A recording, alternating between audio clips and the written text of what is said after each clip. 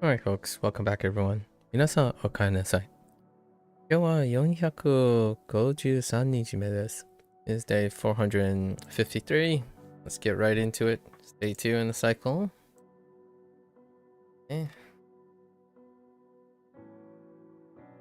Right into it. 演技 Yeah.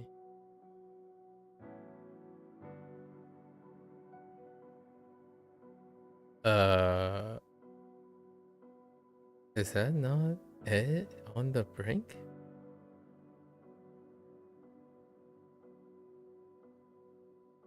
Yeah. Edge bring up, right?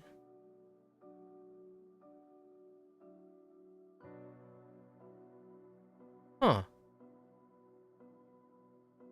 Oh, different moment. 廃絶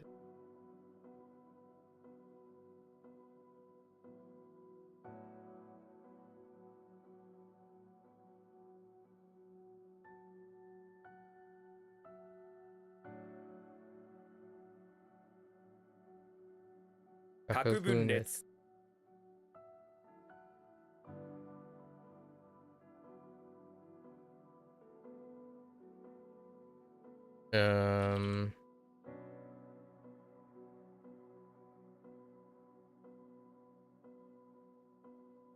髪の毛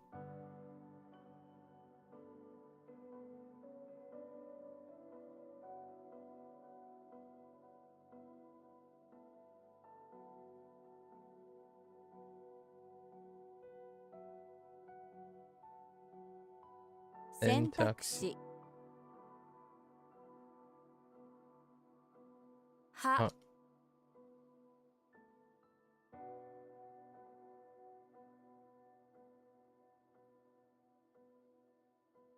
つぶ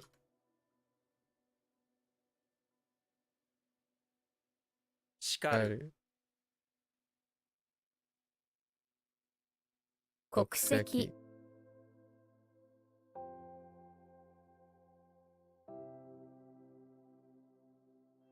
エッフェル塔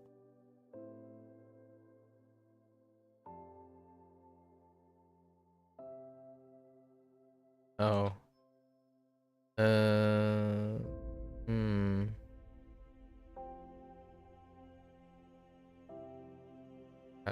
Oh. What? It's not kake?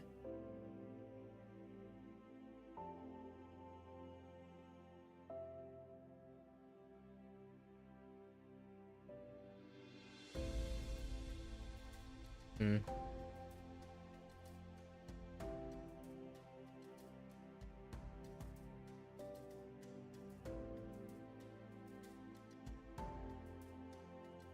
Oh. 翼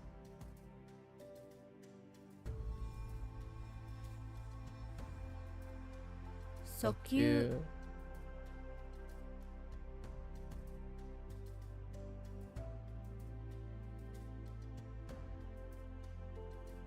魚雷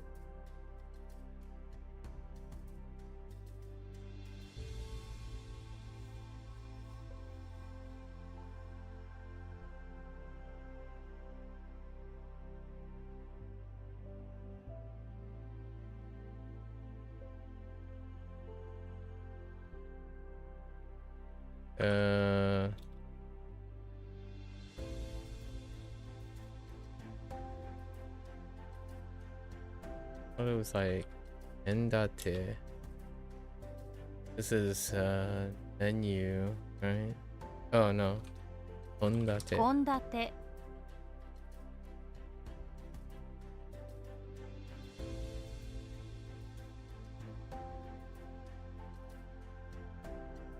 解放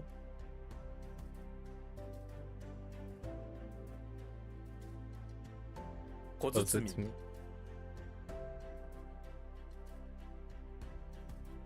朱印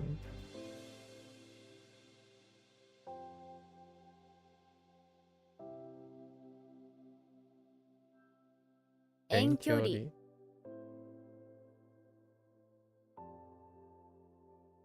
Endon.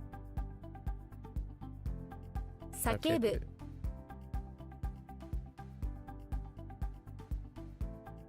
と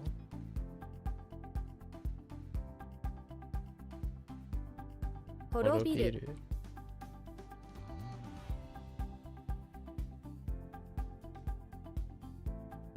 と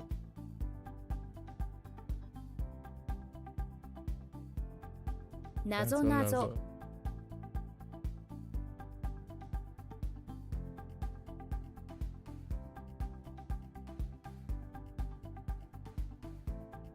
襲う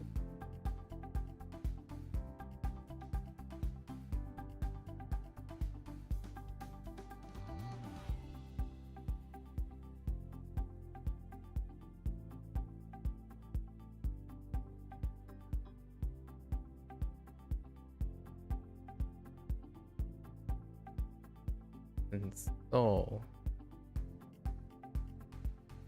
混乱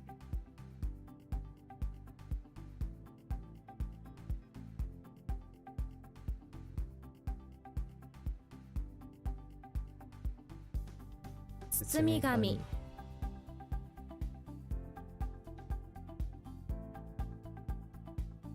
右翼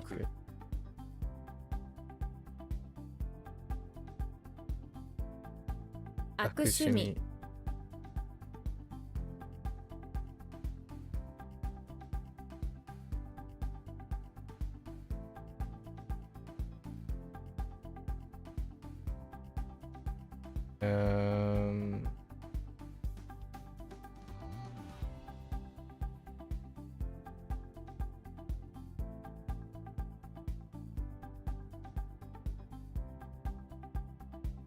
奇襲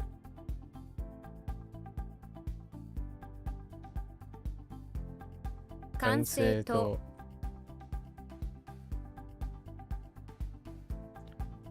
Rejecting the premise that the literary magazine Ebony and Topaz 1927 should present a unified vision of Black American identity, editor Charles S. Johnson fostered his contributors' diverse perspectives by promoting their authorial autonomy.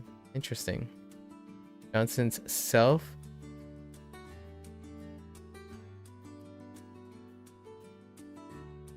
effacement. Interesting. Effacement diverged from the editorial stances of W.E.B. or Webb Du Bois, and Alan Locke, whose decision for their publications were more A. proficient, B. dogmatic, C. ambiguous, or D. unpretentious. You don't know editorial, authorial. I don't know what effacement is in that case. Dogmatic and pretentious.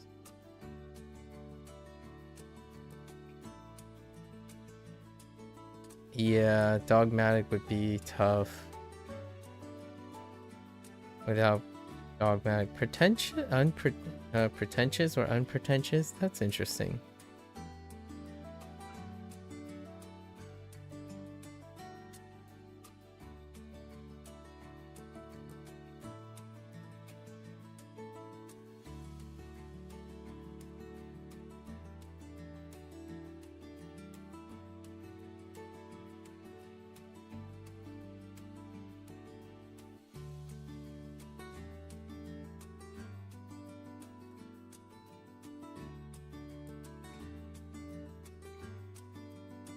So that's a lot. Not knowing editorial. I don't think editorial is necessary. Interesting. Editorial and authorial authority, and then effacement, I'm guessing, is like the way he's portraying himself. Or Johnson, sorry, no, I don't know if Johnson's a male or not, but Johnson is presenting himself. Dogmatic is orthodoxy, so like your normal things, and then pretentious is superficial. So all of those words deal with editorial is like the person who's involved in making the thing. And then authorial is to assert one's identity, authorial autonomy. And then effacement is also to express one's authority in a way, like an expression. Dogmatic is also standardization of of standards, like something that's dogmatic is standard.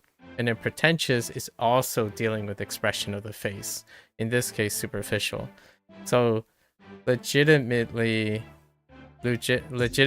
every single word in that prompt is testing the ambiguity of expression, identity and expression. That's kind of a tricky one. And my thought is you would need to know that there's a contrast between Johnson and DuBois and Locke. So they disagree. The DuBois and Locke is presenting a unified theory, so it's dogmatic probably. And then Johnson is contrasting that by using his authority to diverge from their stance. So it's two people arguing with each other basically by presenting their case to the contrary. Superficial is like something that is trite. Like for example, it depends is superficial. When someone says it's complicated, it's superficial. It doesn't have any depth. It simply states that it's on the surface, you can't go any deeper. Orthodox means that it's standard. So it's like dogmatic. So like for example, language learning is hard, that's orthodox. It's dogmatic to the point where most people believe it, whether it stays true or not. It is the most common thing, so it's a trend. But trend is something new. Dogmatic is something old. Like for example, believing that gravity always goes down or like makes object fall is dogmatic. Largely accepted as true and whatnot, but you can, if you dive deep enough, you know that gravity is more described as a force pulling into, like the gravitational force is something that's pulled by a large object. So when you're really far from that large object, it doesn't necessarily have to, it doesn't have to go like down. It's towards a large mass. Pretentious is like, look at me, I'm really good. I got a high score on this one video game that no one seems to care about, but I want to tell everyone that to care about it. That's pretentious.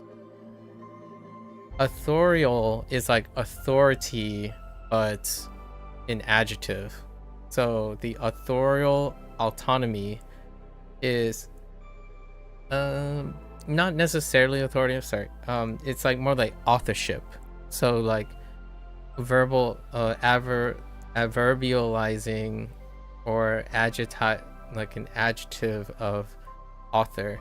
So it's the person Johnson's, he's exercising his autonomy, his authorial autonomy. So his writing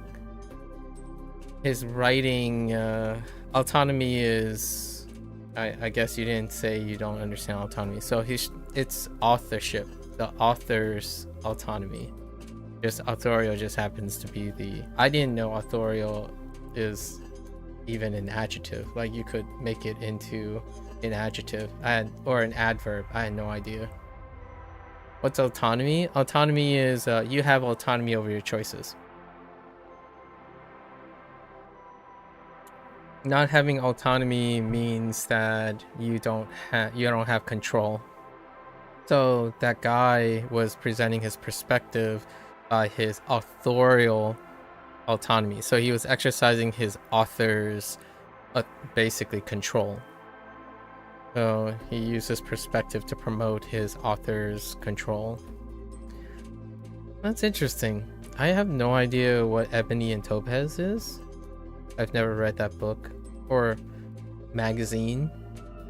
and I'm unfamiliar with any of those names. But my thought is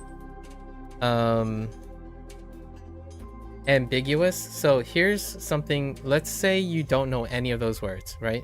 You don't know any of those words. So hear me out. Let's make an assumption. You don't know any of these words, right?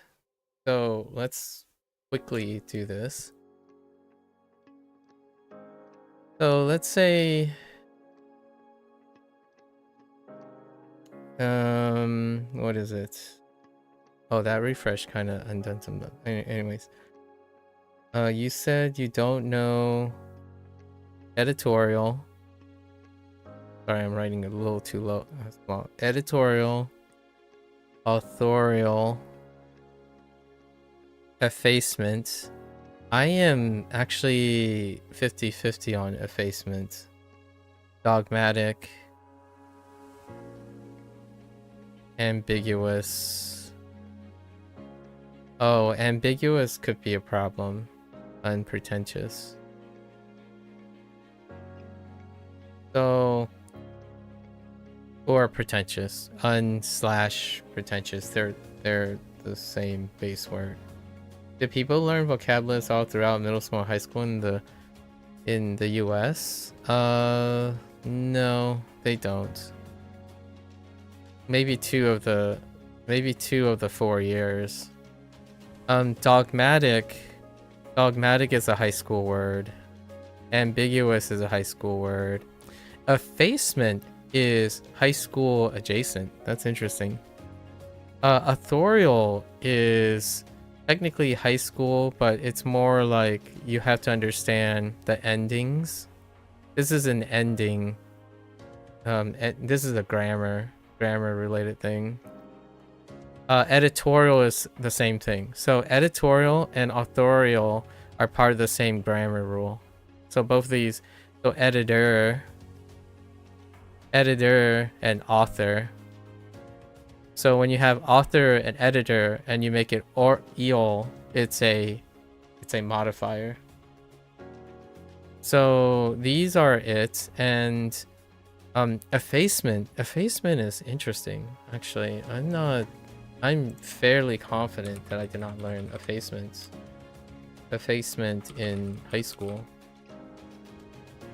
Yeah, the thinking, shortening. Oh no, that's not effacement, or that's a cervix effacement. All right, that's a little inappropriate. Why did you show me effacement? Yeah, effacement is very fancy. It might even be slightly too fruity in this. It's the act of wiping out, erasing, or doing away with something. Oh no, it's not. It's not close. Like, I'm unfamiliar. So let's say we don't know this.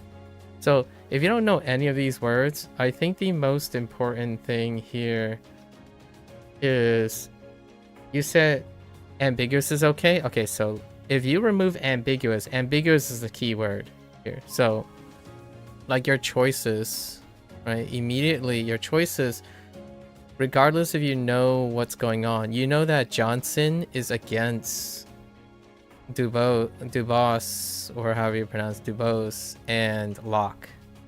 So you know they're arguing against something. And you know that these guys are unified. They want to create a unified appearance. And Johnson, if Johnson's against, then Johnson wants to go for diversity. Sort of. So C is ambiguous, right? So that's out because Johnson's against, right? Whose decisions for their publications were more, diverge from whose decisions were more, yeah. Wait.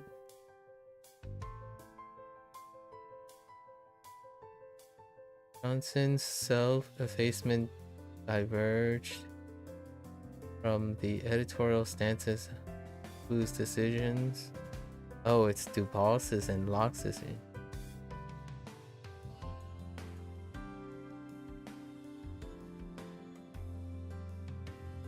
Dang, I don't know. Rejecting the premise that the literary should present a unified vision of... Oh, it's the other way around.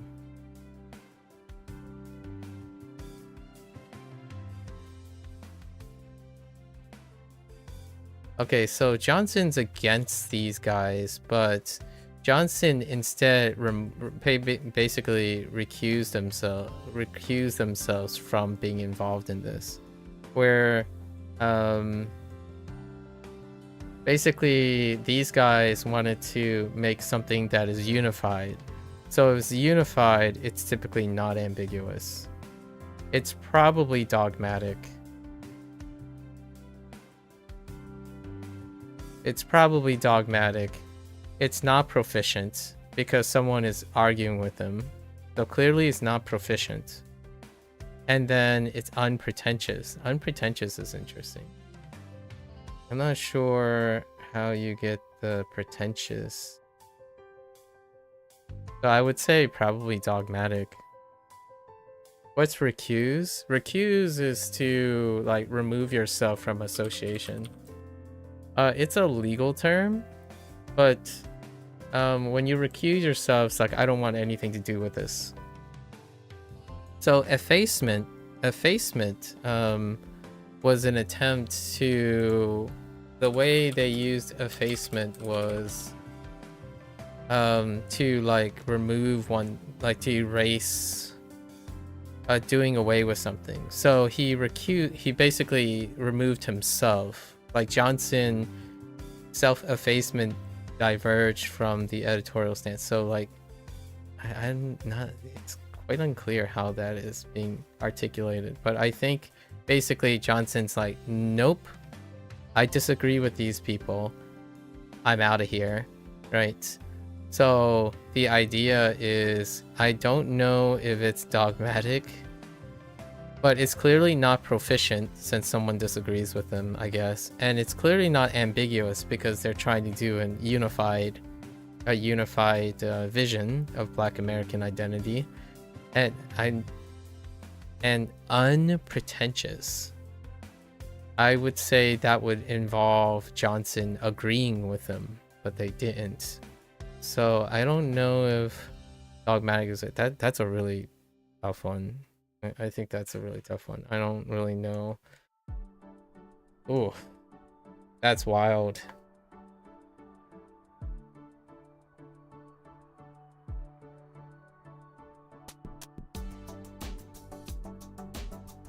We know that Johnson's pro-diversity. That's why they mentioned he fostered his contributors' diverse perspective. You still don't really get what unpretentious is. Genuine.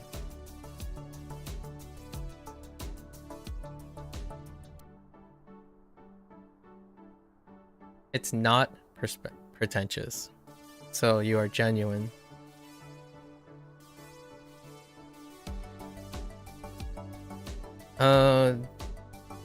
The thing that makes me way dogmatic. So here's why I would lean immediately to dogmatic. The person who's angry, Johnson, the person who's in disagreement in Johnson, he is a representative of diversity, diverse perspective. His contributors have diverse perspective. And this is a very common one. It was dogmatic? Okay. Johnson is diverse. When you try to unify something, it's inherently going to become dogmatic, which is Dubose and co. So if he's against these guys and they're asking about these guys' publication, then it has to be dogmatic. So like for me, the reason why I think of immediately dogmatic is because it's a story. The stuff that I say is exactly the same position. When I write things and talk about things, I lean towards diverse perspective because the whole idea of disseminating information is to present as many perspectives as possible. However, one can be trite and dogmatic when you try to unify everything. When you unify everything, you only see one perspective, which is what happens like online in echo chambers and whatnot. So when it comes to race, which is what they were talking about, or like Black American identity, when you unify something, you're creating a dogmatic structure. Like, oh, Asians are, you know, the stereotype of Asian superiority. Asians are always smart. That's dogmatic. The dogmatic way is to find as many evidence to support something, and it holds up to consistent testing. Meanwhile, diversity would suggest potentially that it's more complicated than that, obviously. That's kind of what all the other choices are weaker than dogmatic. Because it can't be A, since Johnson disagrees. It can't be ambiguous because it's unified. When a perspective is unified, it is less ambiguous. Ambiguous means that it is diverse, as in it has a lot of perspectives.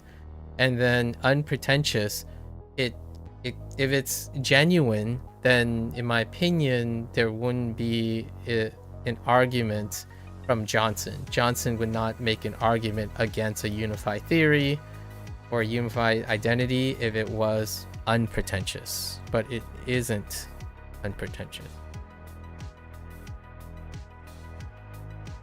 What should I do in the actual test when I don't understand a lot of words? So, in this case, all the words that you didn't understand, nearly all of them, maybe except for one, would lead you to dogmatic. The problem is you didn't understand the word dogmatic. So that's a problem. Yeah, I don't know if you're going to be able to do anything about this one. You would use process of elimination. So here, the process of elimination would be kind of tough here too. Since you already know the word proficient, you can rule that out already without knowing any of the words you listed. You said ambiguous was okay, so you can rule that out because you know the word unified. And unpretentious, then it'll be down to B and D, dogmatic and unpretentious. You don't have to actually read most of the paragraph or understand most of the paragraph to understand that it's between B and D. So,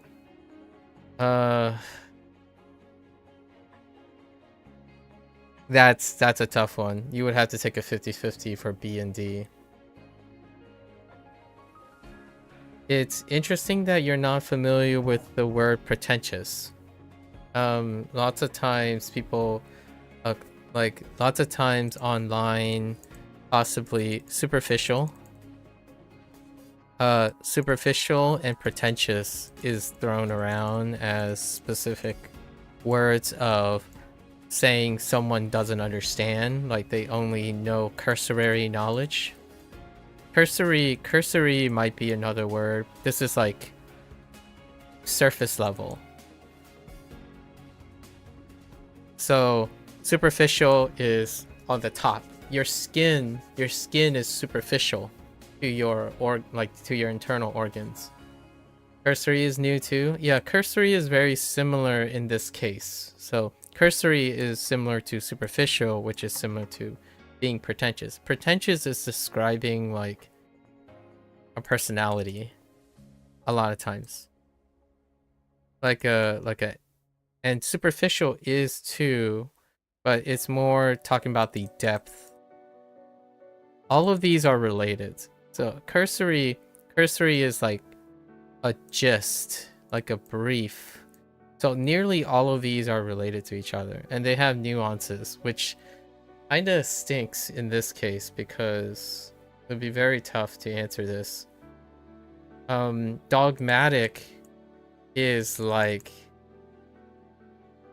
very different from all the other ones, so you would have to coin flip based on the words you said you didn't know. It's tough if you don't know, you weren't sure about dogmatic and pretentious. If you knew one of them, then you wouldn't have to know any of the other words. Any of the other words would not have impact your judgment. So Is 50-50 a bad thing? I don't think 50-50 is a bad thing. Like, what I mean is, when you're using comprehensibility, like you're trying to leverage all the things you do, you take the 50-50. The idea is you don't take a 25-25. Like, you don't take a 25%. You're in an actual test, you have to narrow down your choices. The idea is to choose the best answer you're able to. That's what you would do in a very superficial way. Like, that's a superficial way to say it. Like, you do the best you can. The idea is you're trying to, if you're practicing and then on the actual test, you're trying to increase your likelihood of getting it correct. So you do whatever you can to do that. And the vocabulary list, yeah, effacement, I think that's how you say it, effacement. I am unfamiliar with that word. However, it is not required to understand that. So it does seem like the SATs, at least for that prompt, you're gonna encounter situations where you either take the 50-50 or you come back to the question. That one is missing some of the keywords on that one is kind of rough. It's interesting. That is some interesting reading though. Like, it's been a while since I read something like that. Rejecting the premise. Like, the way it's worded is very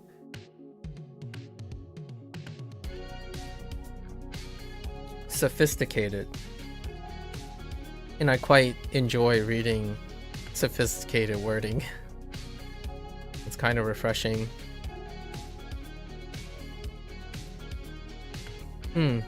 How often do you learn vocabulary in your high school? If I remember vocabulary was strictly emphasized like 9th and 10th grade, and that's about it. So the first 2 years of high school. Oh, you said middle and high school.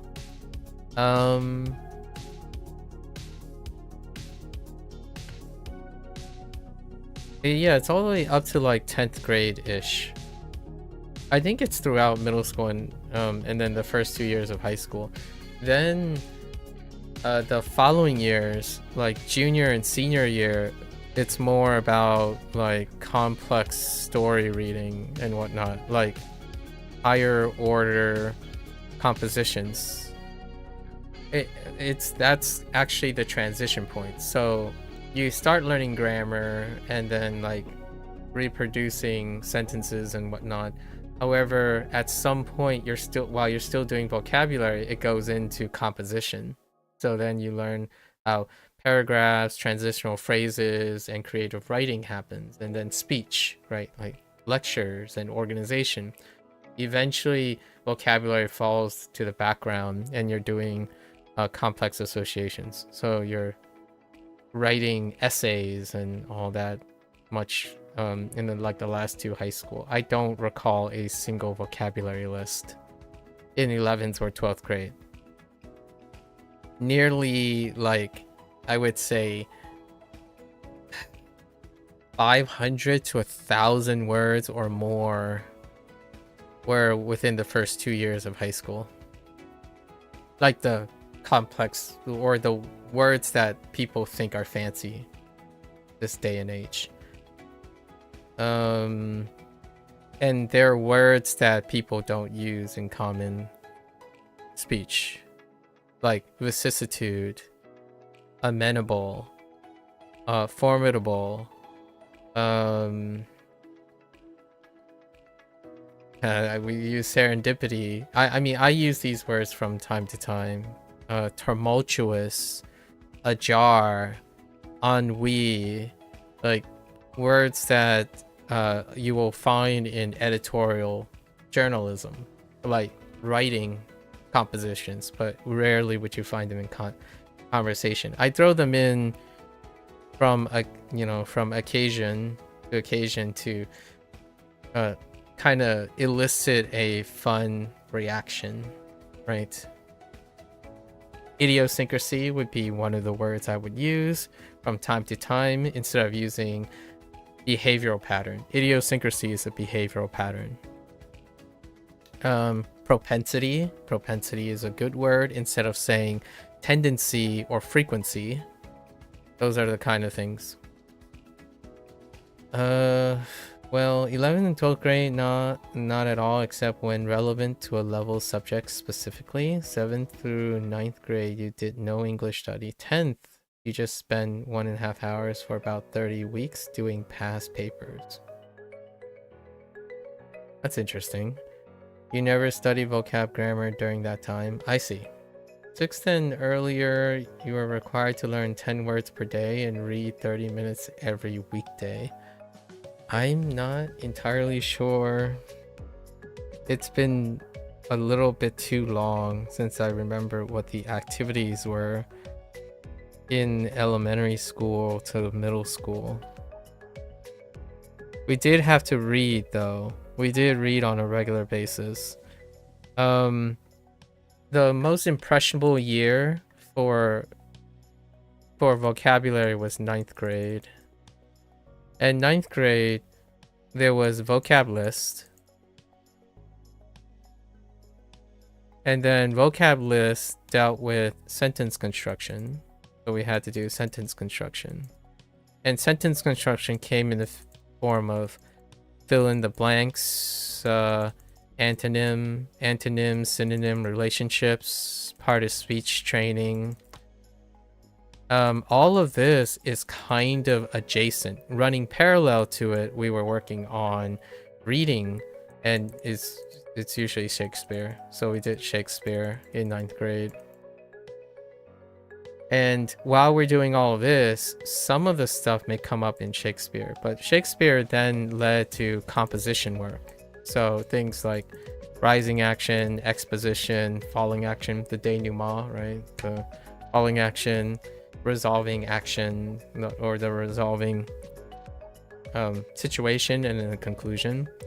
So then we talk about like compositional stuff like free versing, like prose and whatnot. And then on that side, we had to construct sentences and write essays on the stuff. So the exams specifically did deal with vocabulary, and we had to do fill in the blanks, true and false, right? True and false stuff.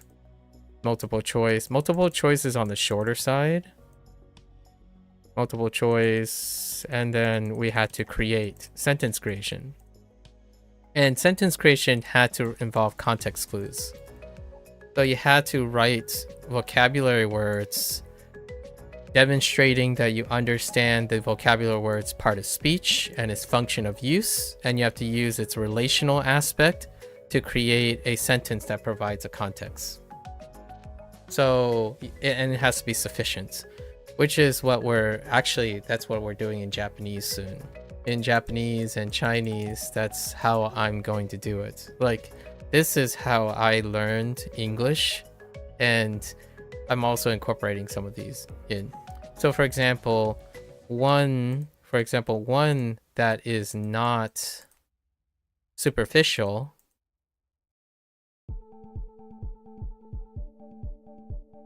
right? Superficial often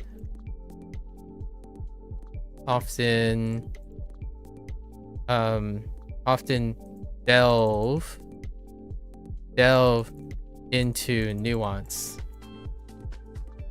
So if you need to demonstrate if you understand what superficial means and nuance, the relationship is here. You know that one that is not superficial often delves into nuance, and nuance has an element, and you use delve, so that's deep. You're digging into something. And when you're digging into nuance is the subtleties, the details. So one is not superficial. This is surface level. So that's how you would construct a sentence, and you would get points for this. You have to understand, you have to produce a context that allows you to demonstrate you understand what the word is. And you can use multiple approaches. I tend to use relationships most of the time.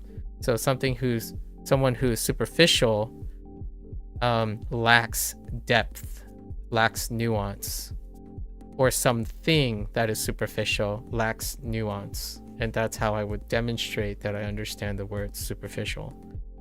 Other people can try to incorporate the actual definition, which is very similar. When you try to define another word, you're defining it in the terms of other words. So the way I do it typically is to use other complex words that I know to associate the complex words. That's what made my one of the things that made me stand out, I suppose, when I was younger, especially in the gifted, or identified as a gifted person, is because I compress vocabulary. So instead of trying to use a definition for a vocabulary word, I often associate all the complexity, the growing complexity of my vocabulary. So when I say trite, it has elements of conciseness that might be lacking compassion.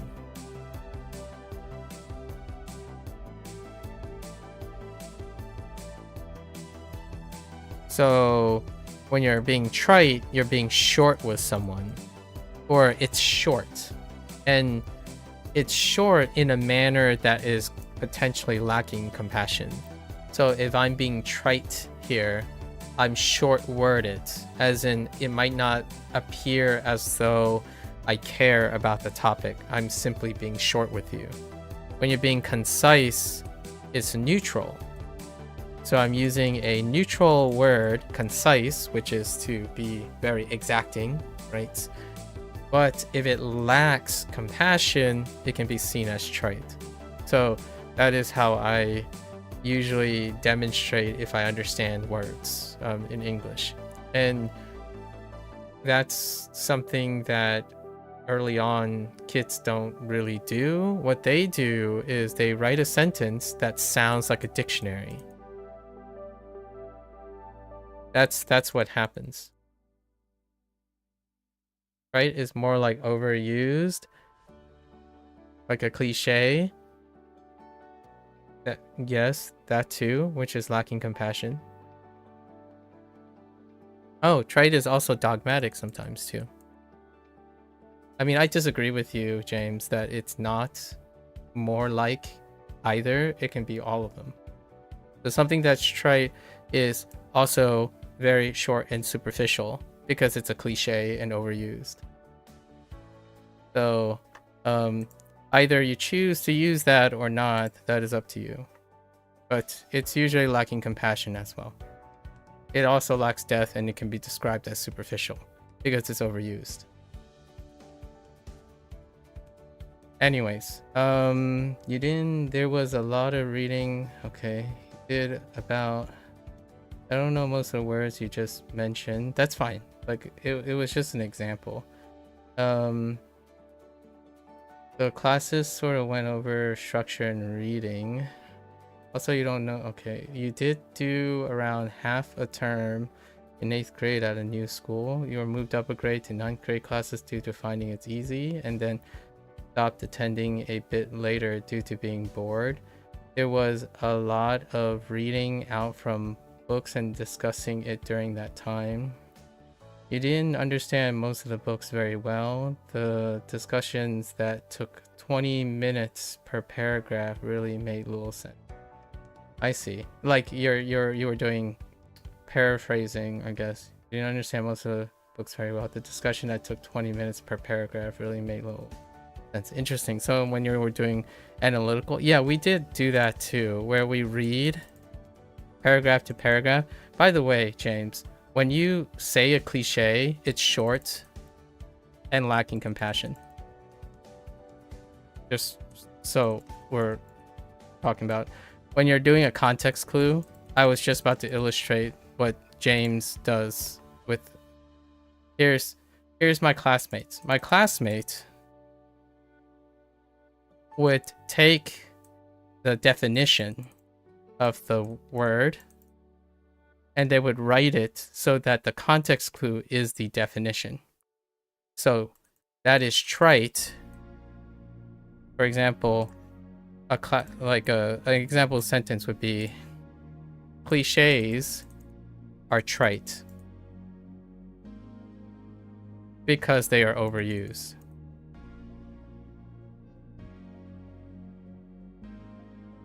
That would be, it would still get you all the points, I think. I really don't remember as far as my English class went.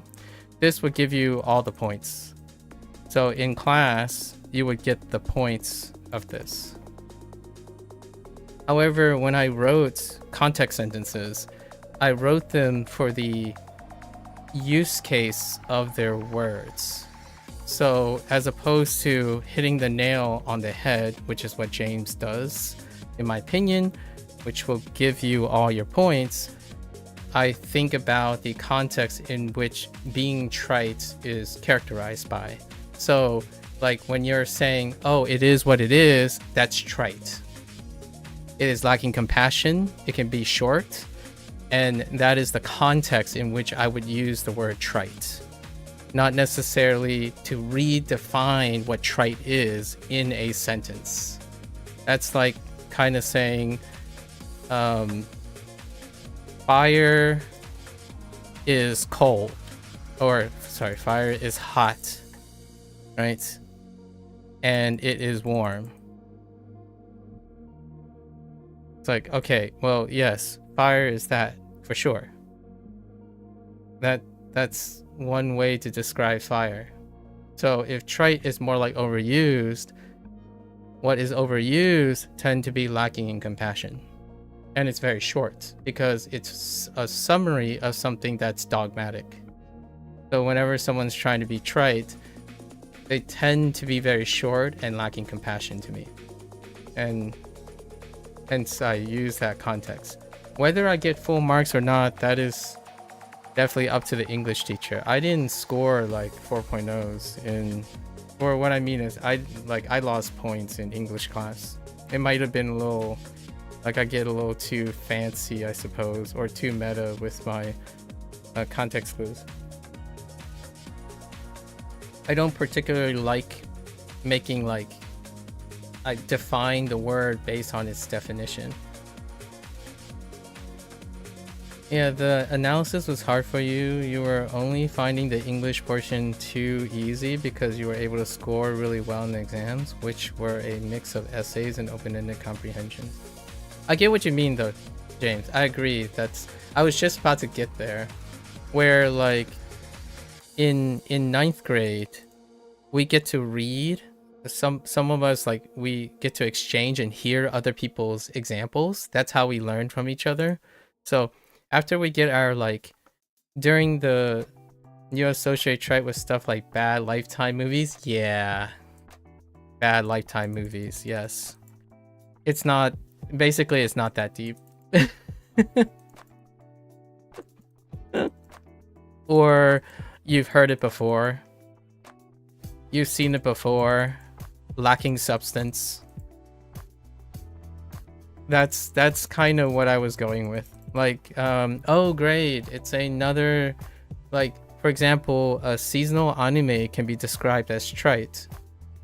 Oh, Lifetime movies? Oh, Lifetime movies, Lifetime is a channel in the United States. It's a and they make like a lot of times they make cookie cutter like movies about life lessons, hence the Lifetime channel. So it would be consistent, very cliche, like, don't do bad things, kids, don't do drugs. So they would recycle a lot of cliche, like, it's very understood, you already know what's going to happen, it's another iteration of that. So it's very trite. It's just your normal Lifetime movie.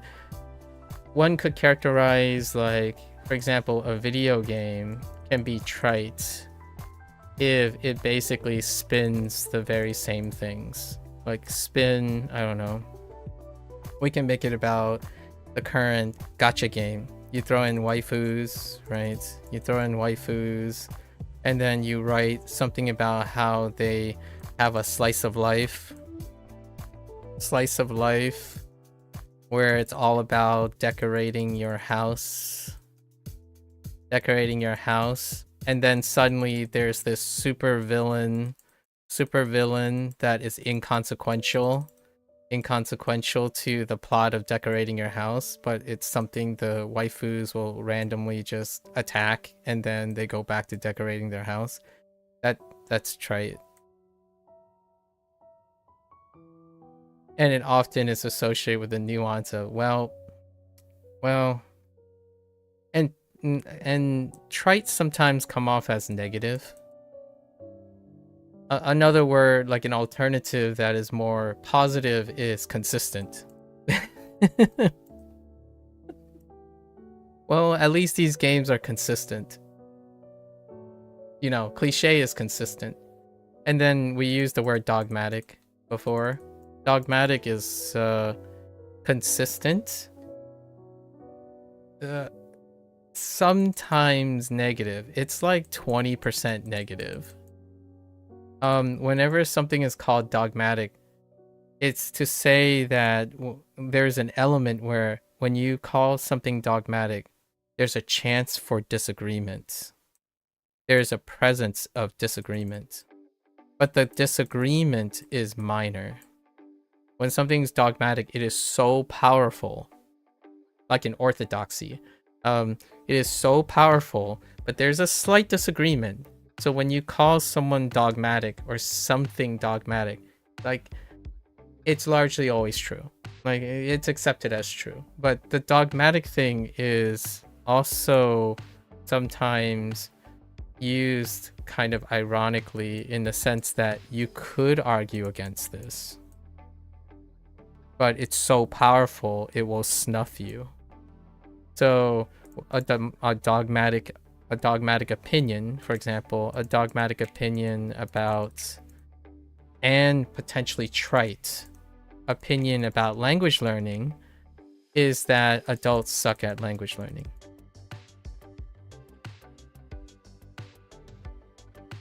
It's dogmatic because there is quite a lot of evidence, quote-unquote evidence or circumstantial evidence, that adults suck at language learning. It is very trite to present that case over and over again without embellishing or without explaining why or even care about it. So you could present like an essay and say, well, here's all the reasons why adults suck at language learning, and all the reasons are everything that is dogmatic about it. Like, adults suck because kids learn language faster. That's dogmatic, but do they really learn language faster? Right? There's always a specific type of element of disagreement. However, it is so held true that it can also be trite. Especially saying like, dogmatic to you definitely sounds negative, like something people repeat but haven't thought about for themselves. That's fair. The reason my attachment to dogmatic is the central dogma of biology. In fact, someone told this joke, or someone was being trite with me about this. So the central dogma of biology. And you've already, actually, there was someone, Procall asked me in a more nice, like a more polite manner when it came to the central dogma of biology. He asked me about the qualifications of viruses. And typically the argument is that the dogma of biology would disqualify viruses for being a living thing, because the central dogma is accepted that one of the criterion is that it has to be able to self-replicate without assistance, right? And we were talking about how viruses, is disqualified for being a living thing because of this central dogma.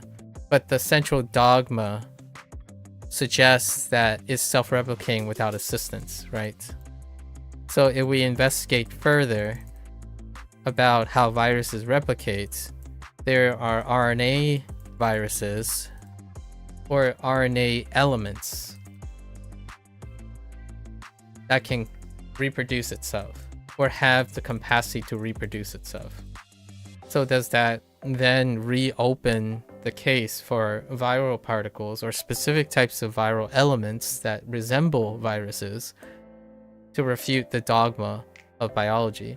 So when something is dogmatic, it's often reflected on a dogma, and not all dogmas are viewed negatively. They're simply neutral things, at least in science. So when you think about dogma things, gravity is a dogma, right? And that's the example I used earlier with Mika, where, well, and then a trite comment about the dogma of gravity is that what goes up must come down, right? And then I mentioned, well, it's kind of trite because if we delve deeper, not stay on superficial ground, we understand that gravity is the pull towards a central mass. So it neither goes up nor down, it pulls towards a central mass. So a dogmatic way to look at gravity tends to be a trite way of saying what goes up must come down. That is a dogmatic way to look at something. So it is accurate based on the trite usage of gravity. However, when you delve deeper, it's actually the pull of a central mass. It just happens to look like down relative to the position of ourselves, and it goes deeper and deeper. So for myself, I agree with you that it usually sounds negative when someone uses it, like against someone. So in that prose that Mika read, Johnson was likely going to call the unified American, like attempting to unify Black American identity by Du Bois and Locke as dogmatic, because it is their opponent. Johnson rejects and diverges from them, so hence my leaning towards dogmatic. However, dogma itself is often more like a standardization. It's so standardized that it's hard to challenge. And that is also a negative thing, because in the eyes of intellectuals, when something becomes so dogmatic, when it's wrong or it needs to be updated? Like dogma has resistance to change or the adoption of new information. So oftentimes a great example in history about dogma is the sun, right? And Earth. It was dogmatic for people to believe that everything revolved around the Earth. And then obviously with Galileo and all the others, it was so dogmatic that it effectively caused them to be ostracized and also unalived, right? Until it was challenged, the dogma was challenged, and now our model is that the planetary bodies revolve around the sun as opposed to revolving around the Earth. So yeah, in most human history, I would say dogma, especially in the context of thought, right? The thought and intellectual pursuit is typically paved with negativity. There's always at least, I would say, a minor group. If it becomes a major group, if someone says something is dogmatic, they are no longer referring to a major contention. Then it would be in the realm of like divisiveness, theory, and like tentative thoughts, right? So divisiveness, theory, and tentative would be the next in line. Dogmatic would have a stronger majority, Then we have divisive, theory, and tentative, which is it's up in the air, it's still negotiable. And then beyond dogmatic, there's law, right? So you can go even one further. Oftentimes you go to law. So this is kind of like the continuum, at least in my opinion, of intellectual pursuits. So law is still, you could argue law is still kind of negative in certain spheres, largely because of like contextual things. And that's, I've often wondered when you're like in English class, right? In English class, oh, by the way, like for example, Lifetime movies, Mika, the reason why they're trite is because, just to give you an example, Lifetime movies, one of their major topic is probably essay. Now, but it's not the topic that is trite, it's the presentation of it, like how they depict it. Drug abuse. So these are, Lifetime channel is supposed to iterate on trying to dramatize life lessons, so lots of life lessons. So that the channel was focused specifically on these things, like like domestics. So these are very important topics. And the channel itself focused on trying to produce movies that teach these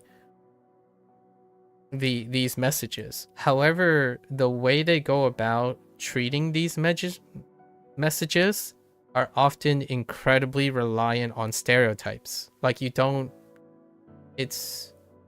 not deep enough to resonate. It's more a PSA. It's more for the idea of a public service announcement. That's kind of what makes it like characteristically trite. The exams didn't require analysis, really. Oh, okay. I mean, SATs don't necessarily require analyses, which may or may not be in a pragmatic thing to have. You associate trite with stuff like, yeah, okay, and then the mag to you, right? Is Lifetime like that one YouTube channel? You forgot what it's called, maybe you know. There is a YouTube channel like that. There is. So I should have started with that, huh? It's like a YouTube channel that specifically focuses on constantly churning generalizations. So like, for example, if you have a YouTube channel, this is not the greatest, because I don't actually know. Let's say hypothetical YouTube channel. And then it releases one video and like a day, and they would tell you how drugs are bad. Right? And they go and tell you what drugs do. And the nature of how well it's presented and stuff can be seen as trite if they simply say drugs are bad. Like, hey, drugs are bad. It can affect your vision. And then the next video would be, drugs are bad. It can affect your thinking. And so on, right? Like, it's lacking, like, people know this. Oh, yeah, yes, Darman. Yeah, that one. Yeah, it's very similar. Yep. That's it. Do people actually watch that stuff? Well, hear me out. Hear me out, Mika. If there's a YouTube channel, right? People do watch Lifetime, by the way. That's why it did last quite long. If you watched a video about all the things you should or should not do, right? How is it different? Yeah, they're very popular. It's almost like being trite, right, is also dogmatic, because we have to remember that it's dogmatic as well. So those things are popular because people believe in them, right? And if you're wondering, how is that different from someone watching a Minecraft film or like a Minecraft channel and believing unconditionally everything they say because they say it very often. This is we're getting into a little deeper aspect. It's what I'm playing on is called the mere exposure effect. The mere exposure effect in psychology. When you hear something repetitiously, however trite it can be, it can become dogma. And if you're already dogmatic, if you're already initiated, or like what is that word? I guess initiated. If you're already initiated, or what is it? Institutionalized? If you're already institutionalized in some way, that's not the word I'm looking for. It's not initiated or institutionalized. But if you're already like in the know, like you already agree with a lot of these things, watching those messages continuously repeat is a reassurance of one's faith. So things that are dogmatic are like religion. Religion is dogmatic. So that's why I say not necessarily always negative, because like science is dogmatic. The act of, like, for example, what do I sound dogmatic about? I have plenty of dogmas. The scientific method. So the scientific method is dogmatic. Null hypothesis testing as an extension, right? I'm incredibly dogmatic about, as a part of the scientific method, what is dogmatic tends to avoid the null hypothesis testing. So I tend to emphasize this over and over again. And I'm quite dogmatic about communication skills. So that means that there is a level of disagreement with some of the things I say, but it can be paved with such overwhelming consensus, right? Dogmatic requires consensus. It's paved with such overwhelming consensus that usually I don't have pushback. But that doesn't mean there isn't pushback. Until it is the law of communication, dogma is something that is represented by a larger majority, but then it gets weaker and weaker as you go down. So oftentimes, by the time you get to like a 50-50 or lower, you're talking about opinion now. But really, when you're doing 50-50, you have theories, in my opinion. Theories 50 to like 80%, you have theories. And then when you get lower, you have opinions. And then things are very popular. Those like Lifetime shows and like Darman are very popular because they probably pick incredibly dogmatic. They picked dogmatic topics. So what are dogmatic topics? Drink responsibly. Drink responsibly.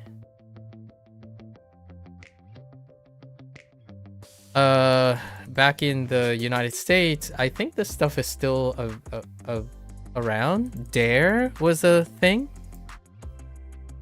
DARE was a program that they would release basically subliminally messages about how drugs are bad. So it is to use for drug prevention. So oftentimes you could have Lifetime shows, even Lifetime movies that are sponsored by DARE, which is to promote drug prevention. And depending on how dogmatic the topic is, it is very popular because most people believe it. So that's kind of like saying every Twitch channel or every Twitch category has its dogmas. So when you step into a Twitch category, you will have a set of dogmatic rules that everyone is typically expected to follow or implicitly follow. And dogma is not law, so that's a big difference. Like, we're not talking about the elements of human rights or liberties and choice and stuff that is even heavier than dogma. So like when you step into an Elden Ring, for example, in Elden Ring channel, if you go into the Elden Ring channel, one of the dogma is no magic. If you don't know what I'm referring to, you weren't in the Elden Ring category. But if you're not familiar with this, one of the dogma is no magic. So if you say yes magic in this place, you can get ostracized. You will be fighting uphill. So to the person who says yes magic, which is someone who is likely going to be curious, as in they're the out group, so they would have a differing perspective, they would be trounced and squelched by dogma. And that's kind of why dogmatic, in my opinion, is often negative. Because the trite thing to say about Elden Ring, how do you enjoy Elden Ring? Well, the really trite thing to say is, first, don't use magic. Someone outside would say, but magic's in the game. Isn't magic like fun? It's like, but if you really want to enjoy Elden Ring, you don't use magic. That's hence that. And language learning has its own set of dogmatic rules. James and I talked about outputs and inputs yesterday for quite some time. So this is one of the central dogmas of language learning, the whole idea of the relationship between output and input. And what I said was very trite because everything is implicit. What's implicit? It's implied. Because if you are dogmatic about things, everyone's on the same page.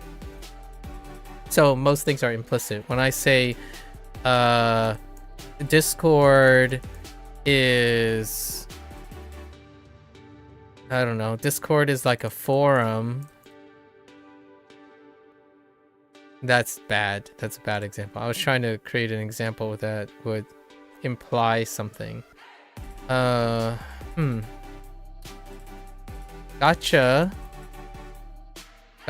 is gambling.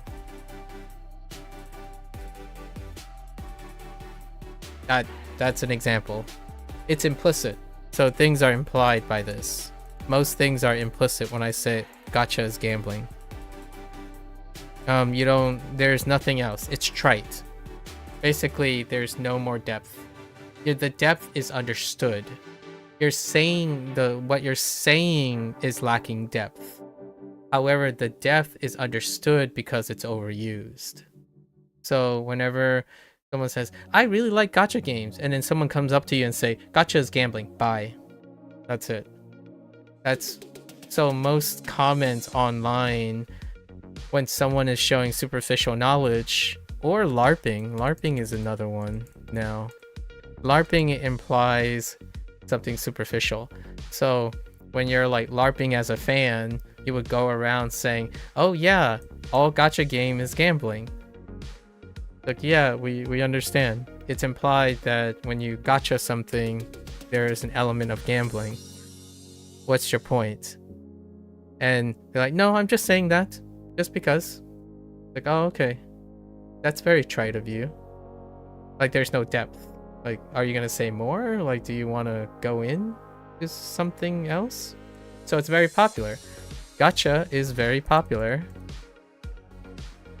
Despite implicit nature of things. Right? Here's one for you, nerd. weeb, anime. So all three of these words are probably incredibly trite. Like when they're used in a very superficial way. You can tell because when someone says, "Oh yeah, oh anime," oh, you watch anime? So are you like a weeb or are you like a nerd? And do you like waifus? These are like the idea, right? So this is a dogmatic way of viewing it from the outside. When you're from the outside. So the humorous thing is sometimes you can make a really funny juxtaposition to comic books. They're like, oh, I don't like anime, but I do like comics. All right, comics, superhero. Jesus is my comics, Superman, Batman, Spider-Man. You might be thinking, wait, those are just 3 things, right? No, they're 3 very specific things. So if you want to capture what trite is and what dogma is, think about stereotypes. Trite things are cliche, so they play on stereotypes. So then you can say, oh, all right, when someone tells you they like comic books, what is the first thing you're going to think of? You're probably going to cite Superman, Batman, and Spider-Man. And then that other person's like, oh yeah, that's right, I really like Superman, Batman, Spider-Man. Or the other person's like, you know, a person who's gonna go deeper will say, well, you know, comic books isn't just about Superman, Batman, and Spider-Man. There's The Boys, Invincible, Daredevil, right? Something that is not dogmatic to comic books. So when someone says anime, it's like, okay, so all anime people are weebs, right? Snoopy, yeah. So, oh, you watch anime? Is that like all that weeb stuff and all that nerd stuff, and basically all of the shows have waifu in them? And you're, you know, if you're thinking, yeah, that's exactly what I like, it's like, okay, this person has like the popular stuff. But then you can bump into someone who says, nah, I just like all the ones that deal with existential dread and like psychological thrillers that make you question your insignificance in a massive universe. That type of stuff. And probably keep you up at night due to the emotional turmoil that it invokes in your soul by seeing your virtual characters get crushed like real life. Then you're talking to someone who is less trite about anime, because they're going to say, well, they're not going to say they're not weebs or something. It's understood. You can categorize these things because it is part of dogma. So like, I'm not going to say if someone defines what a weeb is or they define what a nerd is, I wouldn't fit that. Most of the time you would fit dogma. Dogma is considered something so rigorous that despite fitting that, it's more about the rest of it. So when someone is very nuanced and incredibly an expert, that's why I meant by someone who is trite typically lacks compassion and like depth and nuance, because if you demonstrate depth and nuance, most of your comments would not appear as trite. You would say something like, hey, like for example, Mika, you've done this, you've said this to me before. I always talk about Frieren or Frieren, right? And here I am. I'm going to talk about it very characteristically the 4th time now. Right? The 4th time now. And when you make a trite comment, that's somehow 4 times I said it equals always, or every chance I have. I have like thousands of opportunities to talk about thousands of other things. But from the outside, you can simply say always, because the only time you were here is coincidentally when I talk about Frieren. Frieren looks like it's German. I think so too. Although I think Frieren oftentimes the way like elvish things were done, I think they were of Germanic origin. Like what I mean is it's a combination of like Germanic and like the region in language. So when they often depict or pick names of elvish origin, they tend to sound like something that could be from that region. I don't know.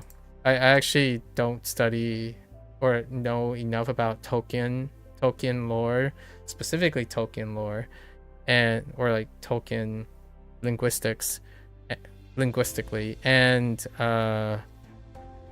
Dungeons and Dragons, because those are where the inspiration for a lot of the naming schemes came from. Like Legolas, right? Like Legos, Legolas, or I don't know, like things. I don't know that. I don't know this stuff very well. I'm a superficial like fan of Western fantasy. I really don't know quite a lot. Like Makos or Makos, however they pronounce it. I say Makos, but it's Makos probably because of Americanization. And then like Zuna. Oh no, Zuna is not. Oh, these aren't even elves actually. But these names, I don't know if they have some place in like a specific origin. Makos is a tiefling, and Zuna is human. I'm naming something from Neverwinter or the Forsaken Realms from D&D because that's about all I know. Oh, this looks Greek? Okay. I don't know about Zuna. What is Zuna? Like South American? but I'm thinking of Zuna. So that might not be right. Yeah. Like for example, old stuff like Xena. Zuna could be Greek too. Okay, like Xena, there's Xena, right? And then we have like Zelda, right? Zelda, Ganon. So there are quite a lot of them going around. So we could name a bunch. When I think of like elves and Western stuff. Then we have like the dwarves, like Grimly. I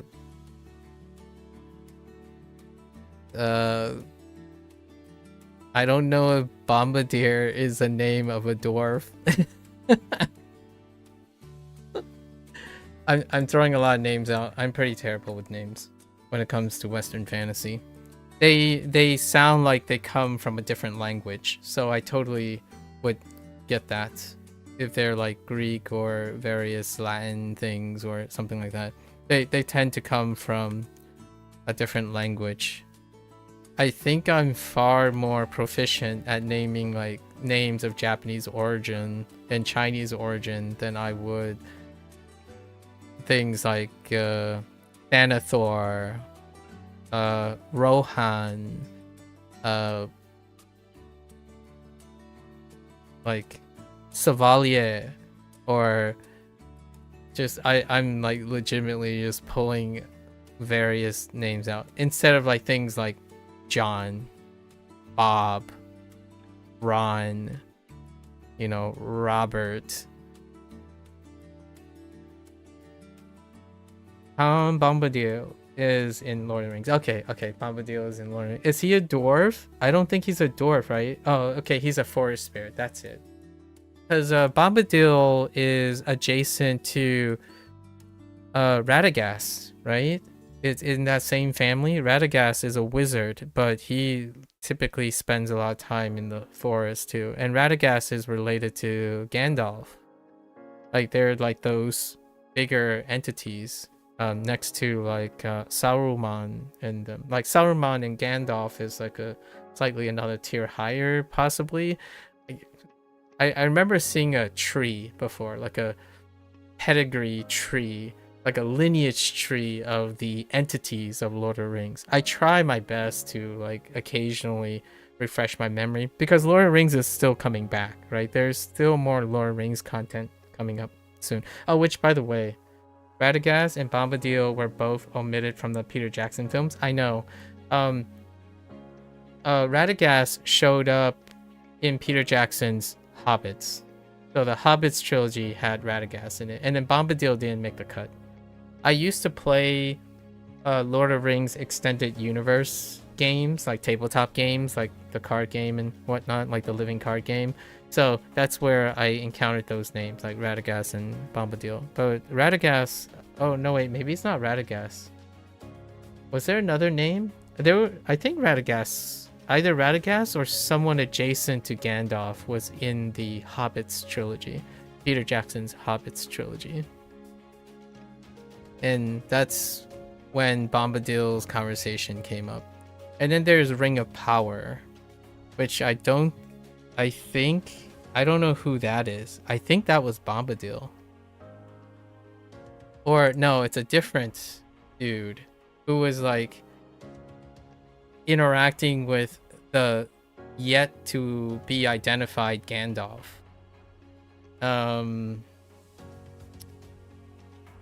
What is his name?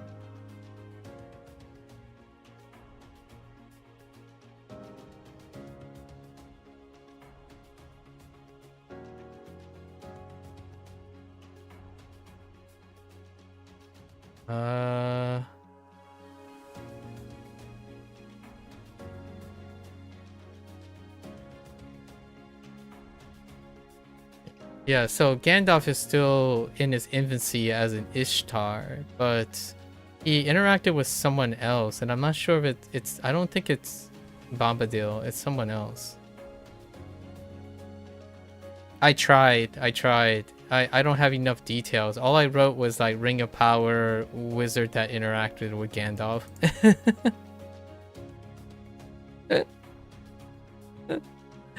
Like, I don't know if that person was even a wizard.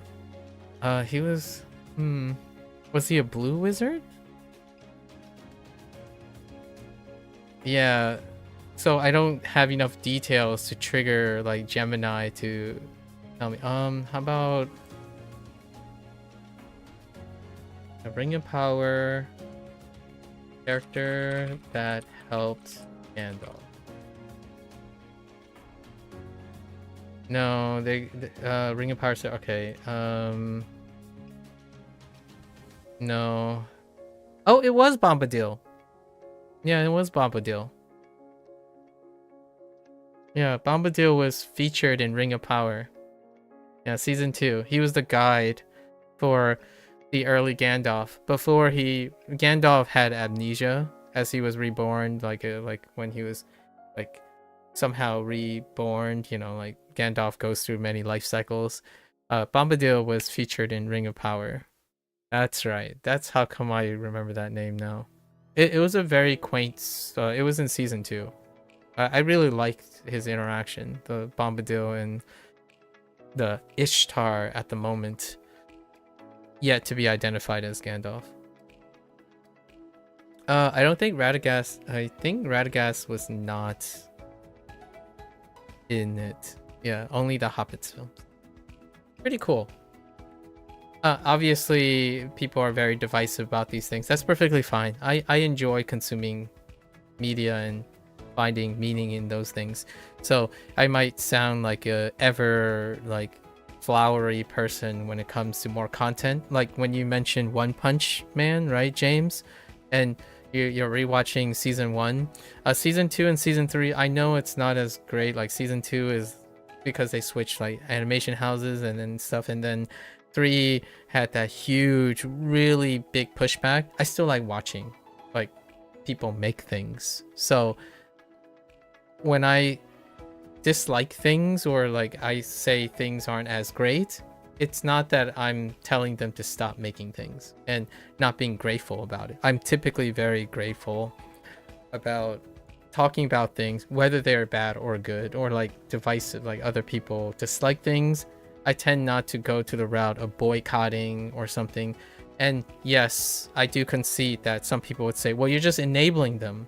If you enable people to put out quote unquote crap or garbage, then they're just going to continue to put out. You're the reason why they continue to put out crap and garbage. And my thought is, no, I want to say that I can understand when there's a drop in quality.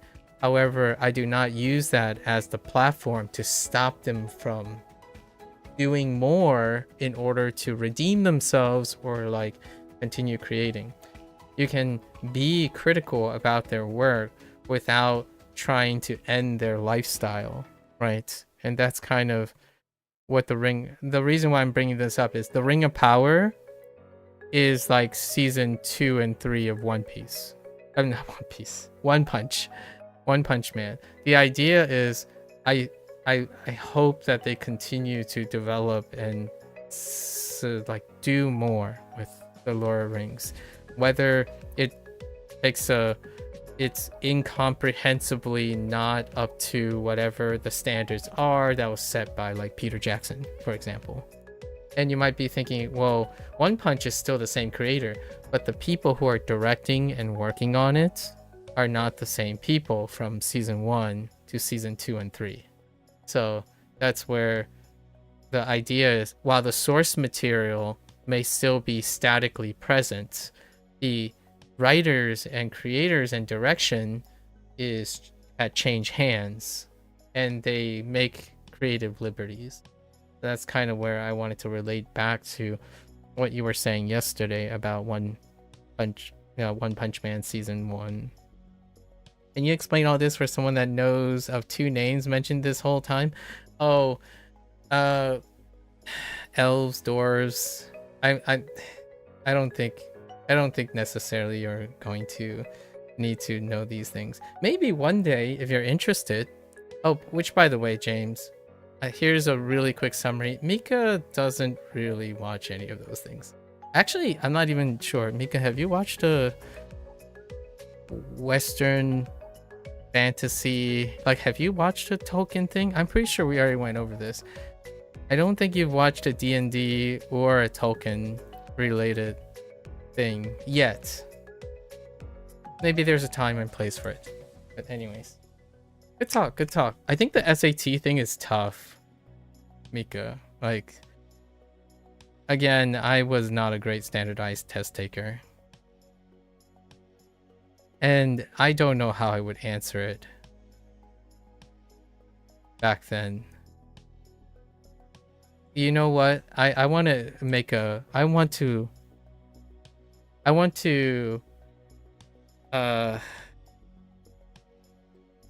to confess something, guys. Maybe I'll confess this to my future self. Whenever I talk about my vocabulary, right? Or my English, I often... Vocabulary? Or is it vocabulary?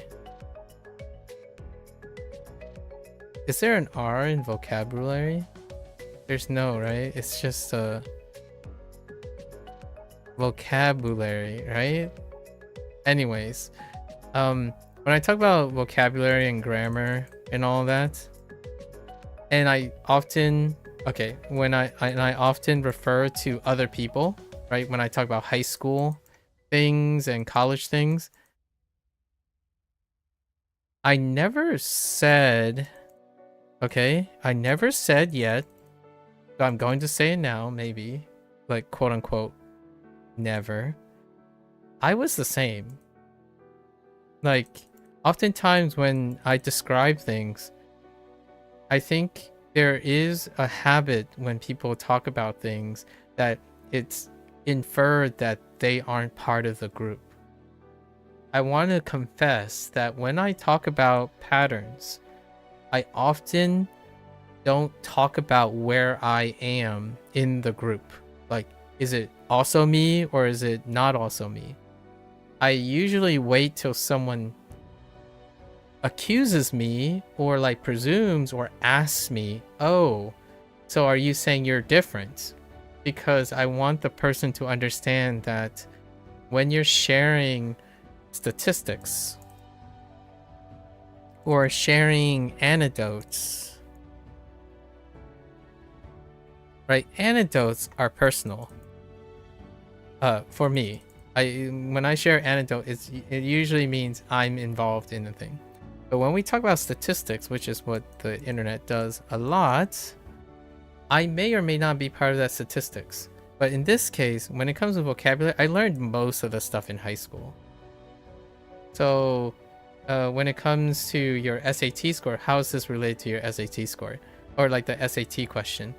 I don't think my vocabulary, like all that vocabulary, if you're wondering how to to compare with my education, I suppose, Mika, I am not wielding any comprehension that is largely beyond high school. When it came to college and like graduate school, that type of vocabulary are typically not in, like, that type of grammar and vocabulary and whatnot. It's not in these exams. They're not supposed to be. Like things like talking about the qualifications of sufficiency versus necessity. Right. Necessity and sufficiency. These are, you still know these English words. They take on a different nuance when you get into graduate school and college. So like the vocabulary itself becomes specialized, but they don't test them. Like most people don't test the specialized things. So we don't like sit there and say, oh yeah, sufficiency means this now, or necessity means this. They're usually contextualized based on their usage from then on. So if I were to say, would I have answered very similarly from now? The odds are, I'm gonna say like 70% yes. I would still say the same thing if I were gonna take the SATs and I saw that question. I would not know what effacement is, whatever that means, and I would end up landing on dogmatic, simply because the person was against that person who has diverse perspective was against it. That's so, to give you an idea, like SATs, I don't think I've wielded anything I particularly learned from college or graduate school when it comes to vocabulary or grammar. It's pretty interesting though. And I say this because I want to be fair. I'm not saying just because everyone else stopped learning English and developing English doesn't mean I also did the same thing. Like there was less incentive to develop your grammar and vocabulary. In fact, one of the biggest reasons I was identified, I mentioned this before, identified as a gifted person, is because my English was near college level in middle school. So you could even argue that I didn't really grow that much when it comes to like vocabulary. Maybe grammar, but I didn't really grow that much from middle school to high school. I think it was more like refinement. Refinement was what happened. So whenever I got to college, most people's vocabulary and grammar was about the same place. I think your vocabulary and grammar is not necessarily because I would go back to yesterday's topic. I don't think people's vocabulary and grammar is necessarily like they're obtuse or they're stupid or something. I think people they're not incentivized to practice. So in your brain somewhere, there's a possibility that you've already encountered all these topics. Naturally, when you don't use them or incentivize to use it, then it gets lost. And that's the same thing happening. Like I couldn't spell vocabulary. I thought there was an R in vocabulary. Legitimately, I write vocab. I wrote vocab so often as a shorthand that I forgot the rest of this, like the rest of the word momentarily. You rewatched Jackson's Lord of the Ring last month? Oh, can definitely recommend if you haven't seen them. Oh yeah, for Mika. Yeah, I watched Lord of the Rings. Vocabulary, yeah, vocabulary, like library. Here, the nice thing is I can explain why I think of this. So I was thinking of it like library. There's a large number of Americans who pronounce this library. So I thought I was truncating it and saying vocabulary when it could have been vocabulary. So that's why I explained it. Like, this is the explainer to why there's a chance that there's an R there. Between vowels, there may be a plus or minus R sound in English, in American English, because you don't say them anymore. Sometimes. Like, probably is not a good example. I'm trying to think of another example. Library is a great example. When you say library versus library would be the spelling, but it would sound like library. And when I think about the way I hear what I type a lot of times. So I wasn't sure. For example,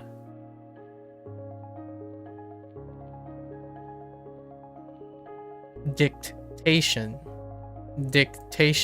It could sound like dictation, or it could sound like it's spelled this way, dictation. Probably is pronounced probably a lot. Yeah, probably. But it wasn't a great example. My example was probably, but it was dropping the bob. I was trying to think of an R one, but yeah, probably is the most common. Yeah, it's actually probably the more common than probably. I can't even say probably without like struggling a little. So, this one, dict is another one. Versus, you know, the other one. So it can kind of sound like dictation instead of dictation. So when you're dictating, right, dictating as opposed to dictating. So you're dictating your orders to me instead of dictating to me. There's sometimes these things drop too. So that affects the way I spell words. When I go to spell English words, I lose a bunch of potentially optional letters in English, especially American English, after hearing it for so long. It's kind of like, is English phonetic, right? Whenever someone says, oh, it's English phonetic, and it's like, well, yes, the dogma is that English is phonetic. So when I spell words, I spell it based on my understanding of what I'm hearing. And probably is probably a great one, right? Probably. Sometimes when I say probably, you might automatically be able to spell probably. But you're not, but that's not what you said. You said probably, not probably. I'm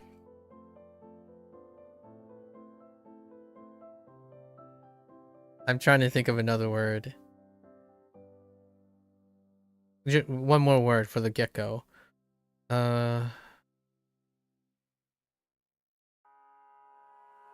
Oh, gecko. Get go. That's a good one. Like, in fact, I would say if I said from the get-go, most people will probably write get-go and be like, I don't understand. What is the phrasing? It's from the get-go. Get-go. But in English, you can end up saying get-go. From the get-go. as opposed to from the get go versus gecko.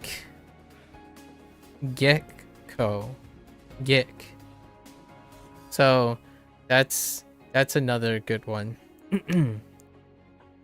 It took me a while because when I started hearing people say gecko, I thought they were referring to like a gecko, like a lizard. And I'm like, what does that have to do with from the lizard? I don't understand. And I realized that it's get go, which still doesn't quite it's still quite not, I don't understand it that much. I simply use it because I've heard it so much, like an idiom, like an old-fashioned idiom. What have you is also another one. We were talking about idioms. What have you at the end? I largely understand what this means, but the words strung together takes a little bit of processing. Like, what have you? What do you mean by what have you? It's whatever whatever the thing is having you do, like whatever suits you, what have you. And I'm like, oh, okay. Okay. Okay, all right. We're done. Maybe something will come up. Veterinarian destroyed me. WaniKani, using WaniKani and HanziHero, where you have to like type the definition. Veterinarian, onomatopoeia. Dude, veterinarian though. I still am unsure. Like, vet. I think I already screwed up.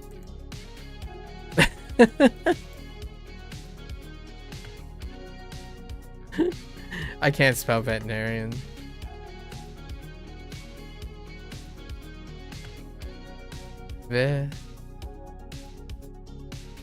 Maybe there's a...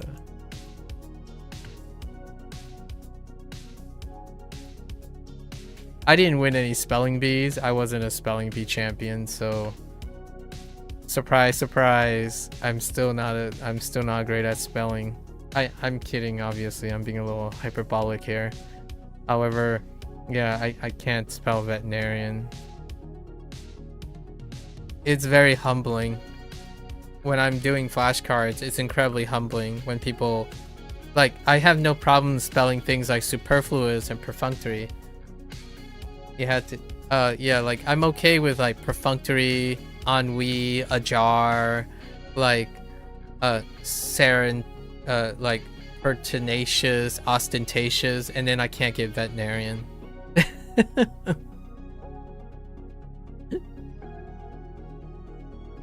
Just simply, it's not in the... And recently, this is a word that I'm, like, dumpstered right now. Condol.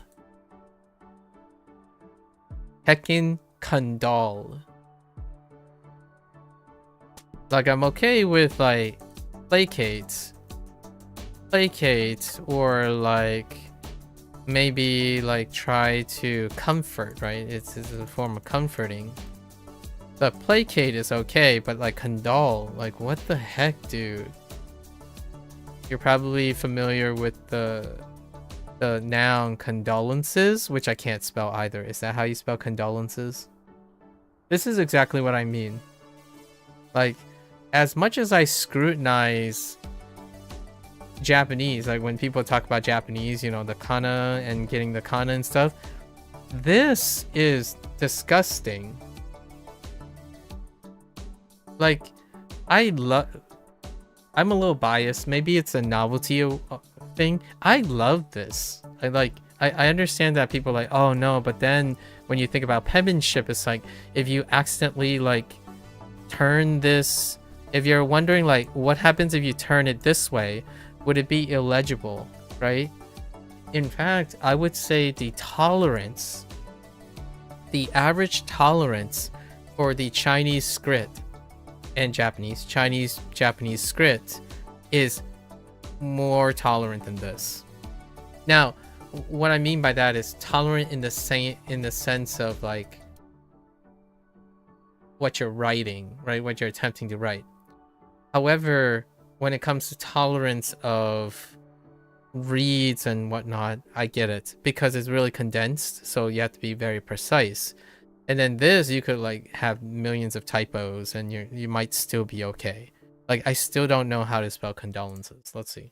Condolences. Nope, I'm not even close. I added an extra S. Yeah, I added, so all of this is extra silence. We'll just pretend that we're sort of French and like we realized that there was a bunch of silent letters in there.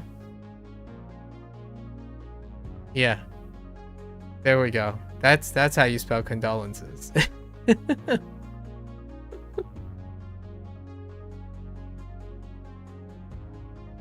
You always thought opportunity was like oh yeah, opportunity. Making cat jokes now. I see how it is. All right. Now we're gonna get back into this. We do have to get on the train. But thanks for the SAT inspiration.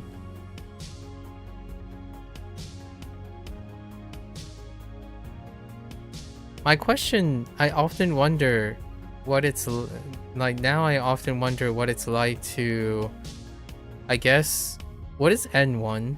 James, like, what is an N1 exam? Is that like middle school? Is that high school? What are we talking about? Because when I think of SATs, I think of SATs as like the English high school thing.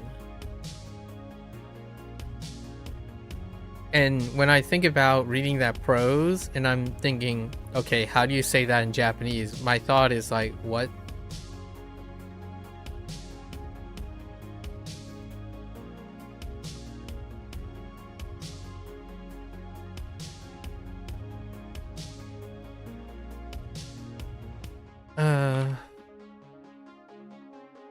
Blade. What's going on? Blade. Hamono? Hamono.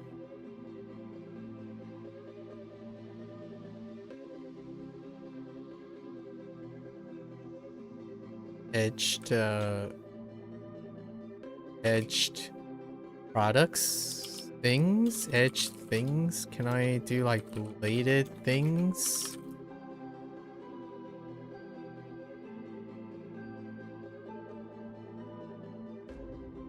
Blades.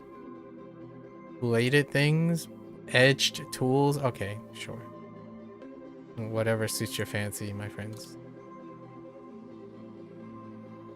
Alright, let's get back on track. I'll have to do a little bit of wiggle room on some of these today.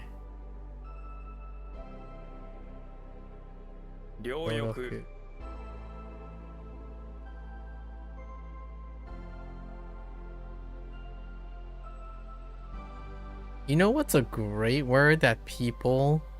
Oh, it's difficult to compare native and learner proficient. I would say that N1 would be about high school level in some respects. I see. Yeah. I was not necessarily asking to compare native and learning proficiencies, but more like an examination standardization comparison.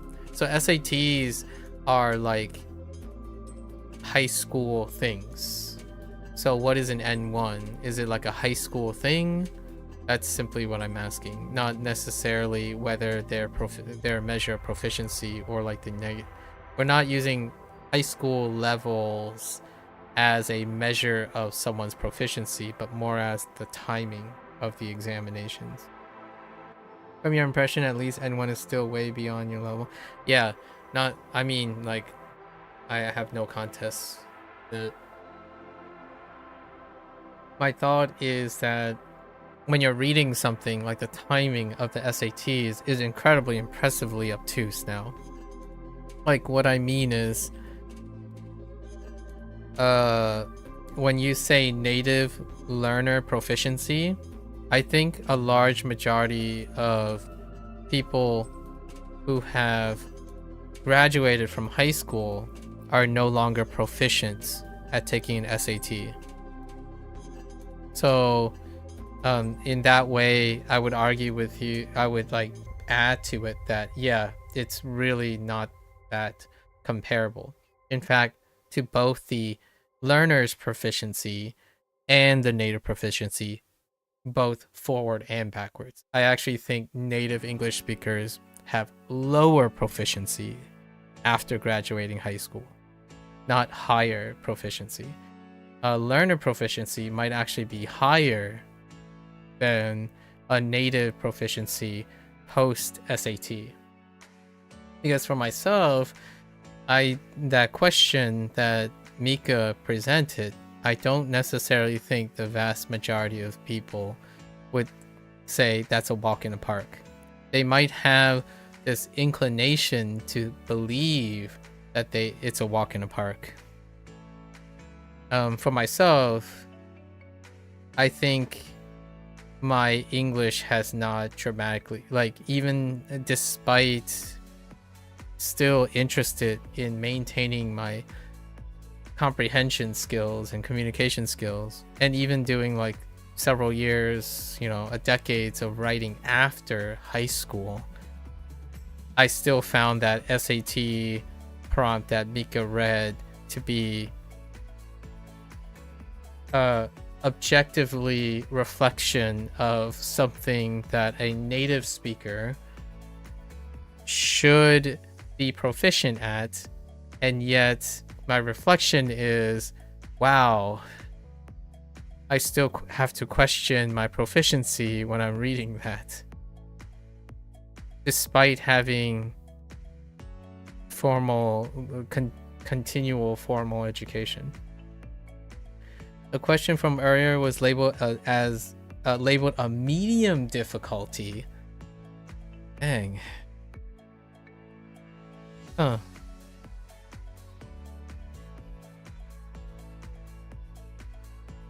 Yeah.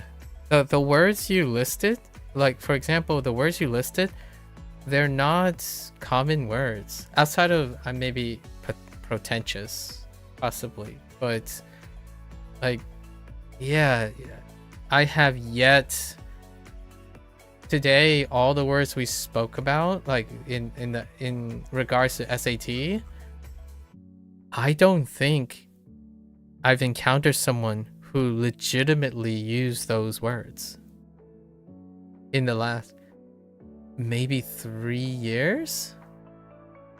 It'll be interesting to see what they label as hard. Yeah, me too. So Mika is like, Mika, feel free.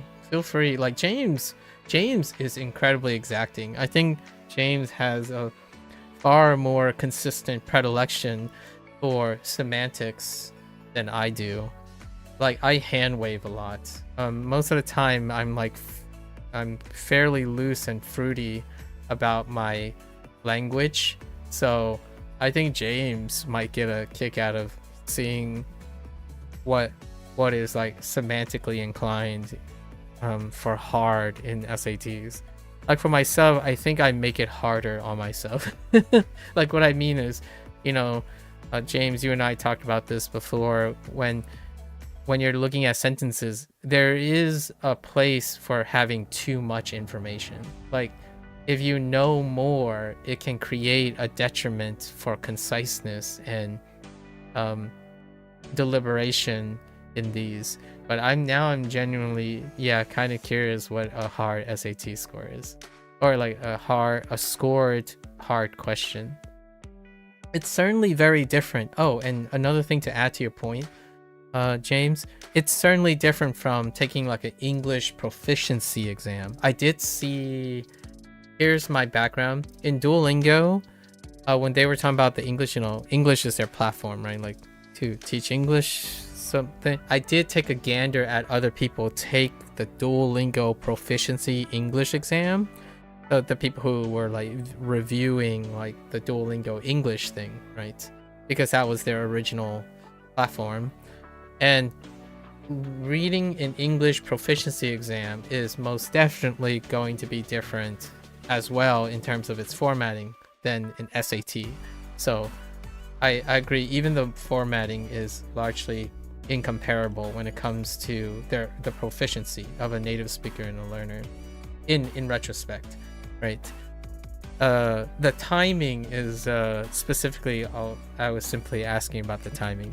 So I imagine like Japanese high school students take a SAT of some sort that is not necessarily in like a format or even targeted or intended like a JLPT exam. Maybe. I have no idea, actually. I don't know enough about examinations. That was my impression.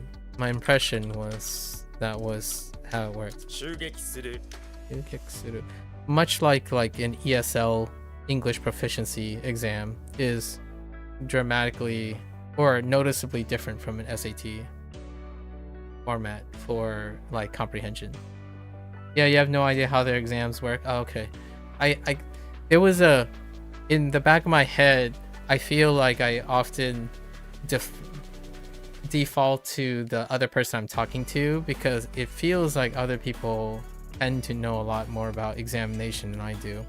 I haven't taken an exam in so long.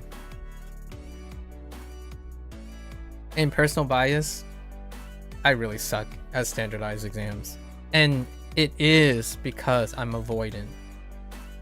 Like what I mean is, when someone says, oh, you're just not good at, like, that's nonsense. You can get better at exams. I agree, I can get better, but I am avoidant. I'm avoidant of examinations. So if that wasn't already apparent. Like, I'm not saying it's a bad or a good thing. It's not making me more miserable. That's the difference, right? So whenever you bring up, like, am I planning on taking a standardized exam? I'm very guilty of avoiding examinations. And one day I might do it out of curiosity. It can definitely bring back a lot of memories of how terrible I am at standardized exams. Should you get a question from the same category as the last one?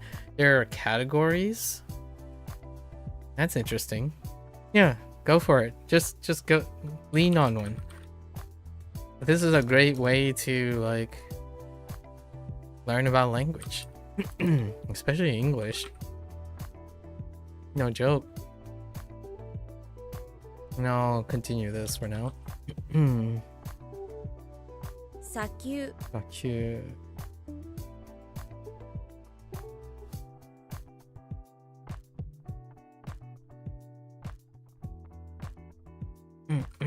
Samurai. Suru.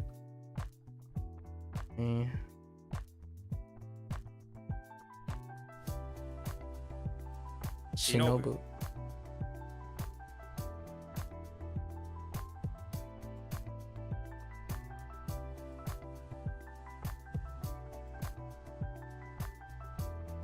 Konen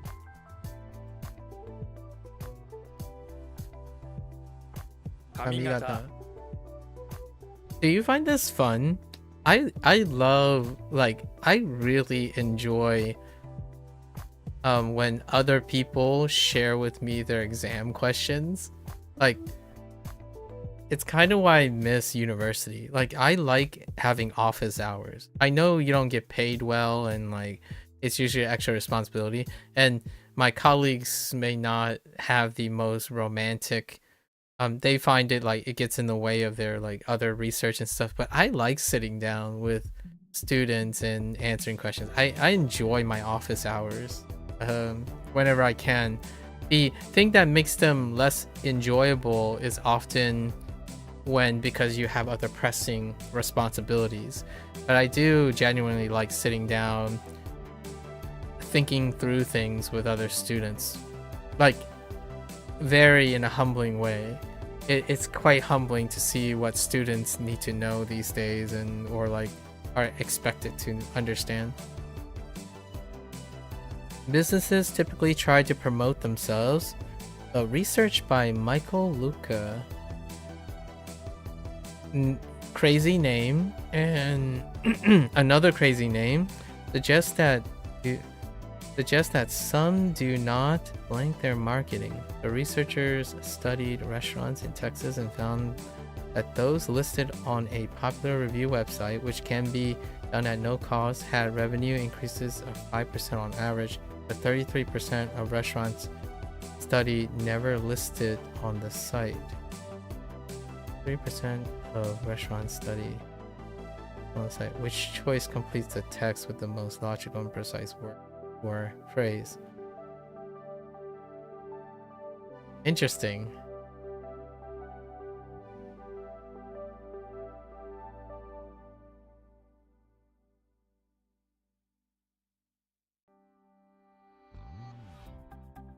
What do you think it is?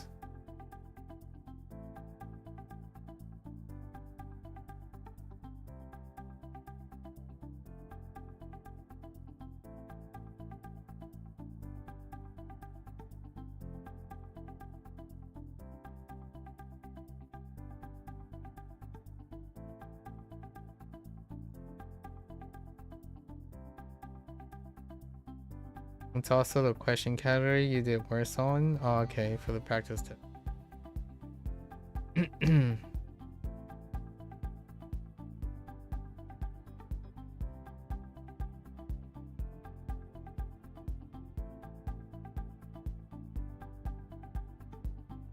You would know that. That does play to your advantage, though, I would say.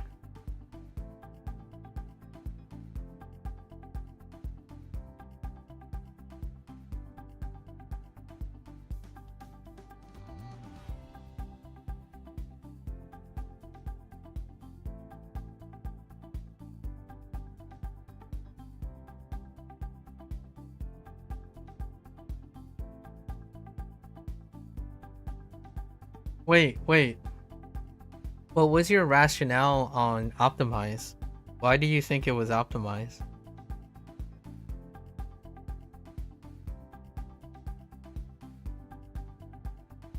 So here's one thing, Mika, that I feel you and I differ at the moment, even when I was younger.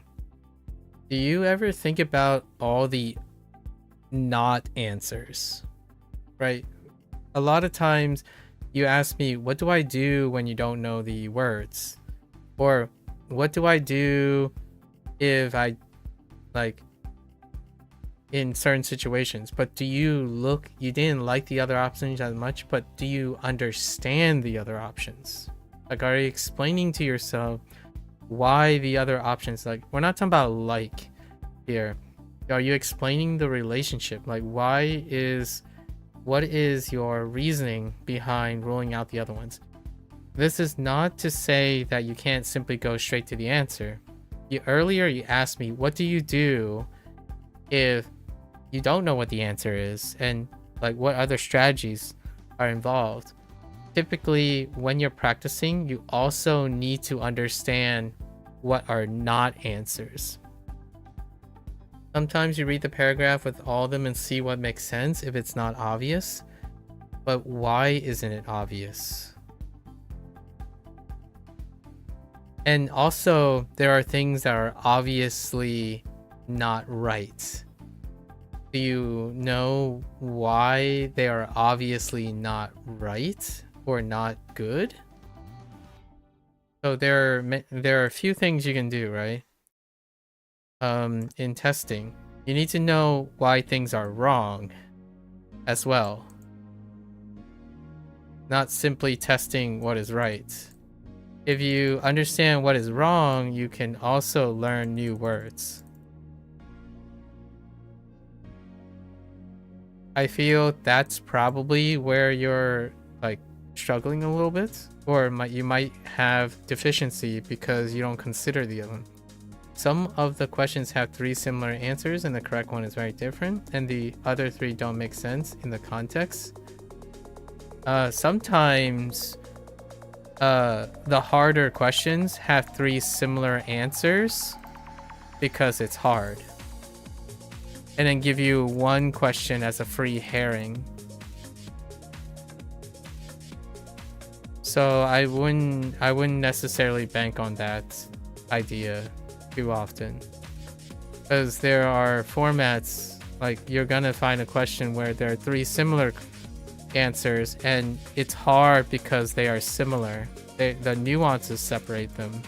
and then they give you a red herring as the one. So you might choose the worst answer of the 3. Not that you said some, so some can do this too. So the idea is, in order to make sure of this, you can rule some of those things out.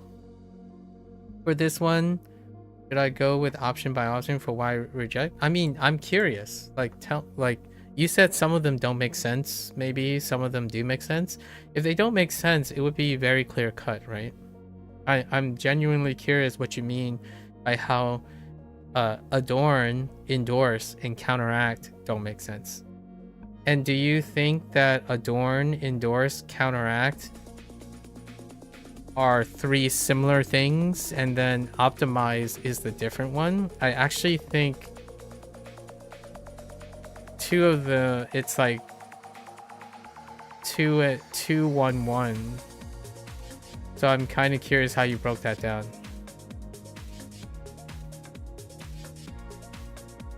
Like, how does the 3 other don't make sense because they're similar? Or like, in what situation is this? I'm curious.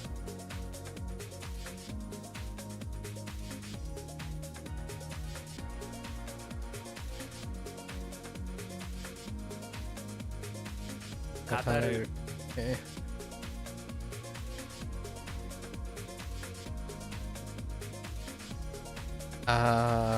To falsely impersonate, right?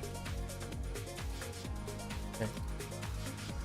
Adorn is a word is sort of get the idea of, but when personally used, so you wanted to leave it until you had to look for an answer that seems okay.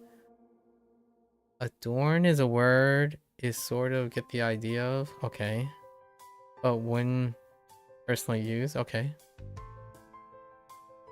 Do you know what adorn means in this context?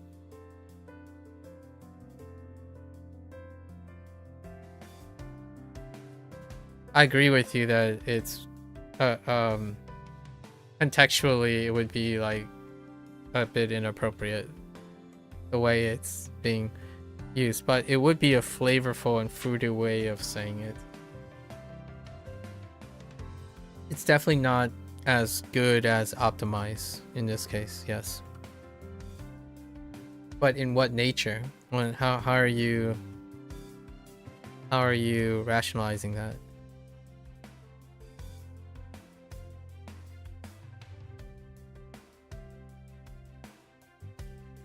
What? Live.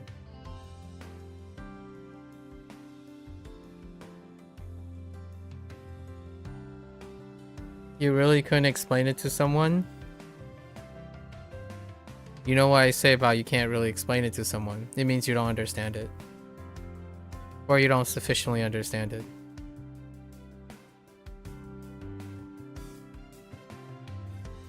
What about endorse? What about C? You can agree that both questions you posit are similar in difficulty. And yeah. Yeah, so that's why you skipped it? Okay. Or the first one could be harder. Yeah. I think the first one is most definitely... I would agree with both of you. The first one is either equal or harder, for sure. Which is interesting. I wonder what the range is. Like, what I mean is, when you have something mid, is it like hard? You see what I mean? And easy? Or are we talking about like mid? I'm imagining like hard. And then like easy. Like SATs are supposed to try to gravitate, like mid and easy are like weighted. It's weighted for use, and then hard is just like, oh, sometimes, like very rarely. So I was kind of expecting a noticeable jump between like mid and hard, but it almost seems like hard is like this. So they're very compressed. It's quite compressed. It obviously our sample size is like 1, but there's 3 categories of question, if that's helpful. Oh, okay. 3 categories of question. What are those categories? Yeah, here's what I'm trying to say, Mika. Whenever I get a standardized exam, right? And you're practicing, if you're practicing, or you're trying to understand things, what is it that you're focused on learning? Like, what are you trying to improve?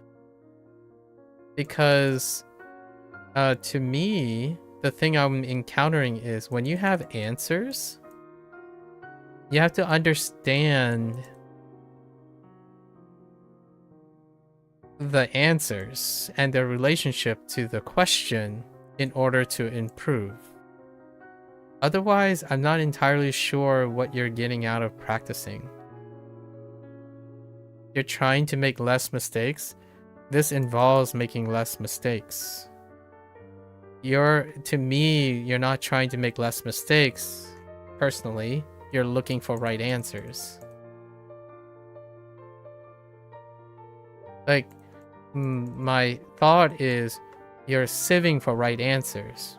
You're not trying to make less mistakes. Making less mistakes involve understanding what is wrong. So like all the things, you can explain all the things that are wrong, therefore you make less mistakes. But if you're specifically only looking for the right answer, then you will continue to make the same mistakes. Like what I mean is those mistakes will stay the same. Like you don't learn why they're mistakes, so you don't make less mistakes. If you get more right answers, you will most definitely technically have less mistakes, right?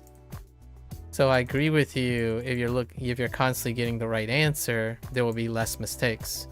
You don't necessarily make less mistakes. You don't know why they're wrong, or you don't know why they're like not useful. I don't know if that makes any sense, but what I'm saying also contributes to making less mistakes. It's interesting.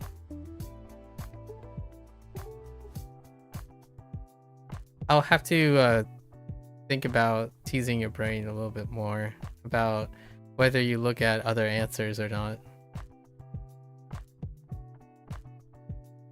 It's interesting. 入籍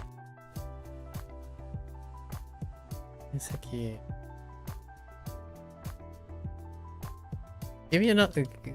You can continue sharing if you want. I think James is getting a kick out of this. As far as your first question, how to approach a text when you don't know a few of the words. Ooh, James got something. Where's all yours?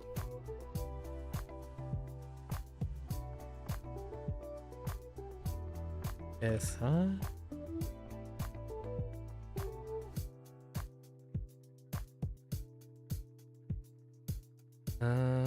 Fate. I thought it was Jiki. I'm sorry, Ejiki? 餌食 Ejiki. Or pray. 基地 Endorse, you didn't think made sense because of saying businesses promote themselves, so then why would they not endorse them? It's supposed to be about that. It's hard to explain your point. I would agree with that. That would definitely that would rule it out. Counteract just comes off as weird to me as based on before. Yes. So the two of them are the opposite intent. Yeah, the intent is opposing what the prompt said. I agree. And then adorn is to often like improve things, but oftentimes it's improve things through an appearance. So optimizing is a lot more about operations. So, and in both ways, adorn can improve something, but it rarely suggests improvement. Adorn is more like a subjective approach to beautifying something. It doesn't necessarily mean that it will improve it. So for example, an optimization implies a mechanical improvement, like they're trying to improve. Adorn doesn't necessarily mean it's improving. Like for example, you can adorn a chair, but it could become less optimized. In fact, adornment a lot of times is a reduction of optimization. So how do you adorn something? When you have a picture and you adorn it with lots of flowers, as opposed to drawing one flower that captures the essence of all the flowers that you adorn it with. So adorn doesn't necessarily lead to optimization. You can't do that in an exam, but the more you get in the habit of using a dictionary, the stronger your vocabulary will get. I agree. And the more you use a dictionary is a consequence of investigating all the answers. Like all the potential answers. Like one of the incentives to drive the purpose of word discovery is to utilize all the contexts in which they're trying to maybe fool you or red herring you, and make a habit out of reading books and articles. That's fair. I mean, you do look up words a lot of times after attempting a question, but sometimes the definition you find can still leave you confused. Okay, I mean,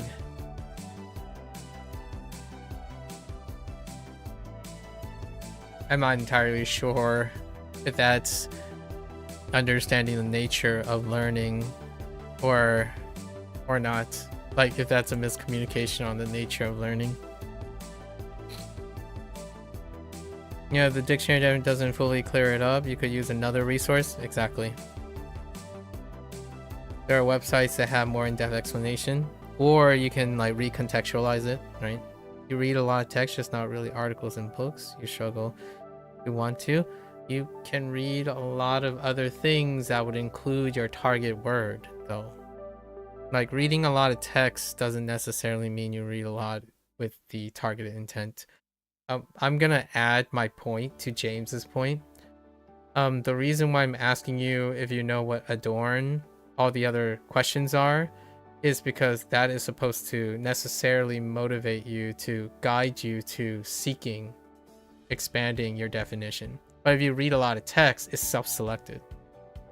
So as much as James's suggestion about like trying to read a lot of a habit of reading books and articles, there is a form of self-selection that happens. So self-selection can still limit your proficiency in English unless you get an incentive, a natural incentive to explore.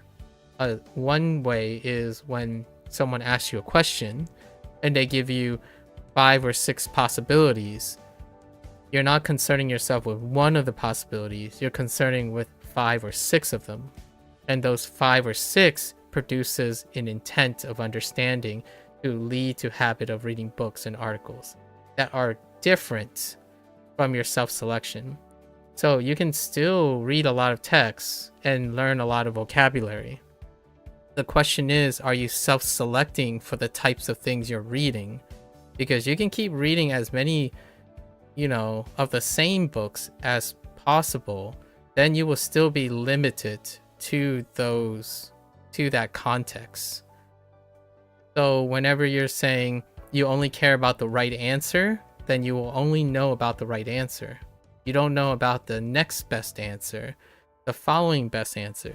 You may not even know the context in which an answer is wrong.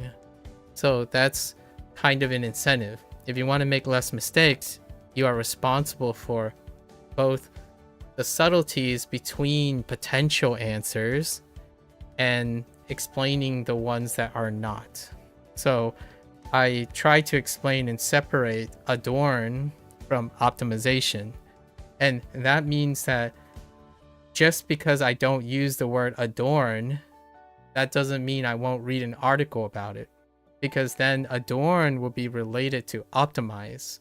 And knowing optimize will allow you to remember the technicalities and nuances of adorn, despite you don't use adorn. You made the argument that oftentimes when you think about something, you first narrow down what you care about. And because you have a narrow vision, in my opinion, of what you care about, despite going out of your way to reading books and a lot of articles, I think what James is also implying is that habit, at least I'm overreaching a little bit here. When you read a lot of books and articles, it also is inferring that you're reading a lot of different books and articles. So when you say you read a lot of texts, the inference is you're reading a lot of different type of texts. If you constantly read the same stuff, then yes, you will get really proficient at that limited thing. And that could be the reason why at some points vocabulary can be very restrictive, because despite pretentious being something that is relatively useful to describe someone who is disingenuous or dishonest or potentially deceptive, pretentious is not in your vocabulary, largely because pretentious is a word that you have selected out of use. Maybe you would call someone dishonest as opposed to pretentious. Despite there's a nuanced difference between them, they are related to each other. So whenever James and I like talk about like trite being overused, the idea is, academic writing can be dry, but it is what the SAT are testing. Yes. And there'll be books and articles out there that you find interesting, just worth searching for it. Hopefully. Yeah. Unfortunately, one hitch right now, James, is that her time frame is like 2 weeks. Or 3 weeks. I forgot. 2 or 3 weeks. Yeah. So I definitely double down on what James says, and providing that you're finding something interesting, something that continues to expand your reading. So here's a topic. You say you read a lot about text, right? You can expand and read text about books. These are called excerpts. There are oftentimes you can read excerpts or people summarizing. You can have different types of scholars summarize books to try to find something that is interesting to you, right? So using your habits, you're saying your habits, right? And then we're going to take what James's habit suggestion. There's a chance you can couple them. So take your texts, look for people who summarizes books and articles, and maybe something will spark your interest. And when you're looking at people who, like, hear me out, it might be a little bit difficult to believe, but when people read a lot of books and they read a lot of articles and they go to summarize things in text when they explain things, their vernacular and their communication style actually is going to be very different. Like, you and I have different communication styles. Like, when you and I talk to each other, like whenever we're like brainstorming stuff, I don't speak like other people. And you literally told me it's harder to read what I'm saying, right? That means that there's something happening there. Whether I'm right or you're right or I'm wrong or who's easier is the idea that you have started reading something that is different from your current comfort zone, and that involves learning. And then when you describe looking up a dictionary and it can be confusing, that is the learning process happening, right? Whether you give up on it is probably where it can be a little demotivating. So I double down on what James says and then trying to find a worth, like a incentive to do this outside of like obligatory standardized testing. Based on how you described your high school and middle school like events, it does sound like your incentive often is retroactive. You're given a obligation, and then you retroactively try to selectively tackle it as restrictive as possible.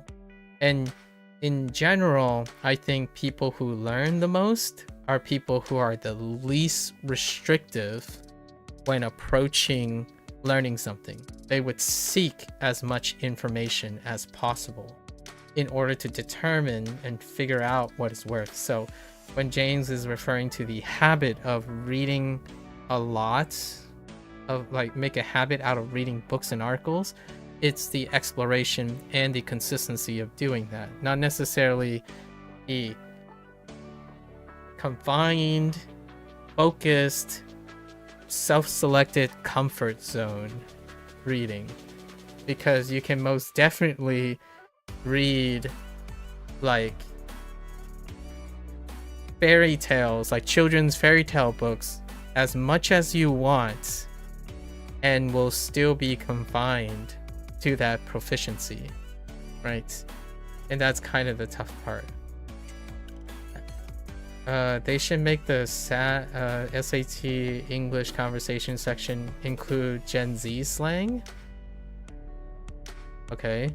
There should be questions about Discord messages and YouTube comments. If only. Maybe I should read long keyboard reviews or something. Let me ask you. Do you think if they test Gen Z slang and questions about Discord, do you think that's what they're selecting for when you apply to a university? Because I would totally agree with you if you go to a university and their major way of communicating and writing is Gen Z's slang and like Discord messages and YouTube comments. I actually don't know if there's a university like that you know, I'm well before this Gen Z slang thing. But the idea is you have to understand, I mean, it's important for the social aspect. Is it? Like, you might think it's important for the social aspect, but since you haven't gone to the university, what are you inferring from their standardized testing? Like, what I mean is, instead of thinking about what you think the test should be, is it possible that you understand what they're trying to test of you? That's what I mean. I mean, they are testing your ability to write in the academic style, write and understand. Yeah, that's basically what I'm trying to infer. Obviously, James is a little more forward than I am. I was trying to like lead you along. I was leading with these questions, but the idea is the examination is selecting for what they want from you, not what you want from yourself. So if you're going to apply to a university, they are testing your abilities to do that. They're not testing your abilities to do what you think you can do. That's not what standardization is. So you can make it out on your own if you want and prove to them that social aspects like Gen Z things, like I'm there, like I'm kind of there with you. Like whenever I think about grammar and formal text, I need to spin it in a colloquial way. However, I'm not applying to a university, right? Like what I mean is, I'm not trying to get someone else to accept me. So like when you go and apply to a job, your goal is not like, their goal is to select if you're someone that's fitted for their company. So it's, when you think about it that way, you have to try to understand them, not understand yourself. Like, hear me out, Mika. I don't think I'm gonna be one. I hope there are more people in your life that doesn't say you're stupid for having your own opinions and your own identity. I would be the last person as a stranger, still relatively, to tell you that you're stupid in the things that you're good at. Like the things you want to do, the things you do, you're proficient at, probably even more proficient than I am, right? Because I'm not interested in those things. However, whenever you go and take standardized tests from someone else and you're trying to get into them, the question often asks, what do you have to do to convince them that you have the skills they're looking for, not necessarily what you're looking for? And how do you combine them? How could you do your skills and still tackle theirs? That would be like the best of both worlds situation. So your guess, in reality, you're making sure you would write well enough for uni work. Yeah, that's pretty much it. So to me, when I'm asking you, like, why do you think they include this example? Like, for example, you have 3 choices, right? Why? I understand you don't have a lot of time now, but oftentimes why leads to grabbing a dictionary. It leads to forums with other teachers, right? Other teachers. Or it leads to other students, talking with other students that are already in the university. So oftentimes when you're saying like, oh, I'm confused about this, and why did they add adorn next to optimize, right?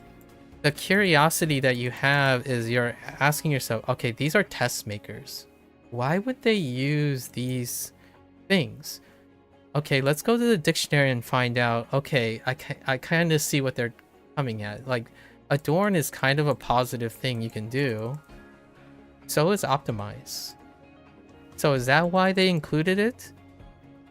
And then in the future, when you're reading the next question, you're like, oh, I get it. Like, well, clearly they added this example because, and that curiosity gets you closer to understanding why they included these. Like, why do you need to know the difference between adorn and optimize for academic writing, for example?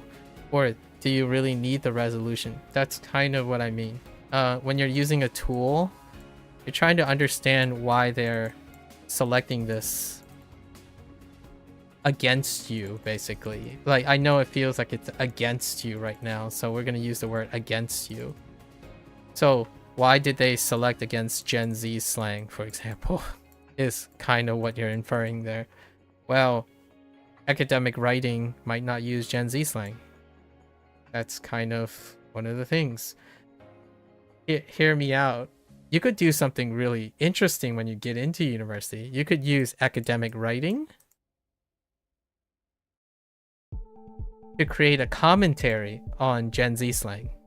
I like doing that. I do that on a daily basis, using academic textbook things and framing it around colloquialism. So you can still sound academically inclined while still writing academic pieces or speaking academically or politically agreeable nature way to describe the topic you are most personally invested in. Here, for the record, I spend like 10% of my time talking about something that I really like. Like, what I mean is something that is like Gen Z slang to me, and I don't talk about it very often. Like how I bumble through Fujianese all the time. That's something I do on a daily basis. So, however, I can make commentary on it. So the idea of understanding academic writing and academic speech is the idea that you can still do these things. You can still talk about your Gen Z slang if you want. Like, they're not necessarily separated, but one skill is lacking. Like, your ability for academic writing and your intuition or your built practice for academic writing might be playing really too far second fiddle to your ability to read text and do Discord stuff and whatnot. I mean, I'm genuinely impressed how much you like. My Discord skills are deficient, but I'm also not being asked to be proficient in Discord. Like, I didn't apply to maintaining a Discord channel and then be upset or wishful that they didn't test me on Discord skills, because I mean, I'm applying to a Discord channel. So what James is bluntly saying by exactly is the uni is not interested necessarily in your skills, on those skills that you're good at, and it requires learning for skills that you aren't maybe perhaps good enough yet, which I honestly, you're already scoring better than me on SATs overall, so I'm not entirely sure if I have any, like, my 18-year-old self scored probably on average lower than you, so I'm not entirely sure if I have any qualms with being average on an SAT score. And I would imagine I would still get a fairly mediocre SAT score now. If I have to be honest with myself, I probably do worse in the math section than I did before. I don't practice any of those skills. It's crazy.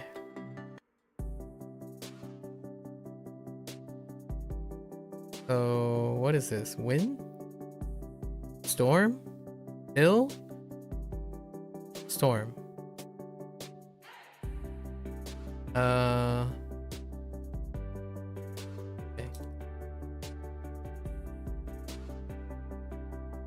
You might do another full practice test and see how it goes. Just a bit hesitant to now because you wanted to clear up a couple math things, which you have been doing in the background. I see. Wonder if the English is going to be better? I hope it does. I think it's great motivation to get like a positive reinforcement. For the record, you're sampling like a really large pool of standardized testing. So because you don't score better, that doesn't necessarily mean that you haven't improved. Right, Mika? Like, it's really important to keep that in mind.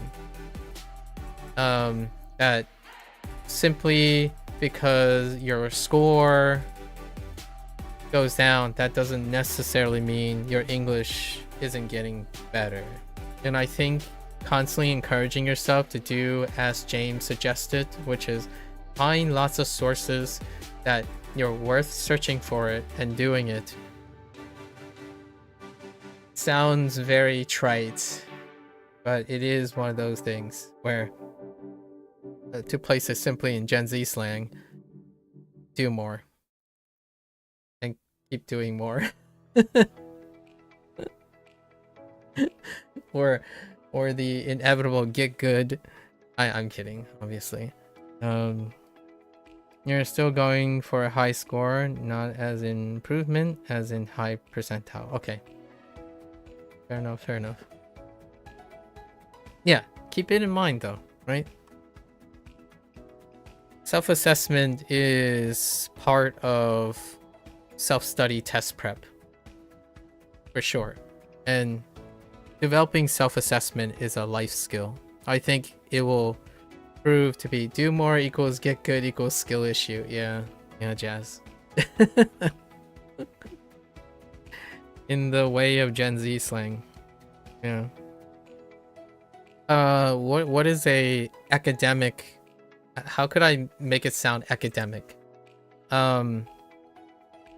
Iterate. I can't even spell iterate. Iterate, refinement, exploration.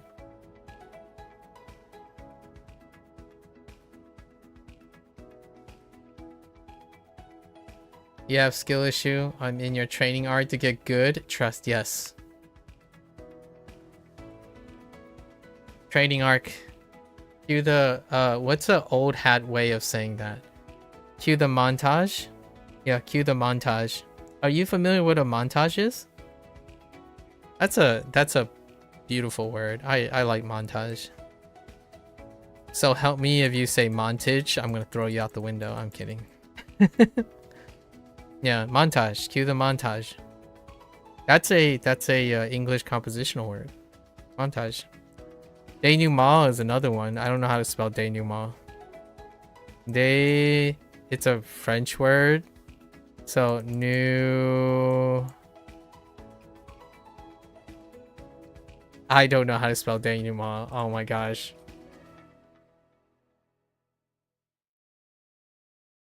Hold up.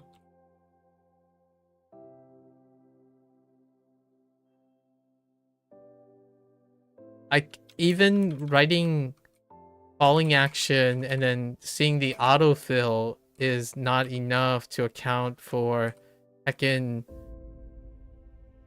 French word. They knew. Oh, it's one word. It's one word. It's not separated in English. Yeah. Falling action into the denouement, which is that's how my I think that's how my 9th grade English teacher said it before. Compositions typically, like a traditional composition, is you have your exposition, right? Then your rising action. Then your climax.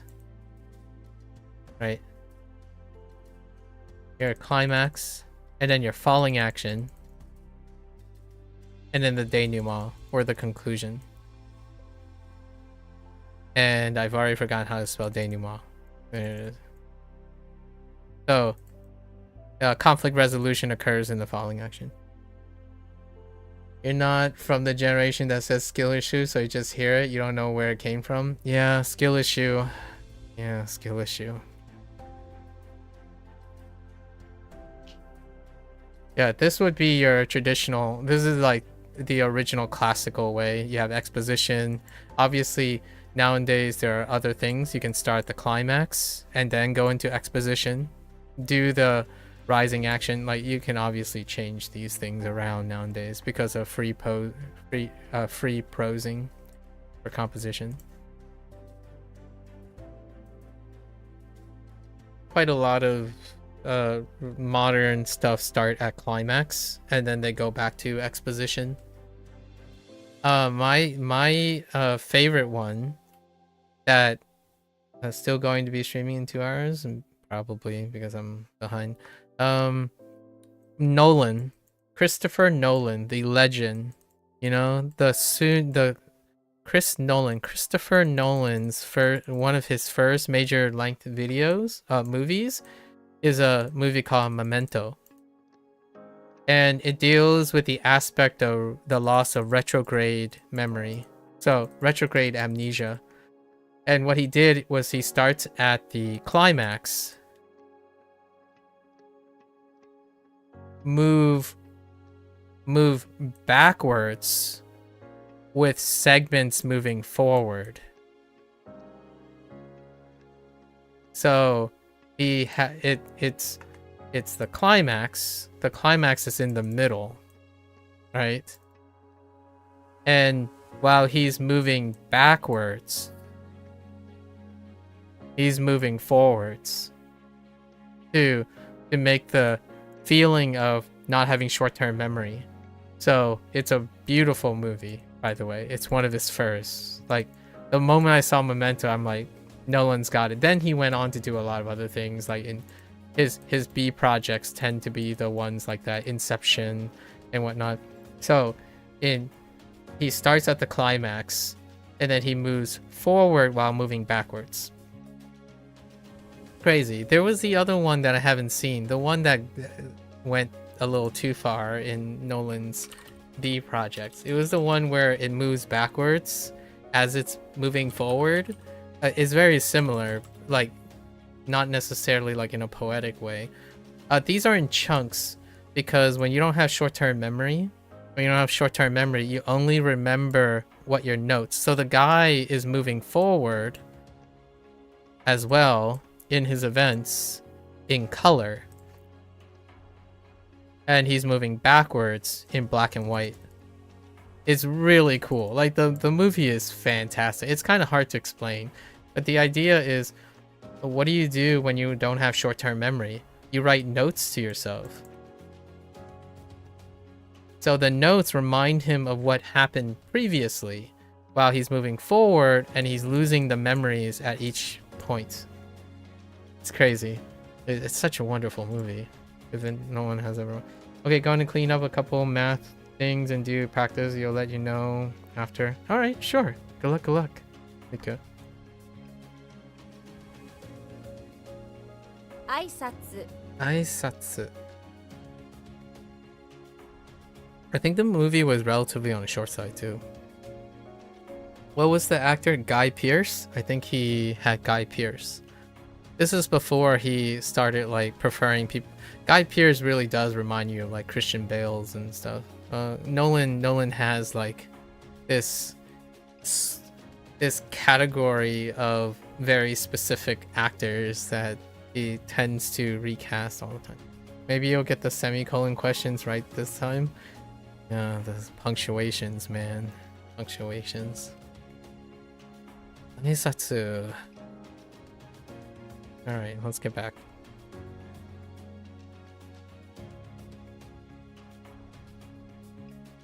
I can soar. Oh, is this one? Alright.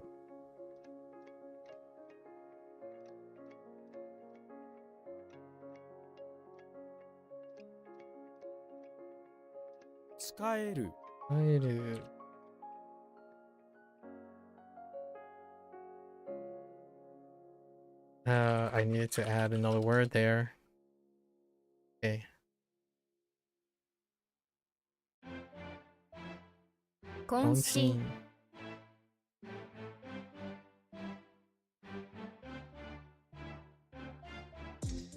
紙 Some of the Gen Z kids that I'm familiar with, like we're good friends now. Oftentimes, I've gotten to the point where, regarding the skill issue, the phrase skill issue, we've gotten to this point where whenever someone says like skill issue to me, I simply respond with life. Like that's the typical response I have now. It's like, oh yeah, you know, man, that's just a skill issue. Life is a skill issue. Life skills is typically a skill issue.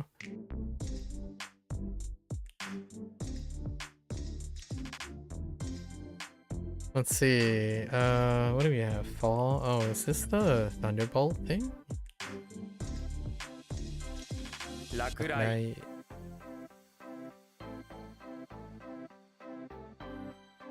Ah, that's different. How did this go? We wrote something for this. Okay, hold up. You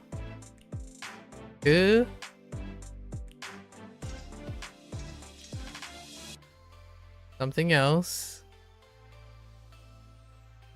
Oh no. It's cookies and something. You could, man, could. Honestly, I'm not quite.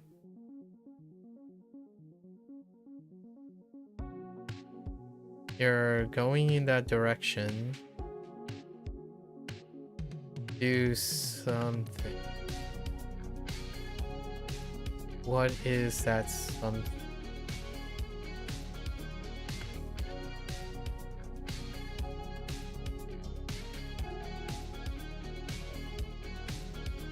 It's like checking for something on the way back.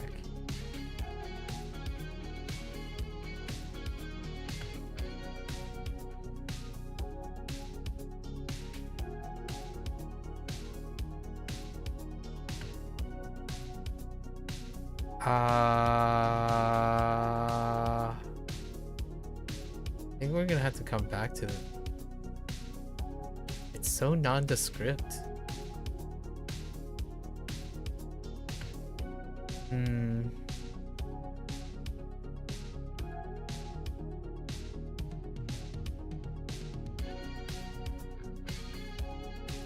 The manner, direction. I thought it was just straight up direction. Oh, I know. Whereabouts. 謎 ね。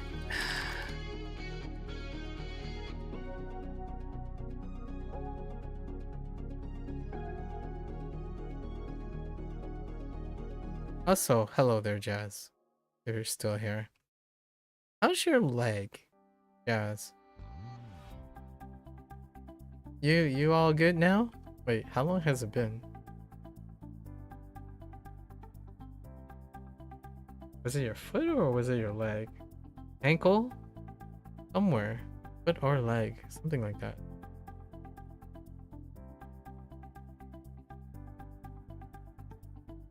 Oops.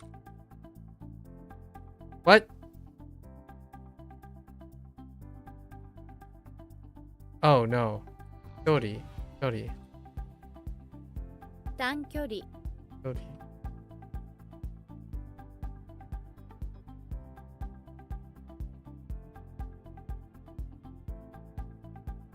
Leisha. Leisha.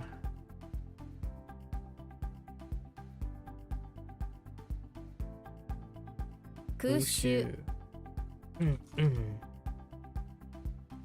Alright.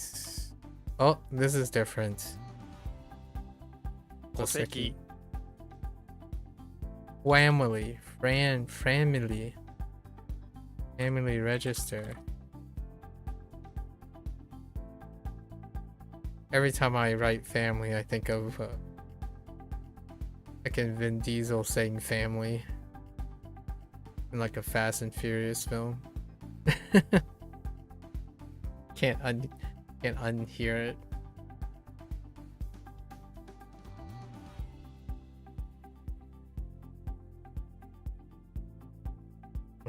Edge. Did this change? I'm not sure if this changed.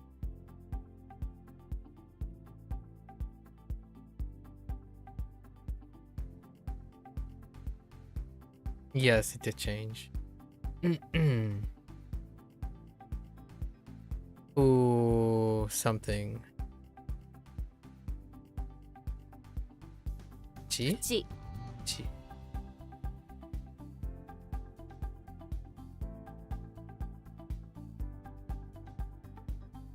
Heck.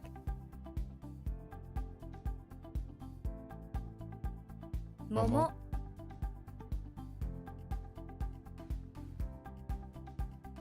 バベルの塔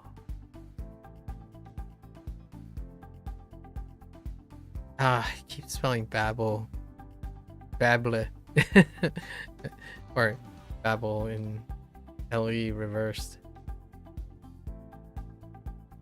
1億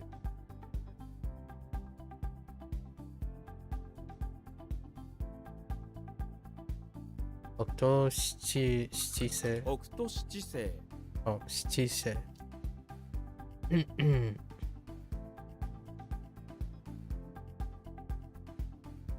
Fukitsu. It was something not necessary. Oh, ominous. I misspelled ominous.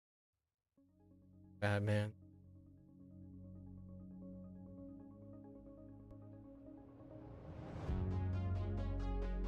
絶叫 Secure.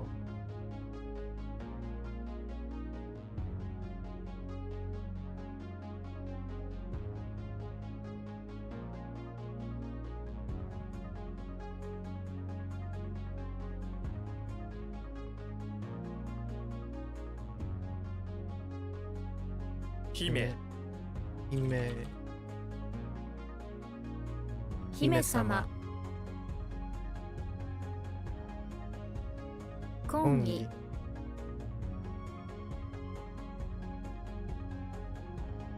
狐ほんわ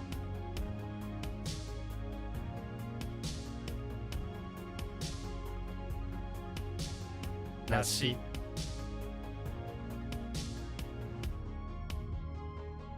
寸法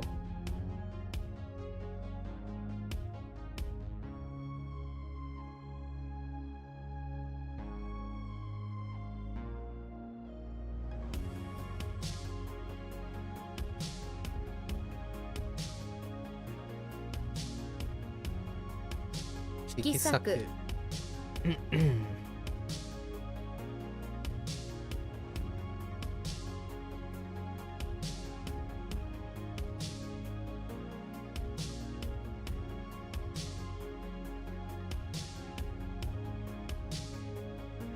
一斗缶一斗缶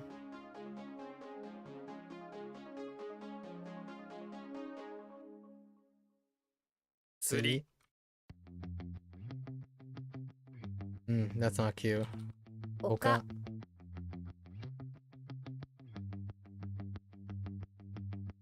無縁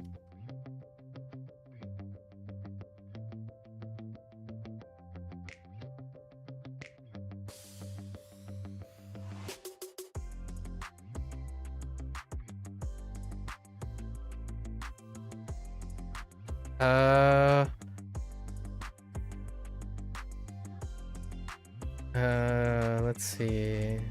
Graphic. That's supposed to be like endless as opposed to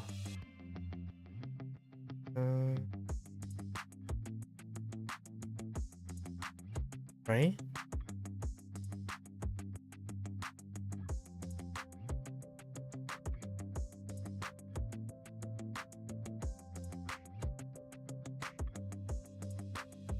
Okay.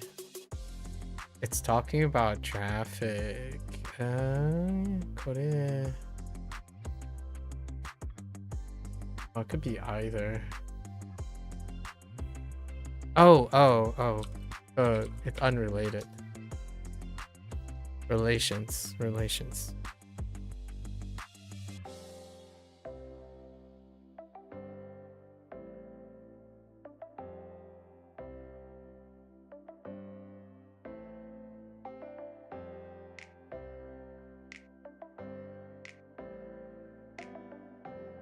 Momoiro.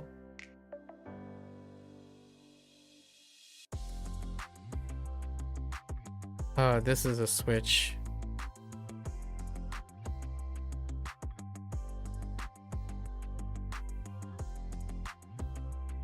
Bean is still okay.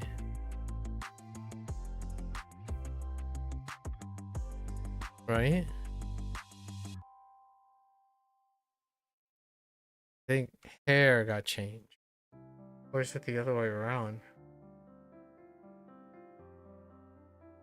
Loud.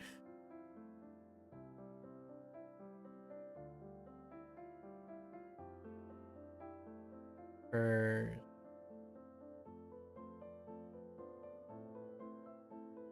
Bird. 金髪 Inputs. Hats. That's it. Hats. Did you change? Yes, you did. It was something like Kami? Kaminari. 雷 I like this one. This one's great. Kaminari. つる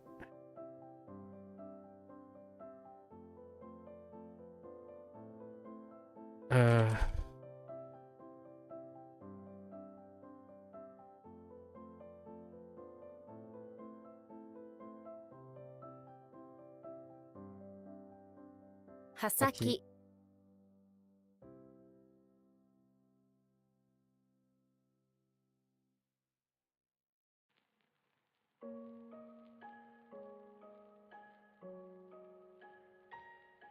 How else do you say like The blade of something. Maybe like a blade edge. Okay. Alright, whatever, you know. Alright. Okie dokie. 娯楽 Raku.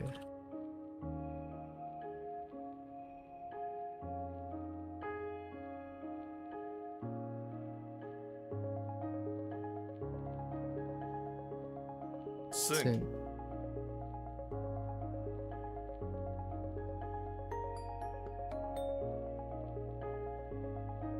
潮時潮時。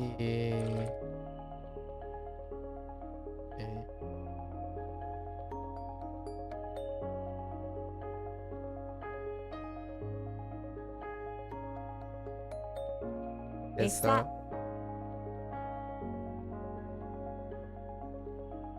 襲撃。やろ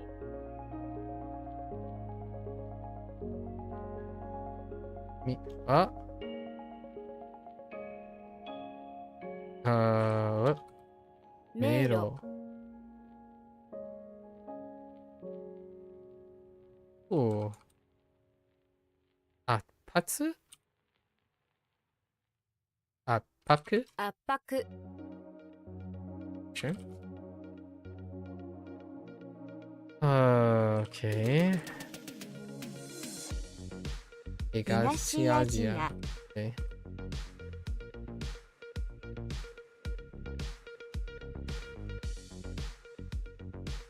Oh.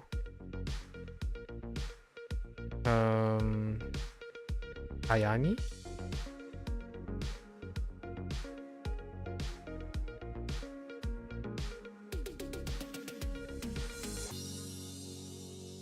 No.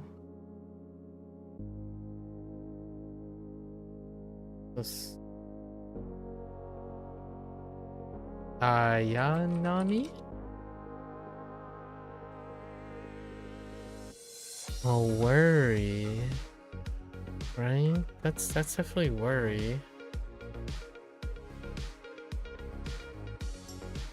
Oh, not Nayami. う。悩み。 Nayami. Okay. Oh, this is different. 迷子。 Mango. Mango.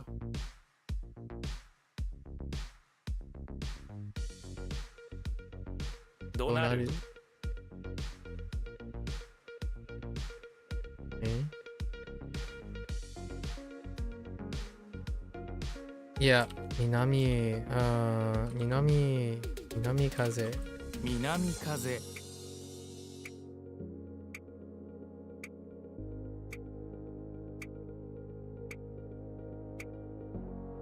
締締結結するする。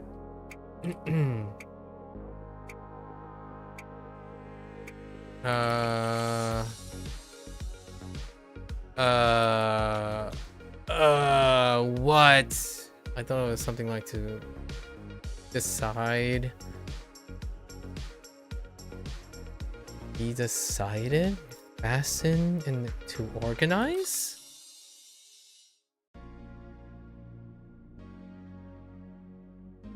Fasten and tie together. I like to I feel like that has something to do with like to form something. Solve. Oh, to conclude. い北風を北風。北風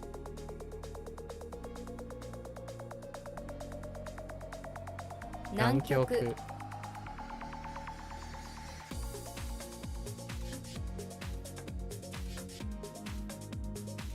え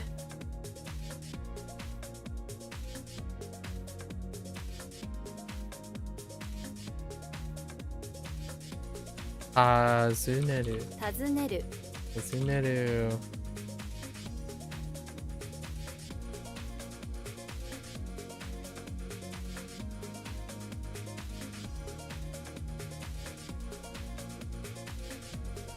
It's not to prepare.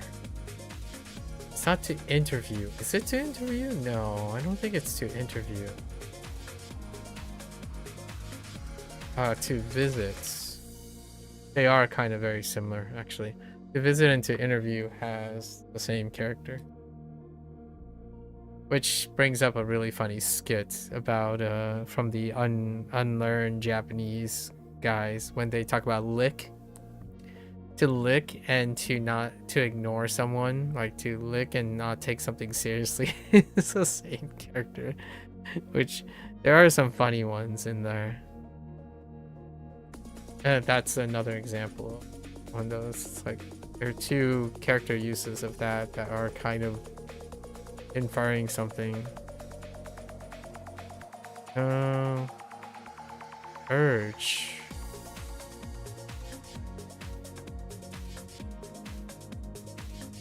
White scooter. Urge. Do. Rule.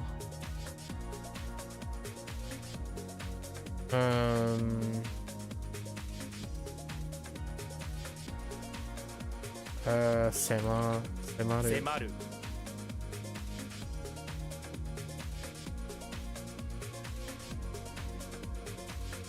階段 Oh, I'm probably gonna get Haidan is the different. It's different from Dankai. Dankai, Dankai is probably in it too because they're in the same unit. Probably. 暇 Or okay. Kumisugi? No, that's not Kumisugi.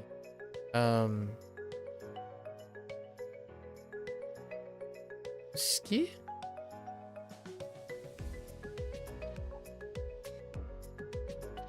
How do I get...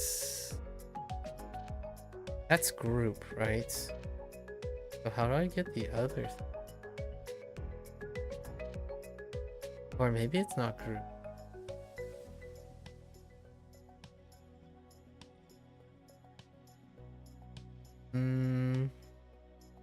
It's definitely group. Soshiki. 組織 Like an organization. Okay. 訪問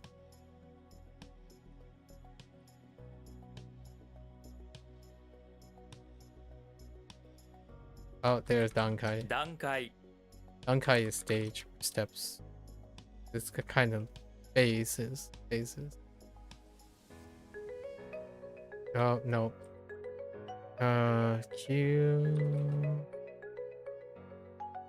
Kyushoku? What?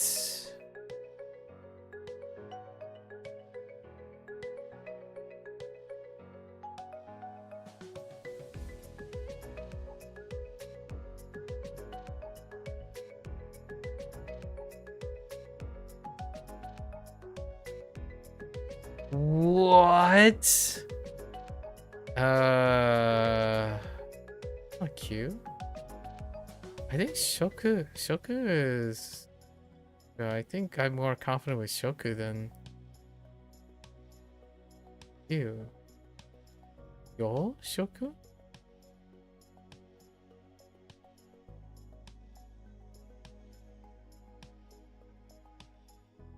What? Oh, it's probably Shushoku. 就職 Shushoku. Which is like...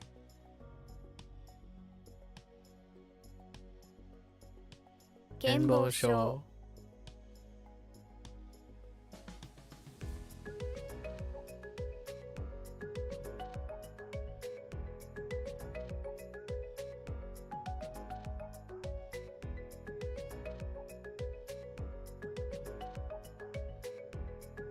Hikitai. Oh no, this is different. Hikitai. Oh no. Retirement. How does this differ? Okay. Oh no. Oh no, I messed up. That's probably Intai. 引退 Okay.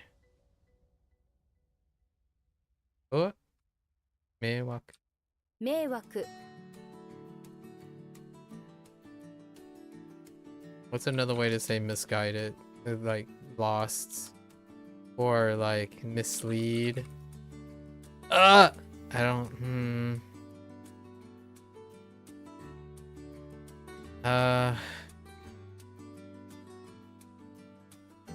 How do you trouble?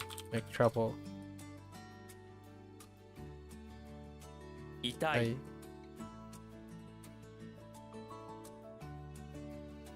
小 So, 締める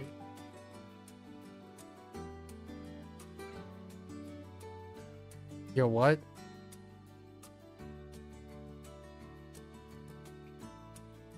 Home.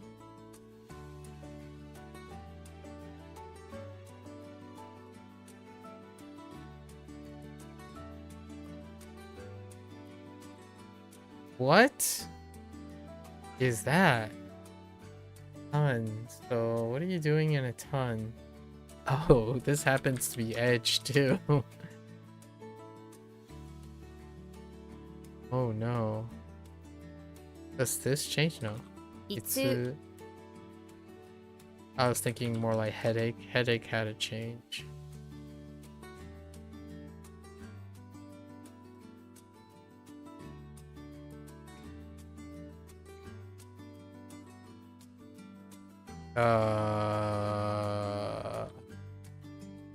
休暇 Yuka. All right. Pretty good. Let's look at how much I'm slacking. All right, we're good. We have some time for tomorrow. We got to start early tomorrow as potential as we can for tomorrow. So we can be a little bit up on the uppy up. So we're probably going to truncate again our stuff today. You know, at this point, it's kind of like a game now. How far can we get to yapping and having fun and stuff that I fall behind on my reviews? How far can we push our limits? We'll do like a marathon in a day or two. Catch up. Today I have a really short P5X recording to do. Let's go through our definition. I definitely have some error correction here.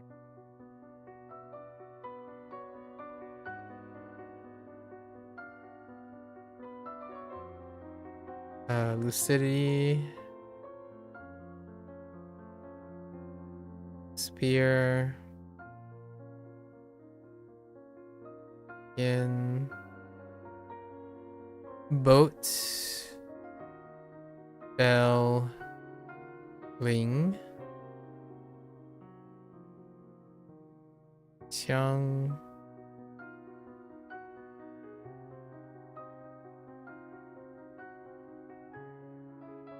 Why?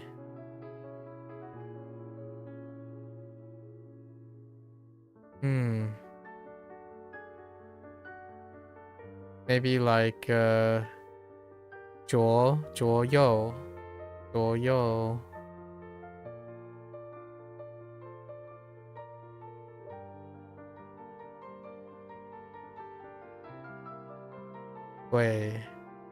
Oh, 是鬼 no 魂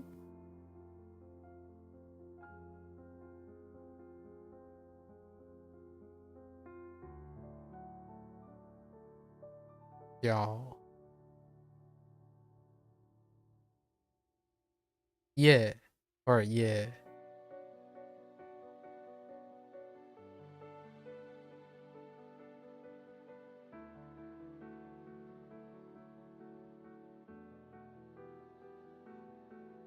I have no idea.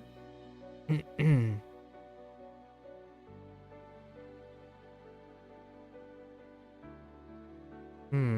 don't know about that either.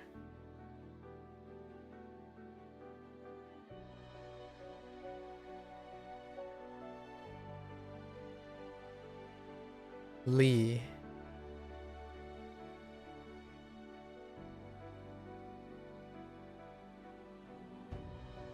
Yu. Yun. Oh yeah, Yun.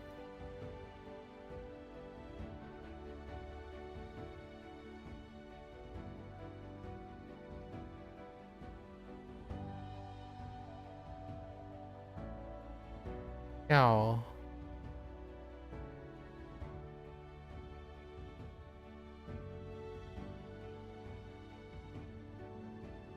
No.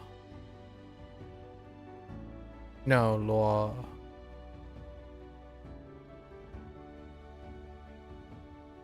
No equivalent here. Maybe like Feng.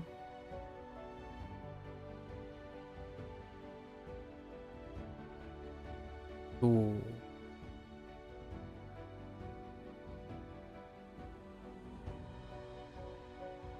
Show.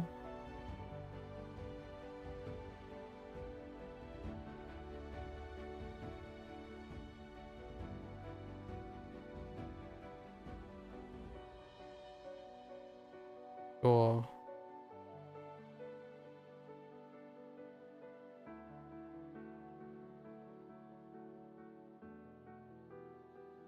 More.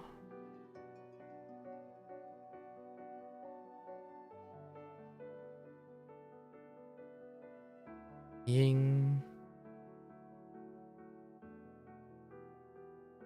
Or Yi, actually. Ying.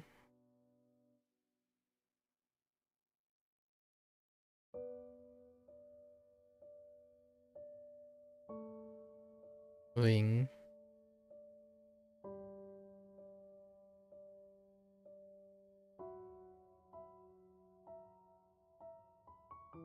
Er.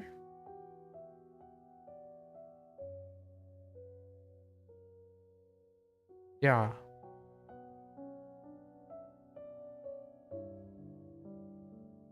Yeah.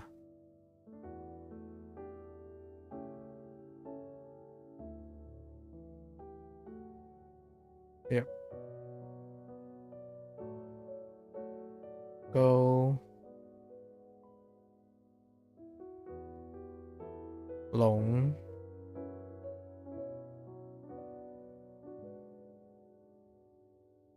Quan.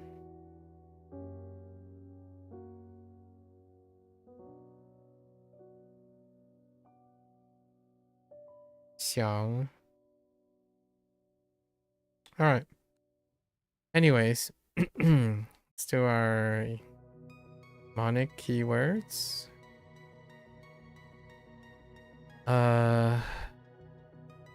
Sue. Moose.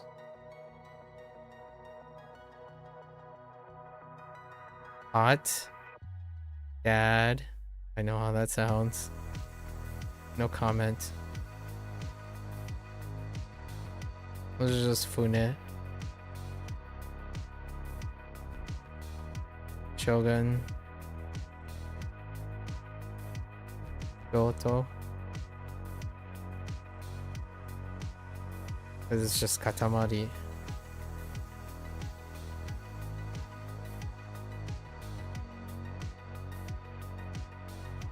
Just Goro.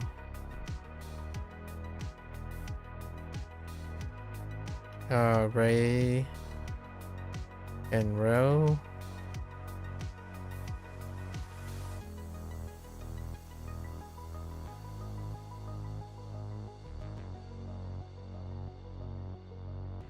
Our guess. Okay.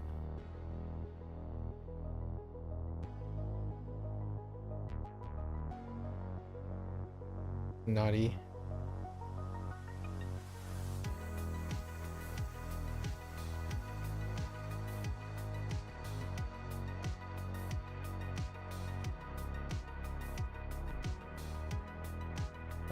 Nori and Road. Joe.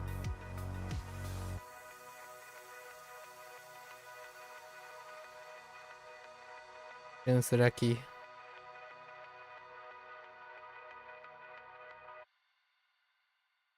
Kumo. Those are legacies. Go. Branch.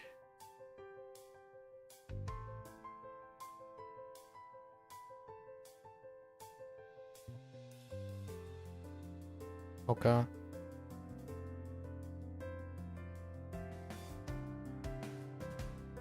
R. Juke. Hawk. Meat. And got.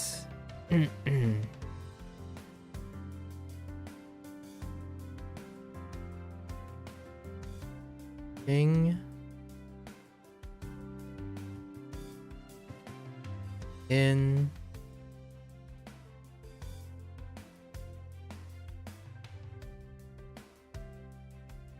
Oh wait, I screwed up. This is Condor. This is Ray and Roll.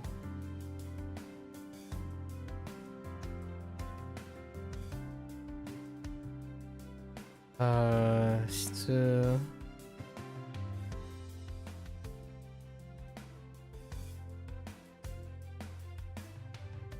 R. Yo and Met. O. Ako and Ki. Kyoto.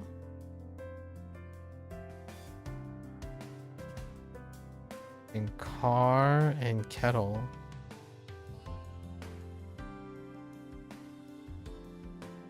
So you're finding for English, you still have half the time, 25 to 50 minutes left after completing each question. How could this be used to improve answers when you already think they're answered the best you can? These 67 keyboard switches are messing you up. This isn't a 67 joke. You have 25 and 50 minutes. Do what I think you're not doing, which is to consider whether you've given the best answer. I can almost guarantee you that you have not done what you could have. There's always something to be done. The question is, what else have you not done?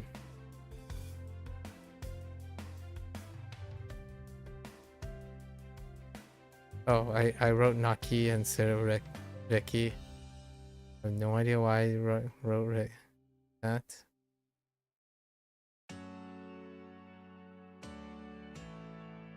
Okay. So let's go over our reads. I think there's an adjustment I saw.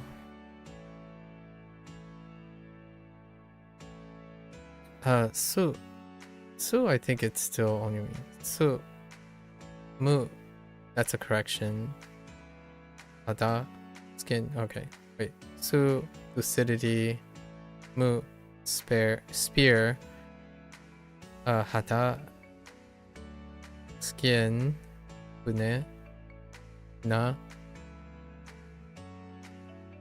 boat, sho, bell, kyo, villain, katamari, lump, oro, approximately,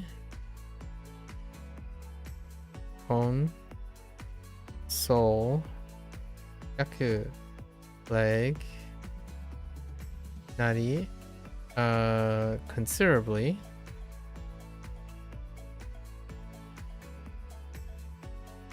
Noro, curse, yo, miss, deki, calendar, kumo, wild, cho, stare, ra, naked, oka, peak, Ha. Gamble. Juku. Cram school. Kaku. Table.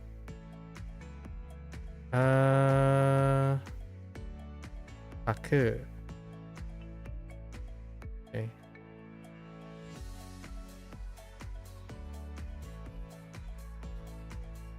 Niga. Polish.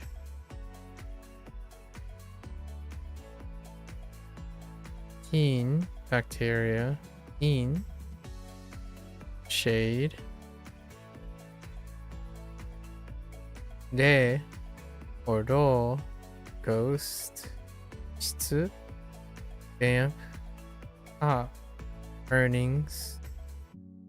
Yome. Bride. Oh, gutter. Aki. I wrote dragon, but I meant to write waterfall. Dang you.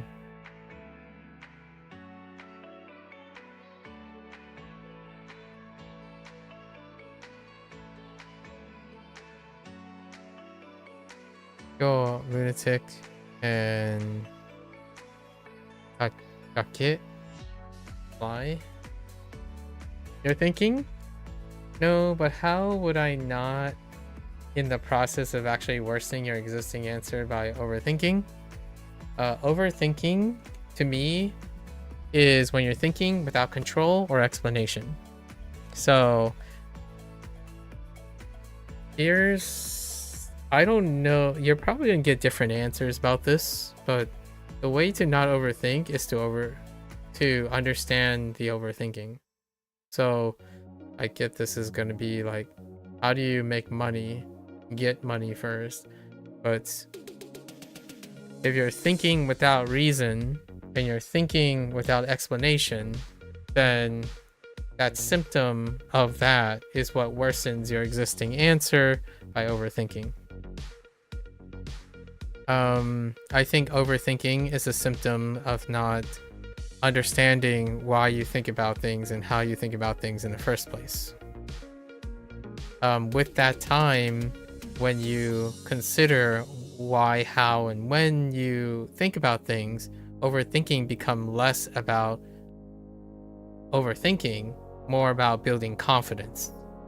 So to me, when an existing answer and you're saying worsening by overthinking, the more you think about it, the less confident you become, which is fair. That is one of the consequences of thinking about more things.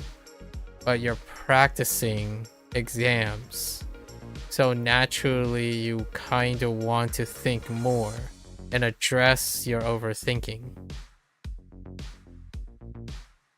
Overthinking means you're thinking more than you need to, but that doesn't mean that you're learning more than you need to.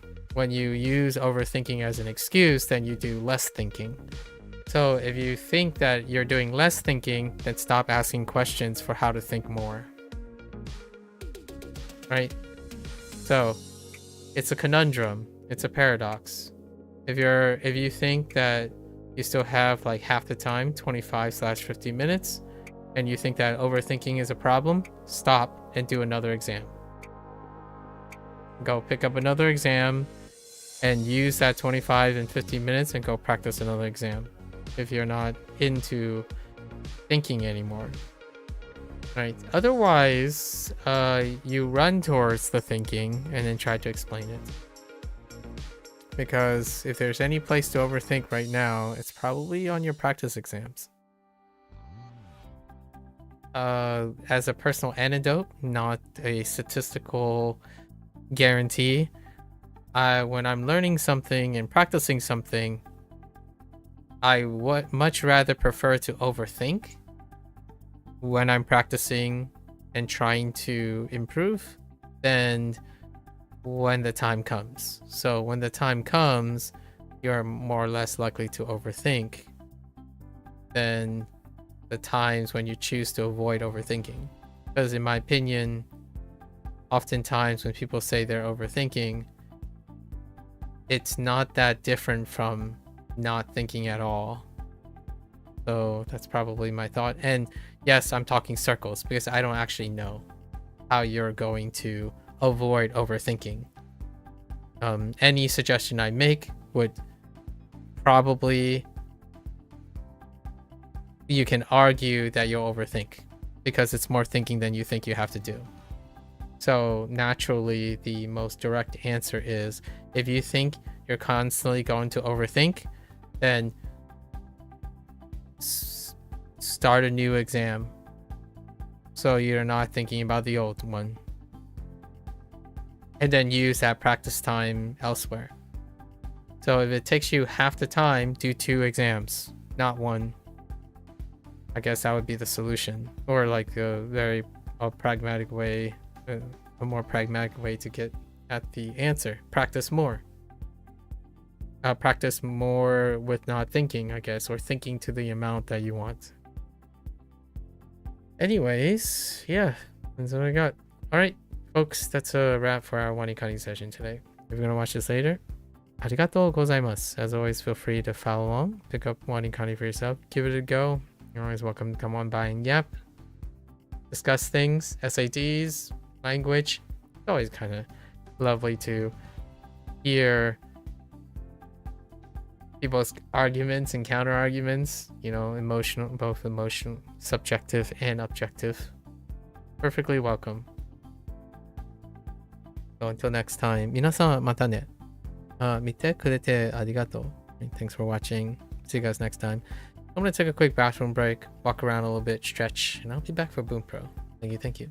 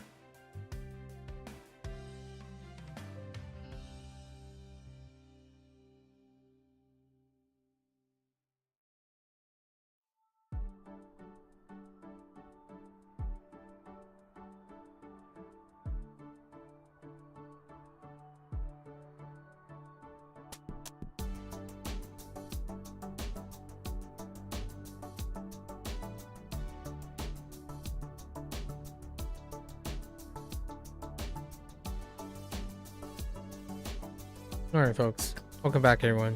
皆さん、おかえりなさい。今日は99日目です。It's day 99.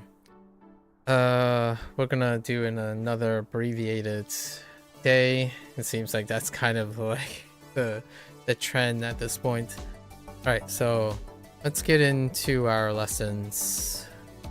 We will do the grammar reviews. That's kind of like the priority. That's I'm gonna extend the priority to grammar reviews. Vocabulary, I picked up 1 or 2 extra vocabulary words. So at some point we're gonna do them in mass. Not today though. Had a bit of a discussion earlier today. Alright, let's get into our grammar stuff. Shimeru.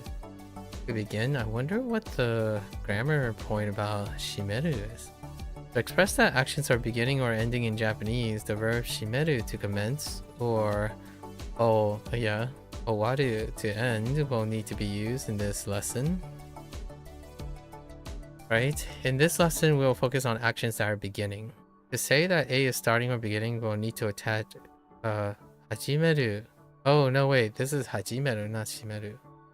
Sorry, I'm thinking of Chinese. Shi. Hajimeru. That can happen from time to time. Hajimeru to the mas form of almost any mas stem of almost any verb. Whether you use the hiragana form or the kanji form does not matter, as there will be no change in nuance. Okay. They didn't give an example of it. 来月からお金を貯め始めます。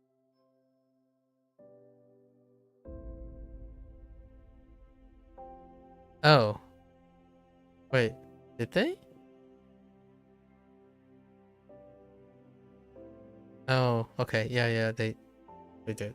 This one is fine. 歌を歌い始める。Due to hajimeru being a verb itself, the tense can be changed to show that something will start, is starting, or has started. Fair enough. 明日から日本語を習い始める。雨が降り始めてきた。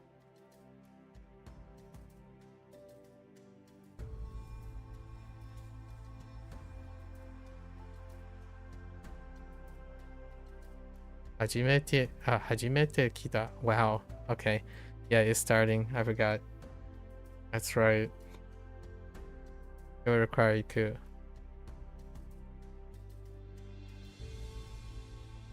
Or kuru.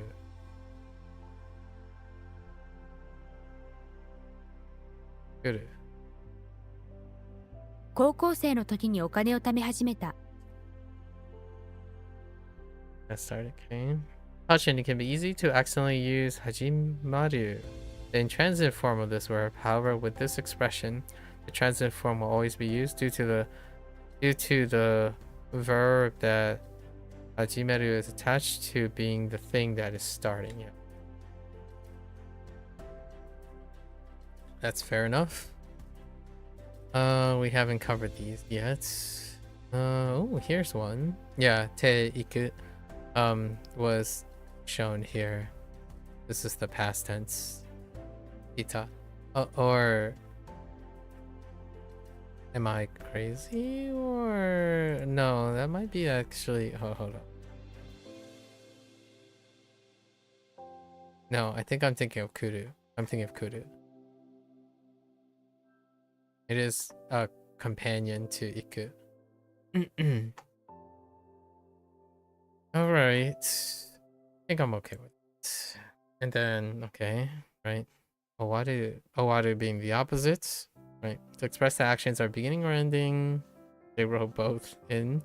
To say that A is ending or finishing, we'll need to attach owaru to the mas stem of almost any verb. Whether you use the hiragana form or the kanji does not matter, right? 荷物は全部届け終わりました。 Oh, that's interesting. They showed an example of a polite and past tense. この車のローンは明日払い終わる。 Due to owaru being a verb itself, right? Very similar. So So we got ご飯を食べ終わるまで デザートは prohibited. 禁止だ。そのコーヒーまだ飲み終わってないの？ Okay. 長いレポートでしたが、今日やっと読み終わりました。読み終わりました。I think I might have said 読み。Unlike hajimeru, which uses the transitive form, right? Owari uses the intransitive form of its transitive intransitive pair. This is due to most actions in Japanese be considered to be things that come to an end naturally, rather than forcefully.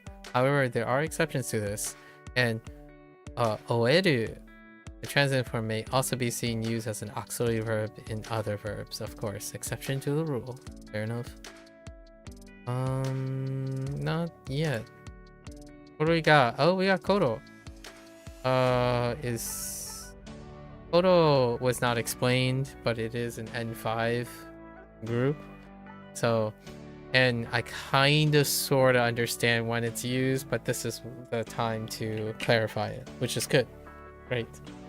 Because Kodo kept getting mixed up with something like Dono Kodo. Oh, okay. Okay. And like Aida, like Nakani, no Nakani, something like that. Kodo, the colloquial pronunciation. Yeah, I actually prefer Ngoro a little bit. Is a word which carries the meaning of around or about. It is utilized in a similar way to kurai. Yes, kurai would be the other one, but has a few differences. When goro is used, it will need to be attached to the end of a noun or noun followed by no. Okay. I see. 11時頃に帰ってくる。 Okay, that's attached, and then 私は大学生の頃に富士山を登りました。 okay. But that's just the first two. What about the rest? The main difference between koro and kurai is that koro can be and is often used to express a broad point in time, which is what it keeps yelling me about during the vocabulary section, while kurai is limited to expressing time frames that are more specific. I see.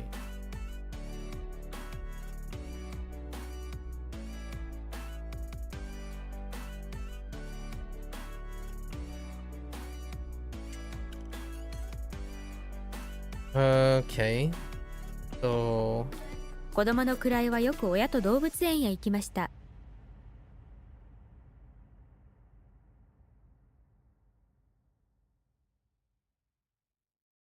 okay, I see. 子供の頃はよく親と動物園へ行きました。 I see. Okay. Conversely, kodo will not be used when expressing approximate distance or lengths. Ah, okay. 2メートル頃のところに印をつけてください。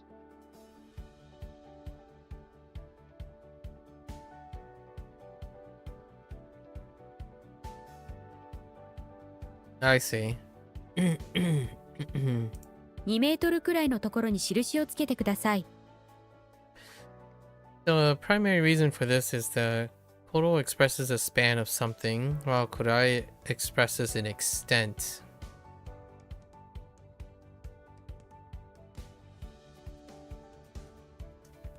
There's a hot take in there. Extent and span.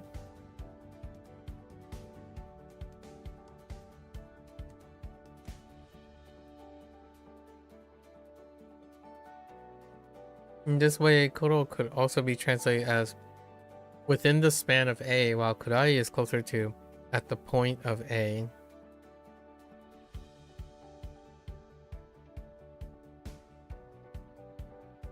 Interesting. As an easier way to think about it, if we have a 1 meter rule, total would express anywhere between 1 to 100 centimeters, right? The span. But kurai can only express somewhere between 90 and 100, the extent, yeah. Range. I would, as opposed to span, I would use range. But then the extent, could be like, interesting.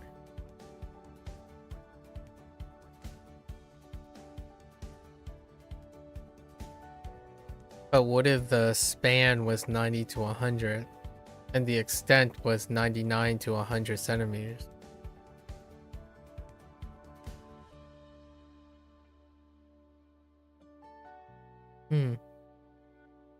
That's interesting. Just like with English, if time expressed is very specific, then either kudai or goro could be used naturally, yeah. This is due to the span and extent always being something that is a precise point in these cases. Okay, yeah. That explains that.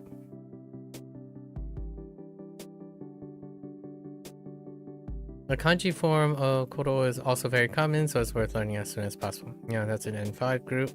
And then it's related to kurai as approximate. And then there's also toki. That time when, let's see, both koro and koro and toki indicates when something happens, but the key difference is koro is less specific. It means around that time, as in, and it also works as a suffix with time words. While toki cannot be used this way. By contrast, toki has a precise nuance, as in when I was a child. Yeah. So toki, koro, and kurai. When I was doing the N5 group of vocabulary, it was like, yeah, I kind of see a pattern. And I kind of, although they didn't explain the verb parts. So they have notes here for verbs and adjectives, but they did not use verb or adjectives in the descriptor. So that is pretty interesting. That might be for another, like the next grammar point, which we won't get to. So we'll see tomorrow.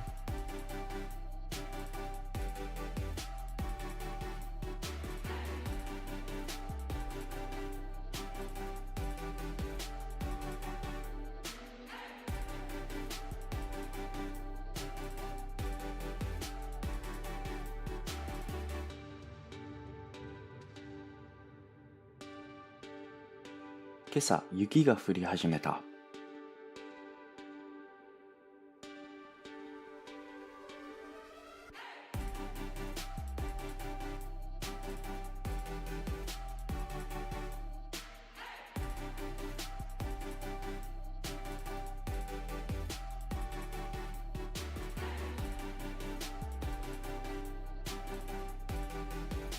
2時間もかかったけど食べ終わりました。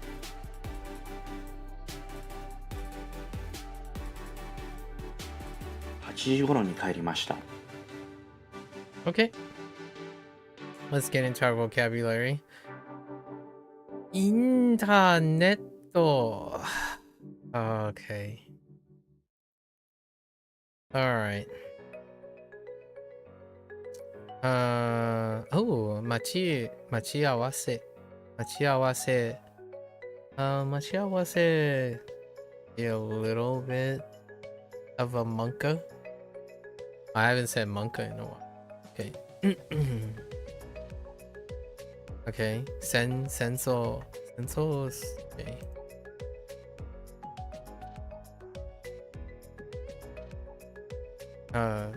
Type. That type of.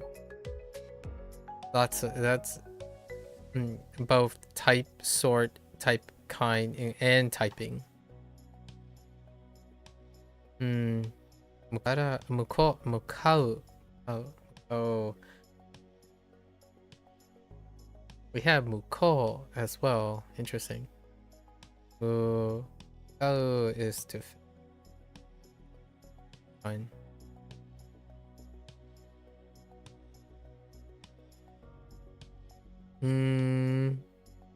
This is to change, so it's kaeru. Kaeru.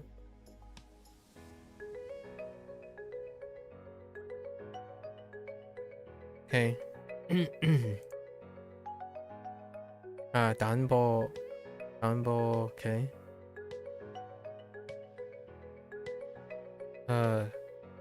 Ryokan. Screen. Oh, goodness gracious. Screen.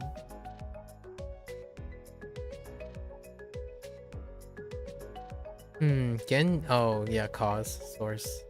Genin. Genin.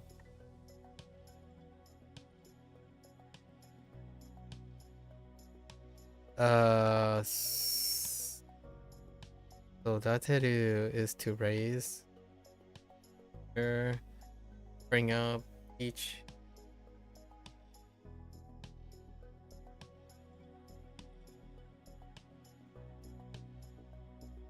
This one might need a little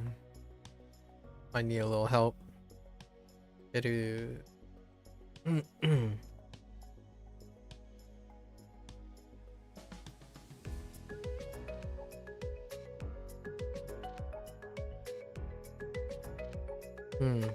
Toku. Toku. Hakkiri.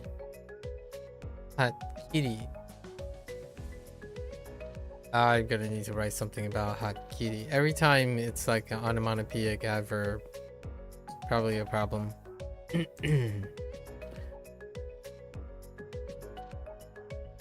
We'll come back around to write it. Hoshi. No. Hoshi. Star. Kyuni.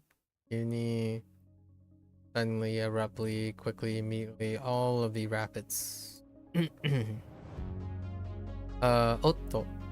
No. Otto. This is kind of like ne, and then nedan.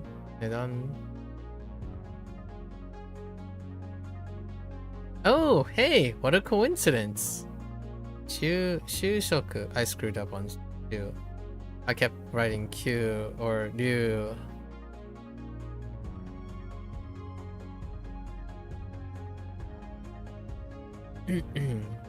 Retire. Oh, hey. Also a coincidence. Intai. Yep. And I screwed up on in a little. Well, I thought it was like heat. Using heat. Like a hybrid word or something. Oh, this one is different. Wakamono. Wakamono combination double kun. Alright. Let's go back. Interneto.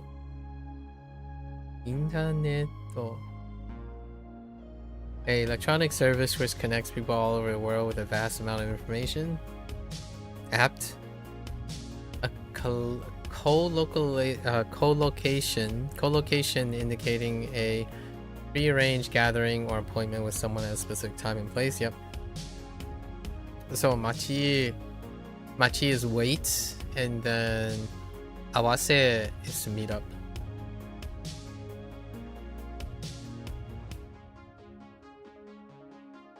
Awase. Okay, machi awase. Okay. I think that one's okay. For now. A conflict between nations or groups involving armed fighting, often lasting for an extended period. Hate to see it. And so a non-Japanese noun that refers to category or kind of something, often used to describe someone's personality or preference. Type. Yeah, type. To move in the direction of or orient your body towards a specific place or goal. Yeah. Mukau. It's sort of related to muko. sort of. It's using move. So I think this one's kind of okay right now. We won't write anything for that. We'll see if it's a problem. The action of altering or modifying something. Yeah, kairu. I think the harder part about this one is to know which kairu it is.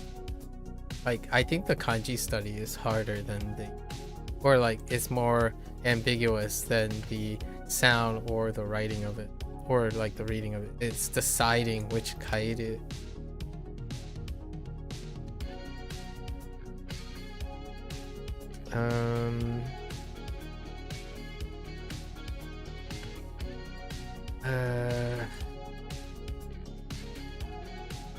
Hen, right? Yeah, this is hen. Because there's also ka, like kairu. This kairu, I think. Am I crazy? Maybe that's not the right one. No, not this one. This one's spared. That's not it. Although we can relate these characters to henka. Henka, which you combine this with this. So it's not that one. Which one am I thinking of?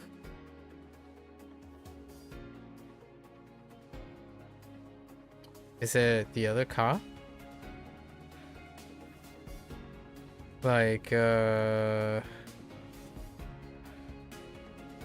replace? Kairu.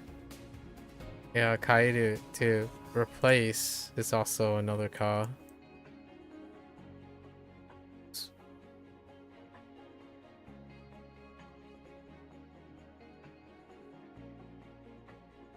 Kairu.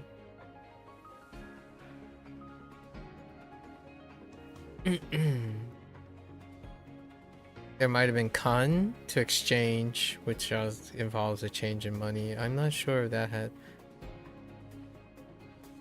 Not sure if that has a kairu. They both have kawaru and kairu, or transitive intransitive pair. There's also substitute for change, or like another replace something like this. Also kairu. It's one of the bigger groups. It'll be okay. I think hen is fine as long as I continue to read sentences. There'll be some resolution. The system of device used to warm indoor spaces, especially during cold weather. Yeah, danbo, a stove, stove can be used sometimes too. It's kind of referring to the thing too. Danbo is what I'm more used to. And then there's also air conditioning using the bowl. I don't remember what the left character was. Might have been cold. I'll see when I see it. Instead of using aircon. Ryokan. There's definitely more than one version of that, but this one would be the kind of the aged one. A traditional Japanese inn where guests can experience Japanese hospitality and culture, right? Ryokan. A bit more rustic than a hoteru, but there's still one more actually that I'm aware of. And it used sightseeing as a thing. I don't remember what it is. I'll see when I see it. Screen. Right. A surface where images or information are projected or displayed, often used in movie theaters.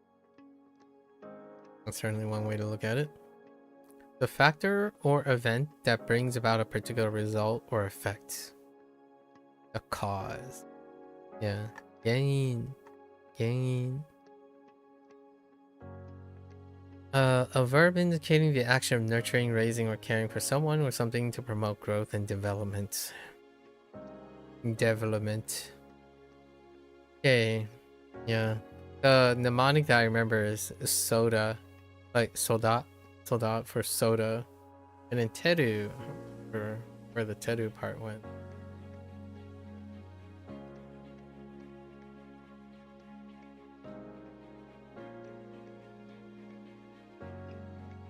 You know, teru, instead of using tear, teru could be like tell. So I do have a backup mnemonic for them, but we'll keep at it and see if it becomes a problem. An adverb that describes a location or description that is not close. Yeah. Boku. Alright, and this one we need to write something. An onomatopoeic adverb indicating that something is distinct, easy to perceive, or free from ambiguity. Speaking of ambiguous. Okay, so we got ha, silent, i, and ni. Alright. And then clearly.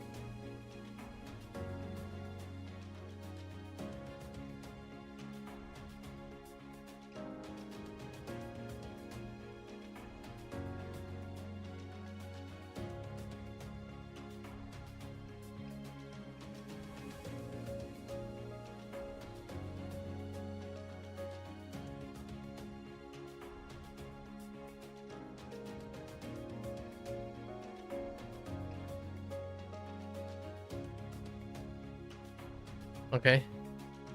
Alright. Oshi. A luminous celestial object visible in the night sky. Often seen as a point of light. Yes. Oshi. An adverb that expresses something happening abruptly or without warning, often used to describe unexpected changes. Right. Kyuni. I think this one's okay. It's actually one of the exceptions. The male partner in the marriage. Oto. The cost or monetary value of a product or service. Right? Nefuda. Oh no, nedan. Oh, nefuda is a price too. Actually, when I immediately said nefuda for like a price tag, as opposed to price or cost, so to speak. Nefuda is a thing. Nedan is fine. Process of finding and starting a new job. No, that's it. Shushoku, which is shu is like a finding a position, and then work, so finding employment. The act of stopping work or professional activities, often due to reaching a certain age or stage in life. Retirement it is. Okay. Don't really need anything about that. A young individual, often referring to young adults or teenagers. And then double kun. Waka is weak.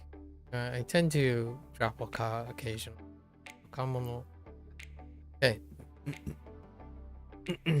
Let's go with it.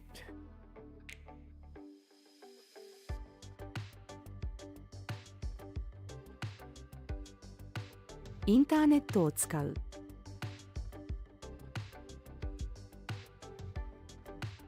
Did I say? Wait, did I say that? Wait, where is it coming from?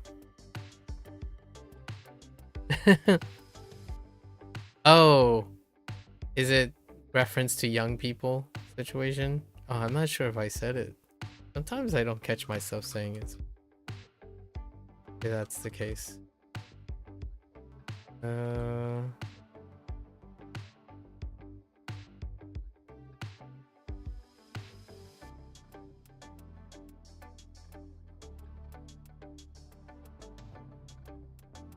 Oh no. Oh, I forgot that. Wow.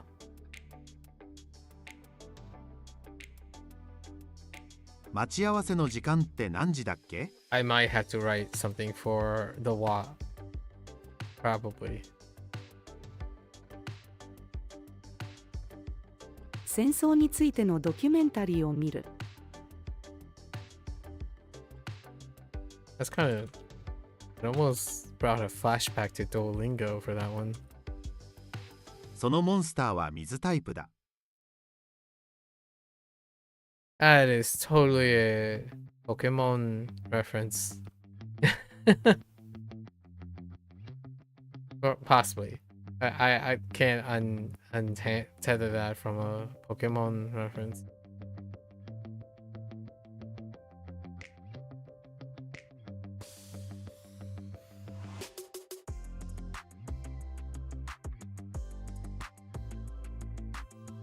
机に向かって勉強する」。 What's my favorite Pokemon? Don't particularly... I guess I have a shorter list because I've only really played Gen 1. Favorite Pokemon? Dang. That's a long time ago.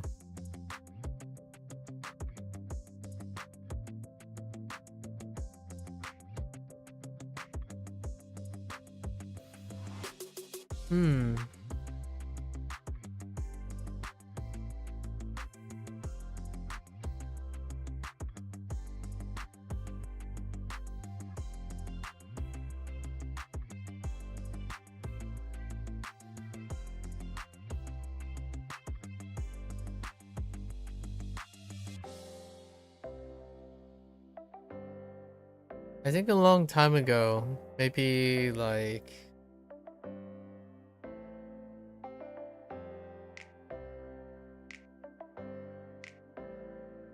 26 years ago, I would probably say it was Dragonite. I think Dragonite was my... Yeah, I legitimately do not think of Pokemon. This is, HanziHero also made a reference to Pokemon. And that's about as much I talk about that as probably way back.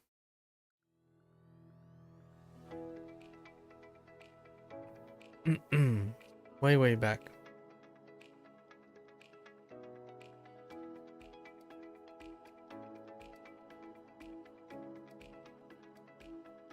Hmm.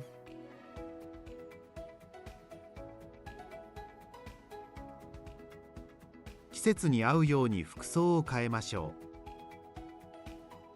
う。 What is yours, James?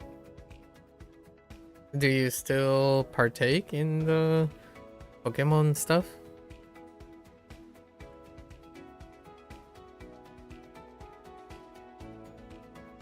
寒いので暖房をつけよう。 That's interesting. Phrasing in English. この旅館は日本で一番有名だ。 You occasionally partake? Yeah, it's been so long. I mean, there was a time I had Pokemon cards too.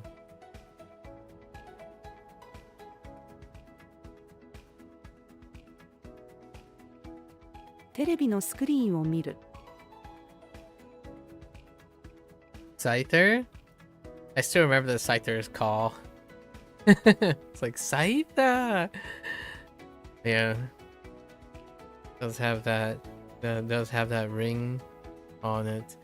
I watched like a bit of Pokemon when it was like on 4Kids TV, you know, before it was available. It was not called 4Kids TV back then. It was WB Kids or something, and then it got rebranded to 4Kids. 4Kids TV. We did watch those when Scyther's introduction was very close to the episode with Hitmonchan. Hitmonchan and Hitmonlee, right? Because it was right before Saffron.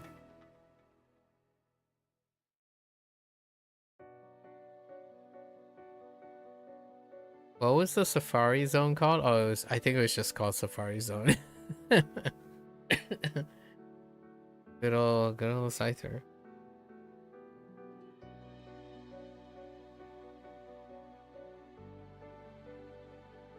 A factor event that what do we got? 原因を調べる。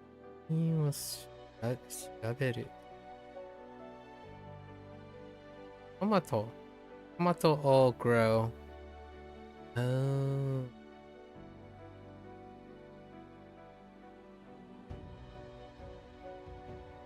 トマトを育てる。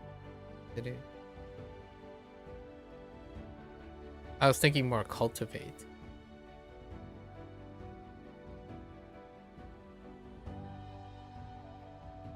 遠くまで行く。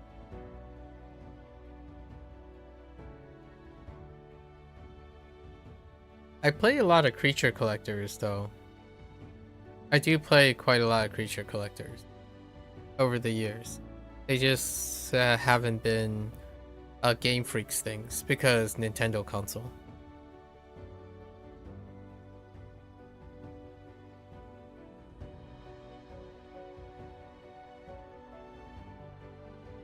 "弟が生まれた日をはっきり覚えている。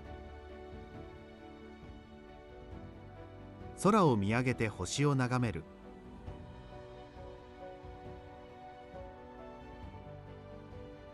道路に急に飛び出すのは危険だ。あなたとあなたの夫との出会いを教えてください。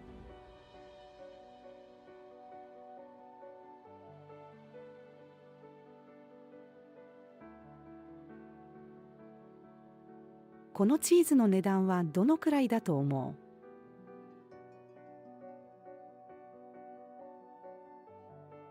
Oh, that can be a little deceptive. I'll have to read for that in the future.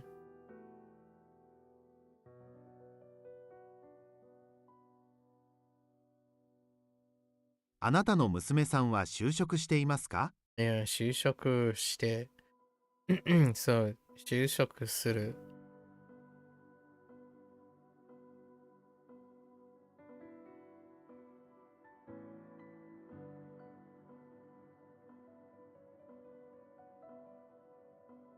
部活を引退する。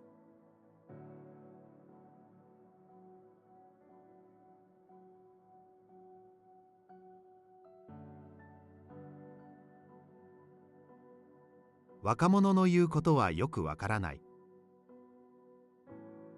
All right. Let's do our grammar stuff and then get up HanziHero. I think the goal for today is to like do our lessons in HanziHero and then do our recording and then go to bed like 2 or 3 hours earlier than I have been. Okie dokie. Okie dokie artichoke. What do we have here? Okay.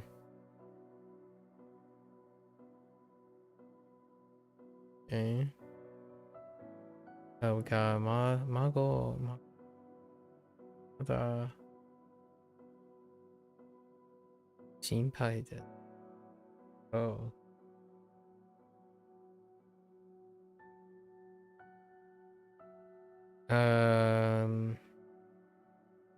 So this uses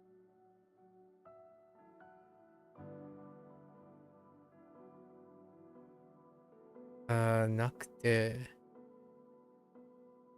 but it's okay.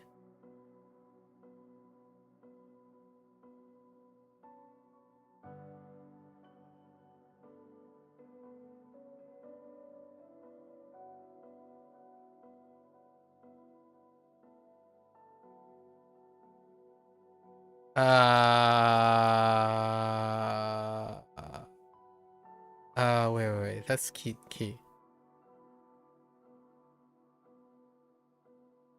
孫がまだ来ていなくて心配です。Okay.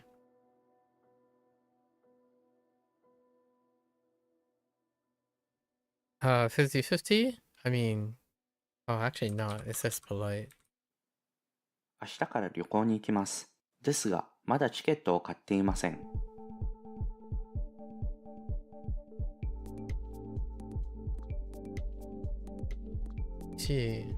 おいしい。Nominalization. Raised to noun. Ooh. Us. Raised to noun.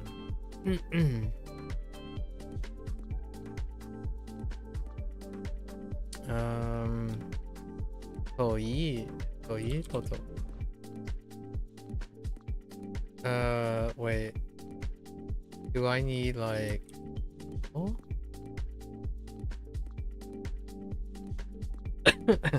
Raised to noun. Didn't hear that. Yeah.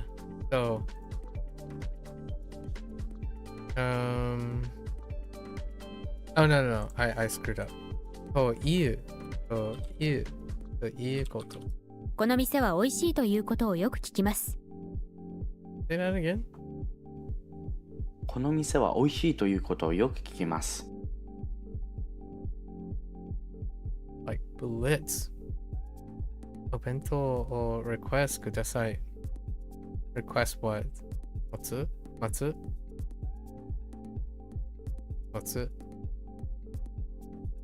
Old income. So this would be your 来るね。So 持って来る or not. Okay, wait, bring with you old income.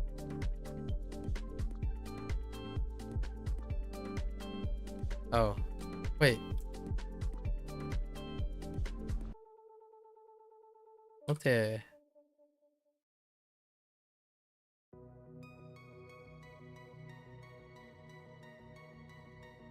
Oh, wait. Is this gonna be like...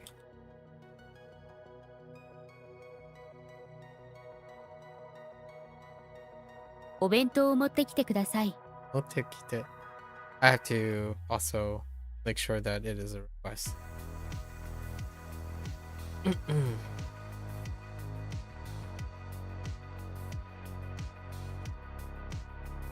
お客さんに電話を hang up. Oh no, call again. Interesting. Yeah, that would be the kakeru. Polite request. So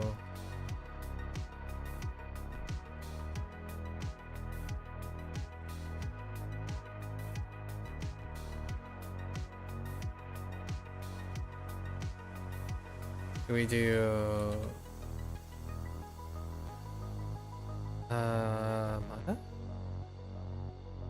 mata, but wait, hold up. Is it the stem? But we're making a request. A polite request. Oh no, wait. We can just do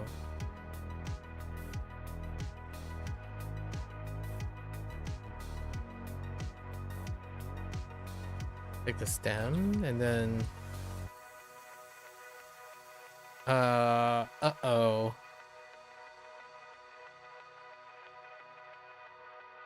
Oh no, wait. Is it before? Is it like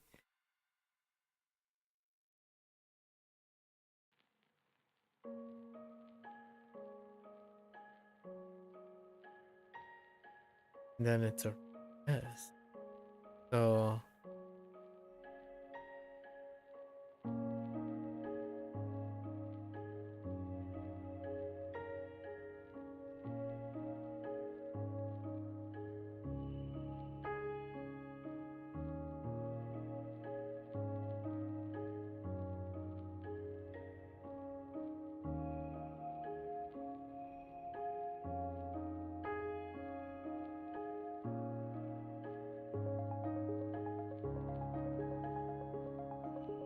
What is...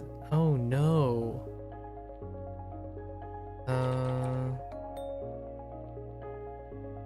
Oh no, wait. I can just do this.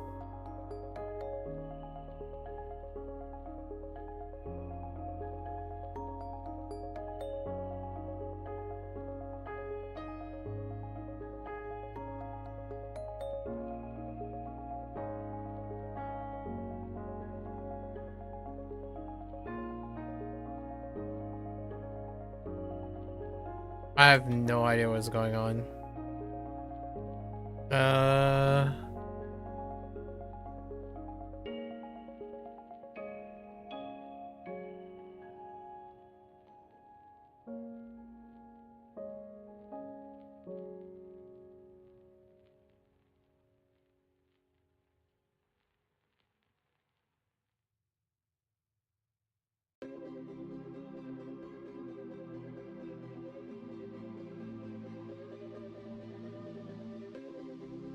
Madre la tía.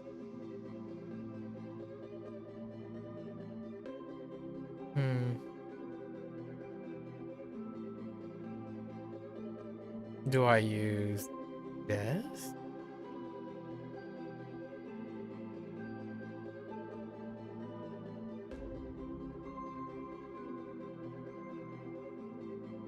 Iku? Oh no, that's to go.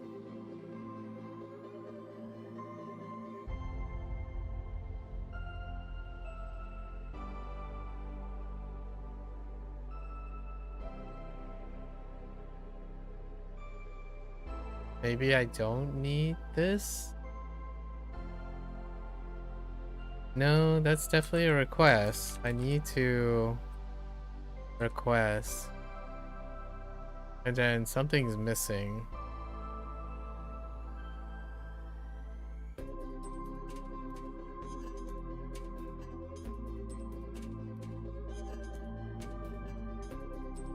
Which I thought was this.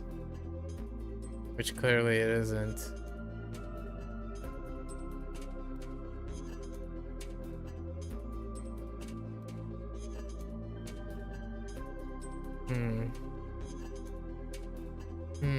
What way?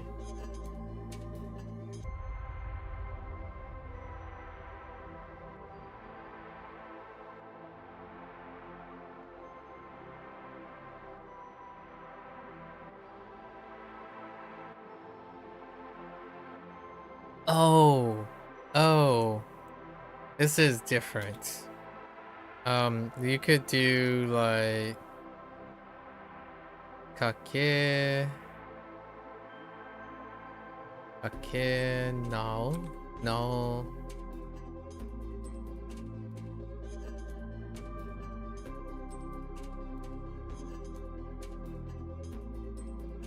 Shite? Kudasai? お客さんに電話をかけ直してください。Whoa, I went in a really different route. Holy, okay. Okay, that kind of threw me for a curveball.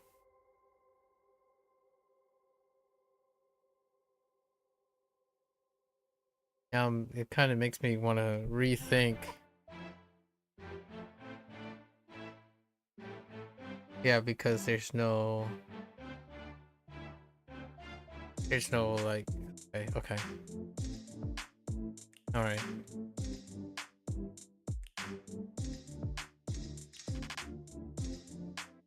Restrictive, so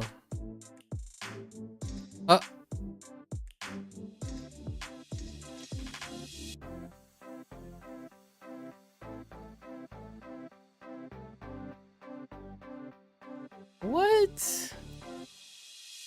Oh wait, do I need something in front? No? Restrictive means that I would need to made ni, right? It's restrictive. But I don't remember needing anything else. Oh no, wait. Oh, this is not the same. Not the same. We're talking about restrictive in the form of, and then I need to modify it no toki. 授業の時は静かにしなくてはいけない。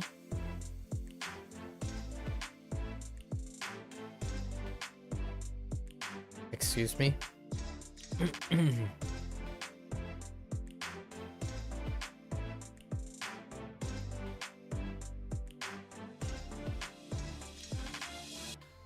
Right.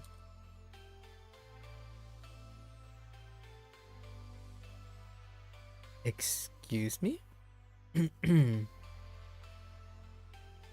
Are we doing... This is different. And how is this different? No, that's just conjunctive, so... Akanakute.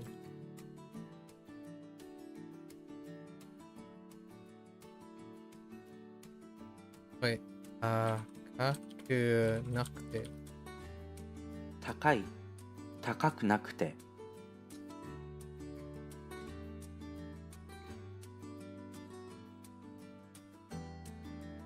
お母さんが子供と話している。あなたはだんだんお菓子を食べたくなくなる。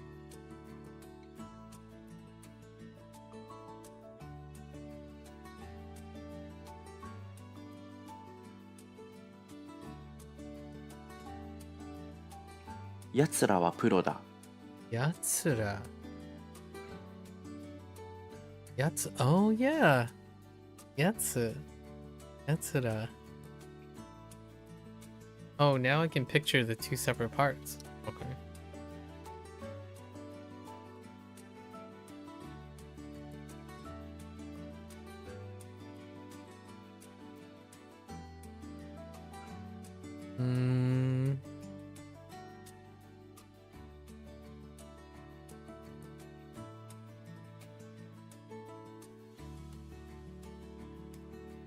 Extent is...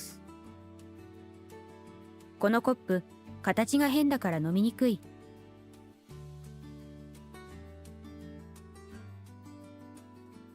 Oh, okay. またその夢を見たい。見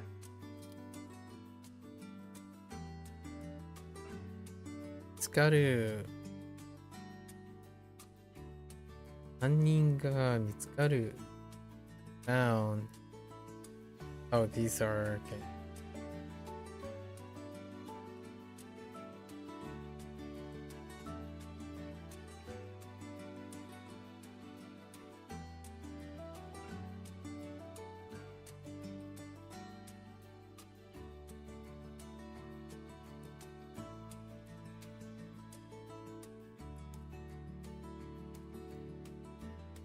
犯人が見つかった。 It's a go done. Okay.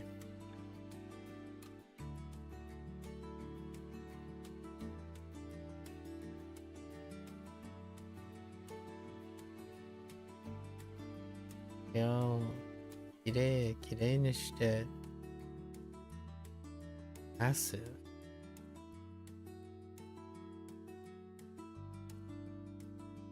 Passive. Praise. Passive praise.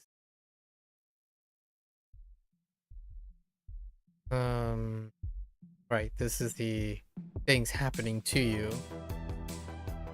Homera gareru. Pass. So 私は部屋をきれいにして褒められた。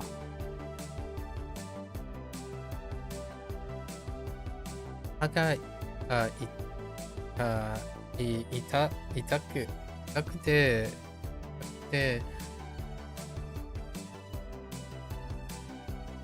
talk.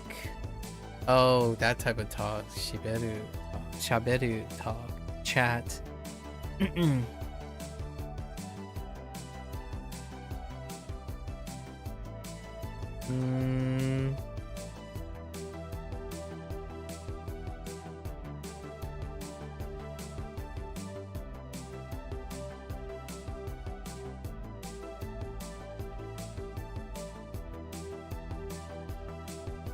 Chabe. Right. What?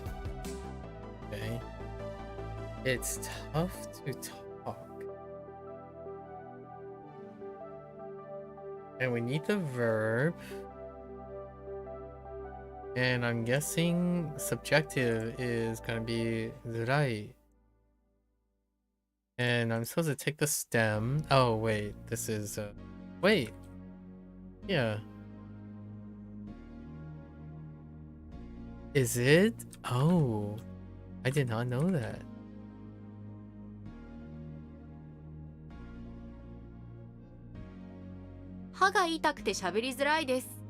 Okay. So not. Okay. Alright. Yet another verb.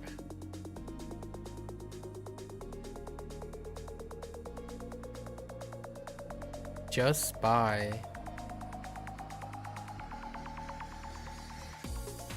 家族と一緒にいるだけで幸せ。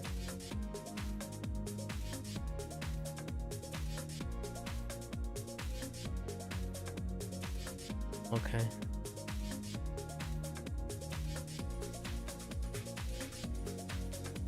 Okay.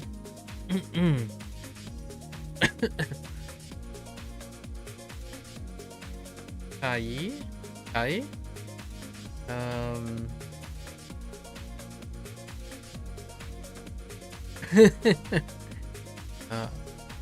Phrase? I don't know what you mean. Don't say your intent.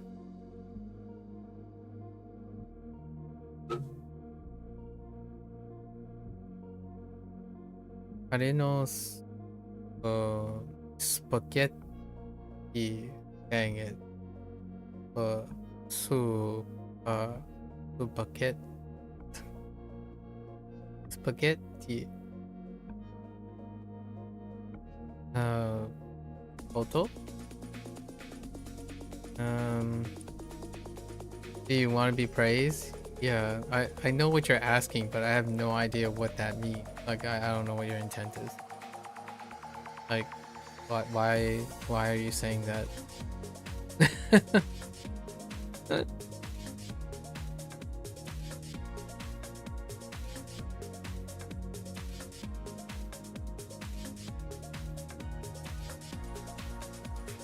Aberu. So we get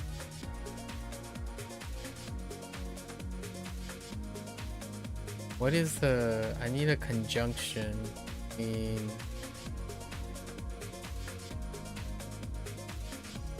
koto. I need a conjunction between koto and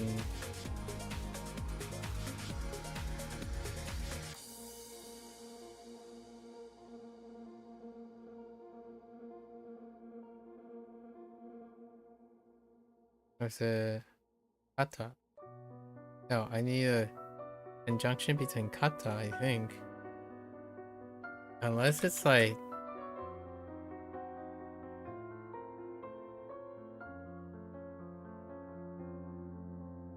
oh yeah, okay, I need a conjunction between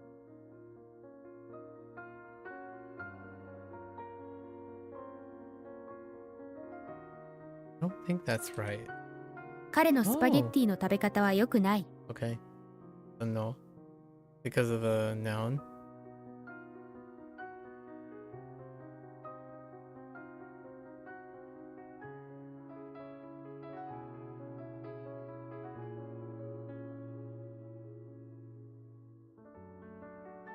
お昼までには着きます」。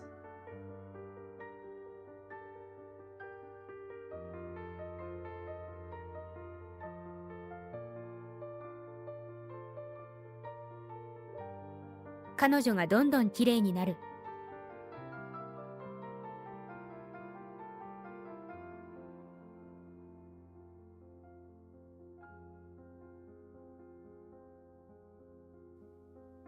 この音楽が好きだから踊りやすい。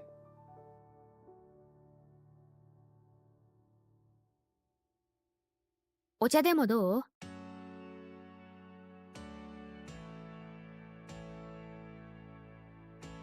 This reminds me of one of the lyrics from Sakana Action show, Sakana Action song. Nanda demo, nanda demo. Like when they were singing it in that very particular chorus.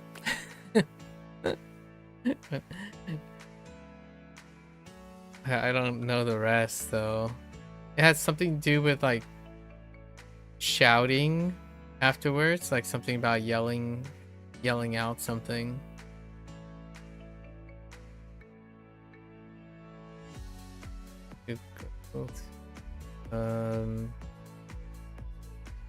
Nande ne? Was it the stem?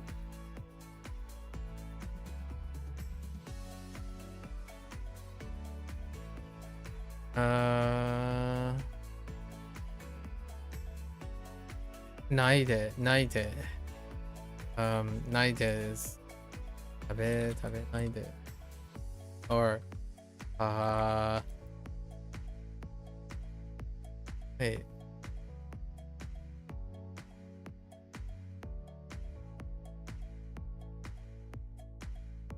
I really thought it was just the stem.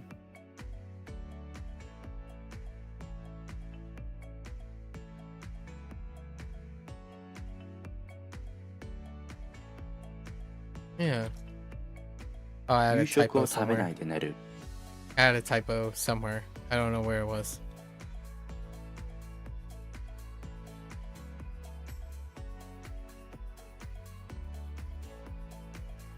Testo okeru kara enpitsu wo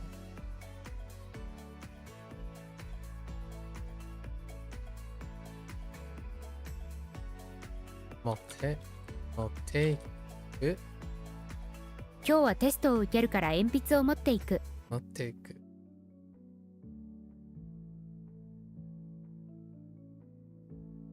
まず壁を塗ってください。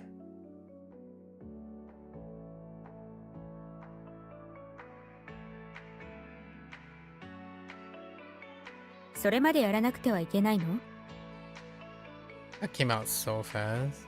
それまでやらなくてはいけないよ。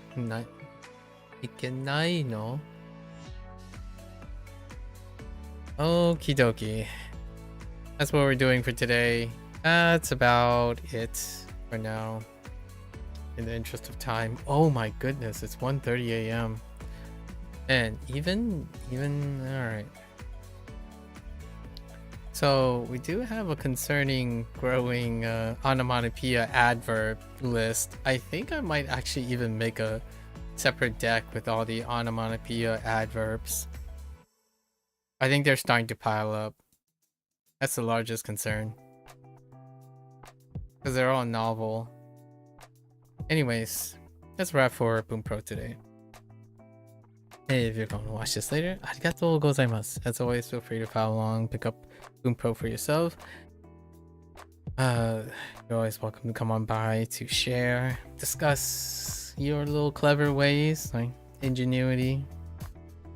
I think what's really interesting about the grammar is finding out all the vocabulary in this idiosyncrasies later down the road with the grammar explanations, and you kind of it kind of just reinforces the stuff, so it's kind of nice.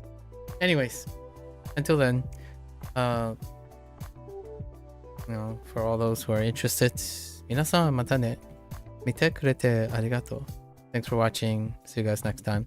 I'm gonna get up, stretch one last time, or not really one last time. I'm gonna get up, stretch, take a quick break, and I'll be back for HanziHero. Thank you.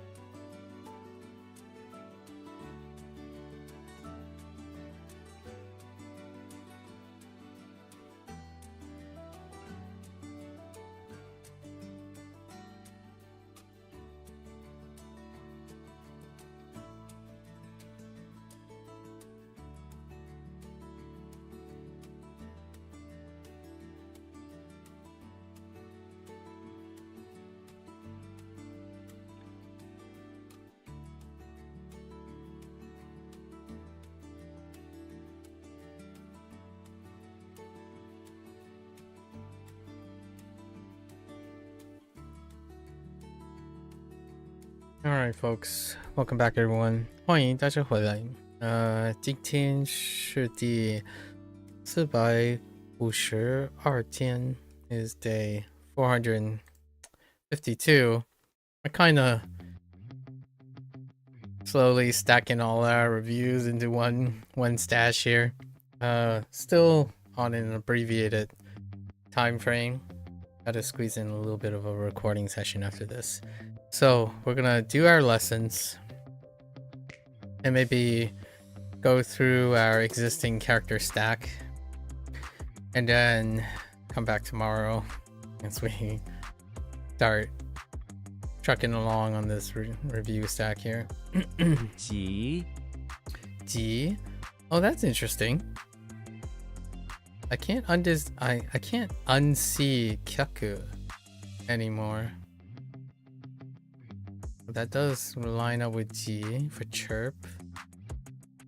T, instant or immediate. Maybe we'll line it up with the immediate here. So Jimmy is inside the house where he neatly heard a chirp from his robo bird alarm system of an intruder, of an intrusion by his arch enemy, something like that. Good enough. Ji Hui. Hui. That does not look like Hui. Alright. Well, strap in. The Hulk is in the bathroom of the beach house by the bay, looking to take a shower. The inside of the bathroom is quite dark, so the Hulk takes a miniature sun out of the swimming trunks. The sun shines dimly, so it is still somewhat dark, but he can make out a hit woman staring at him from the other side of the beach house, aiming her handgun at him. Alright, that's good enough. We're good. But taking a sun out of his swim trunks, though. Hui. It's fine. Gung. Gun.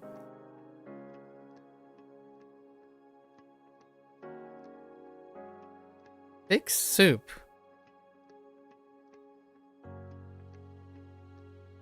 Yo. Yo, what? What is this nonsense of a character? Alright. I don't see the gun.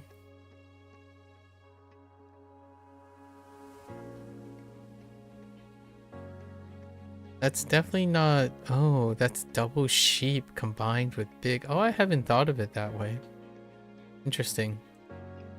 I don't know what to make of this.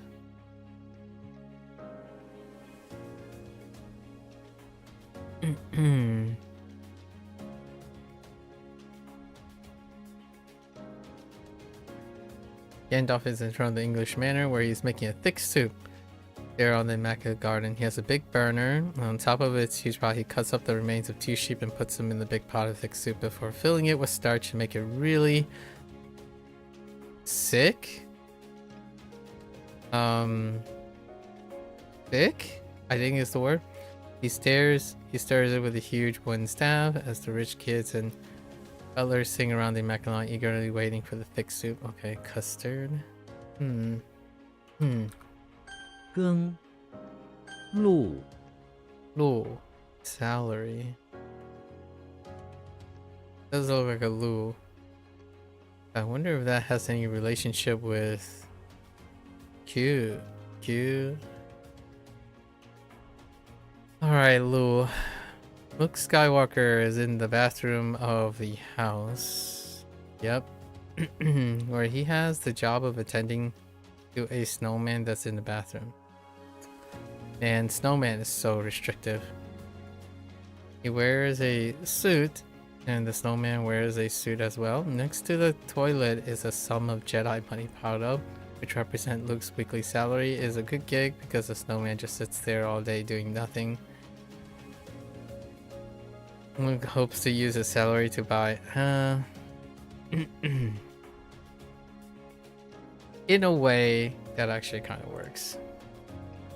路 I'll keep that. 指 We'll see how it works. 指 Chinese foot? Man. Alright. The English foot is with mouth on the left, right?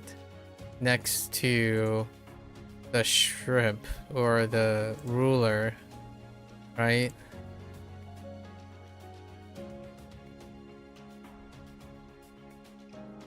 Hang on.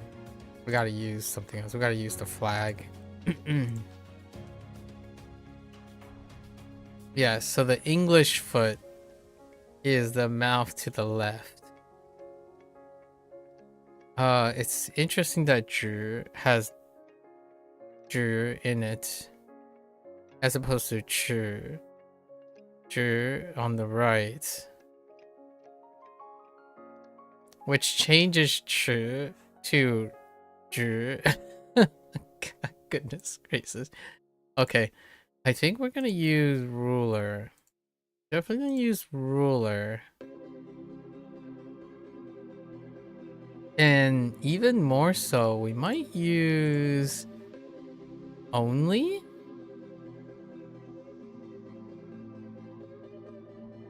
Yeah, only.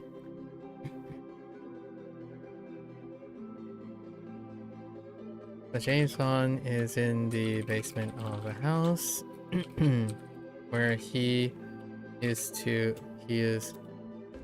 trying to prepare for the next mission.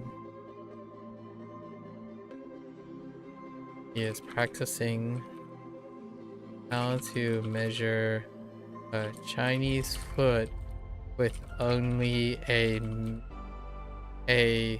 English ruler. That's kind of funny. James Bond in English.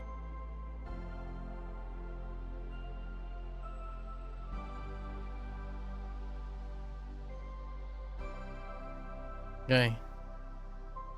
Okay. 指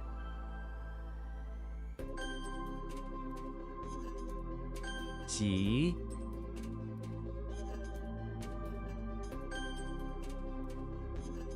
会 路 Ooh.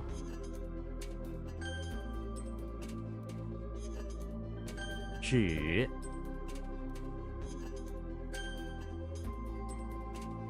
跟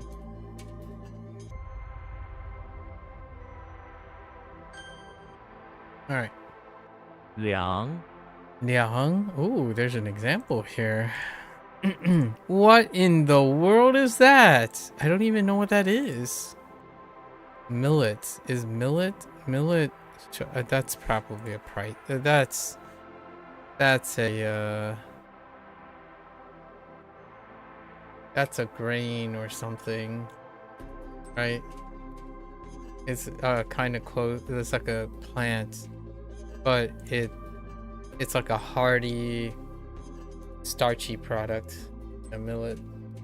And I'm guessing the other name is a very type. Yeah, a type of millet. Yeah, it's kind of like quinoa, but it's not quinoa. Oh, no, okay. It's actually different. It's a group. It's a group separate from millets. Boy. I have not consumed, not that I'm aware of. I have not consumed a millet or a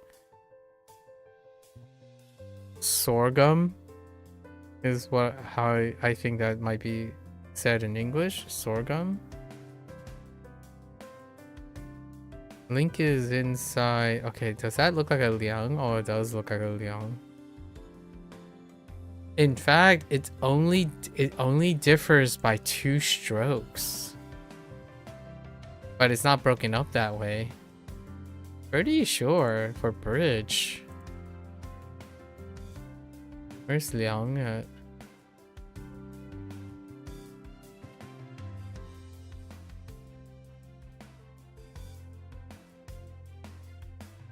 I think I'm going crazy now. Could have sworn it's really close to Liang by like 2 strokes. What did I click on? Sword. It does have sword in it though. Or wait, is it considered blade? Where is it?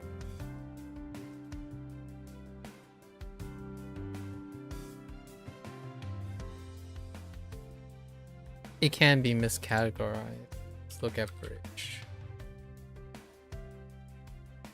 Yep. Yeah, it differs by 2 strokes, but that's not how it's broken up. Interesting. Yeah, look at these. Oh, it even has tree though. There is a tree. Tree and then... Oh no, this is a different character. Oh my good. Okay, well, alright. Well, this one, if you add a tree, it becomes a roof beam. But the bridge differs by 2 strokes. Man, if I don't look carefully... Oh no, I would, because it's identified as one radical. This is the rice radical versus the tree radical. That's crazy. Alright, Link is inside the chapel where he works with a priest to make a holy millet miracle. Alright. He takes a sword and cuts the floor open near the pew and inserts only... Where the heck are the fins coming from? Are you saying these are fins?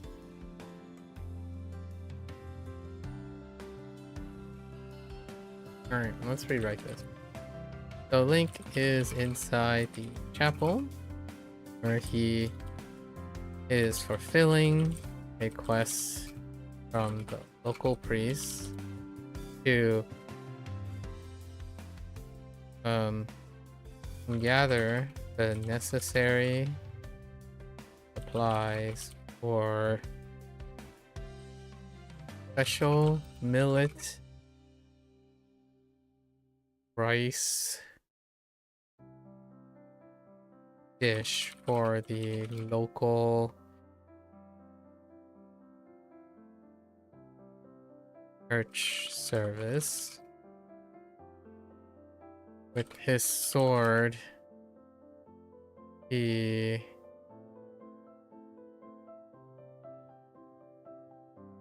cuts millet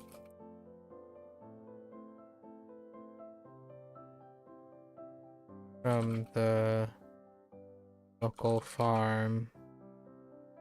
They drop in, spray across the ground.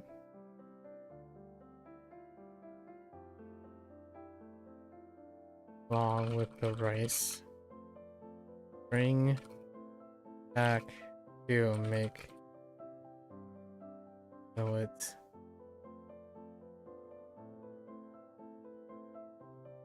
soup. I don't know where I'm going with this. It's okay. Good enough for millet.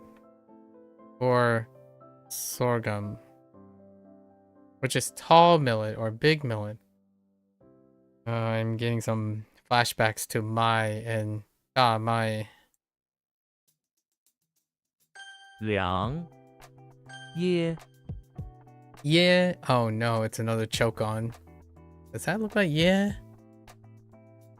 It does look like yeah. Actually, yeah is one of the weaker ones. Or yeah. Yeah is yeah. The right hand, yeah. Right? Give me yeah for 500. Oh no, it's not yeah. It's slightly different. Oh no. Oh no. It's not quite the same. Crud. Oh, my brain is fried from this. Okay. I feel like there was hill.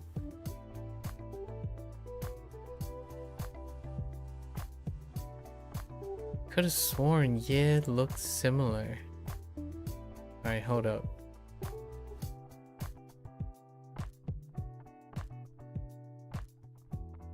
Oh my goodness, it's not even close. I remember hill was part of it, but I don't remember the rest. Oh no. Okay. Alright, this is kind of unique. Let's pay attention here. Yoshi's in front of the... Wasn't there like a different choke?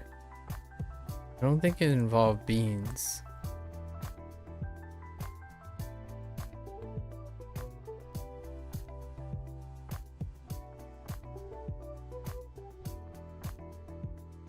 Okay. Alright. This one's tough. She's in front of the electricity plant where he's wearing a glowing electric crown and sitting next to the soldier short. They both are on break and take turn eating beans. Some of the beans get stuck in the mouth of Yoshi, causing him to choke on them. The soldier punches Yoshi in his white stomach, helping him get rid of the bean he was choking on. Yoshi gives soldier his electric crown as a token. We could reverse it. It's fine. Either or. Yeah. 瞧 Qiao. Haggard. That is certainly a word.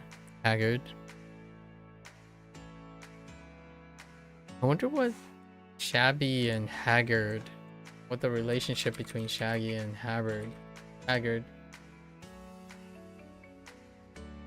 Oh, gaunt, yeah.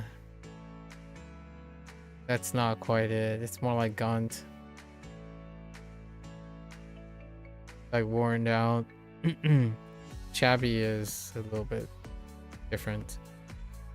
Possibly a pivot to disheveled, but everybody's inside the bar and lying on some hay, looking haggard. The turkey keeps on pecking him, exhausting it. Eventually, he's so haggard that his soul slowly begins to leave his body, haggardly floating towards the ceiling. No. Kirby just swallows the turkey whole, you know, and back to full form. 瞧 And it does line up with Qiao, right? What Qiao was it? Charred? Or burnt? I think it's burnt. Maybe not. Oh, no. Yeah. Wait, where is it? I swear there's some sort of burning of turkey. Or it could have been burning of something else. Oh, it could have been sheep burning.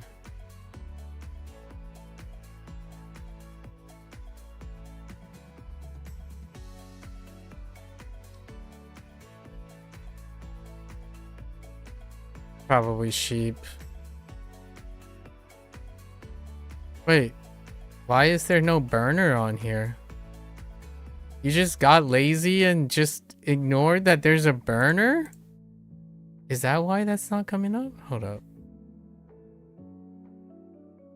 Okay, things are kind of getting wonky near the end. Oh, it's firewood, not burned. Okay. So, yeah. And he just swallows it anyways. Firewood.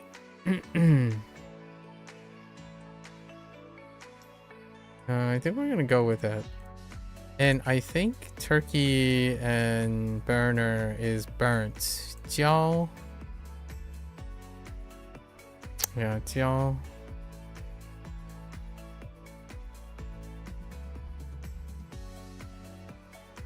It's fine, we just stick the turkey onto a burner and consume.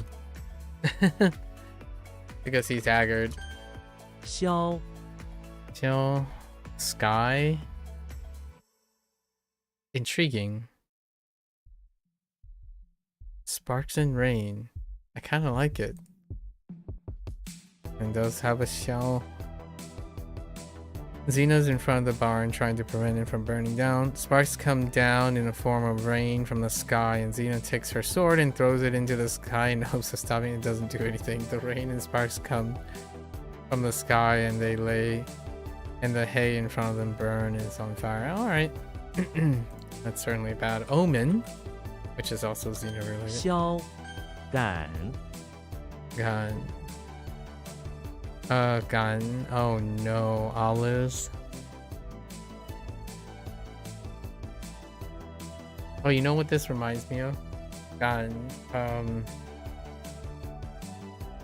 Dry olives. The dry olives are fantastic.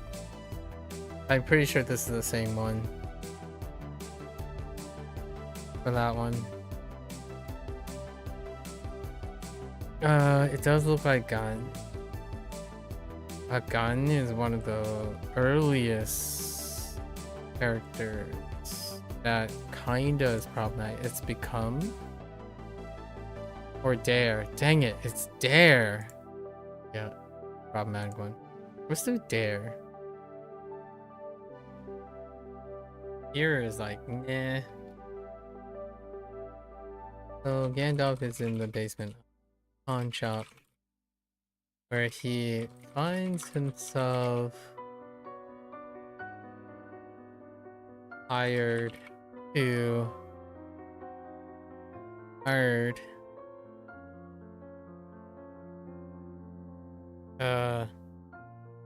so there to demonstrate how he can grow an olive tree underground. His magic ability.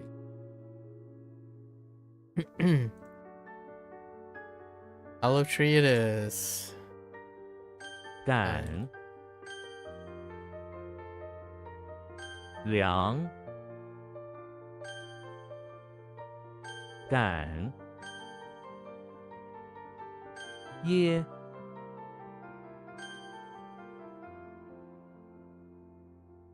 萧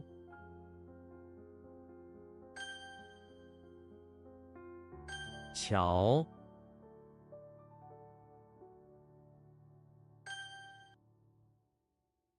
乙 That is a Yi. Barbarian. Surprise. There she's inside the living room of the house, sitting on the couch. He notices a mouse sticking out of the corner of the carpet and is quite surprised. He throws one of his spotted egg at it, and out comes a barbarian that was hiding in the corner, as that was his mouth. Now Yoshi is even more surprised. Even the barbarian is a bit surprised that someone threw an egg at him. I think that's good enough. 乙右 Pomelo. I don't quite remember what a pomelo is. Is it like... Oh, okay. Dude. Yeah, it's kind of like a grapefruit, but sweeter. Dude. There's so many fruits. It's like a grapefruit, yeah. There's so many grains, so many fruits, so many trees. And help. You got a tree. Oh, you have a pomelo tree? That's cute. Do they grow? Are they hardy? Okay.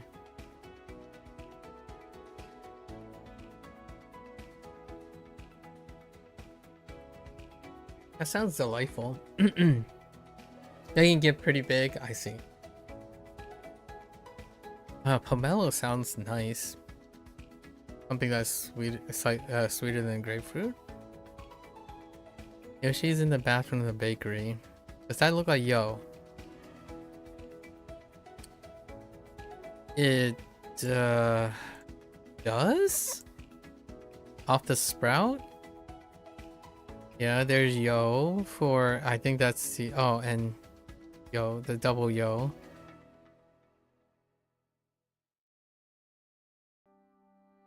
Okay. Up to is bad.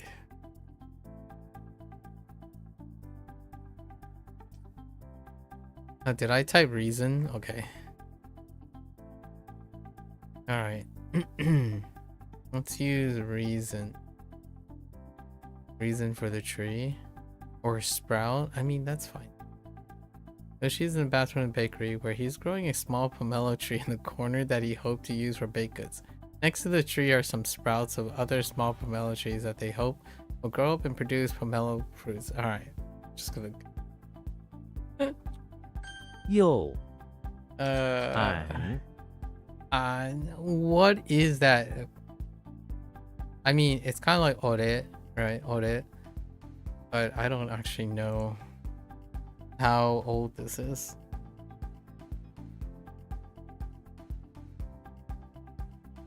I don't remember what the other ones are. It's yen, yeah.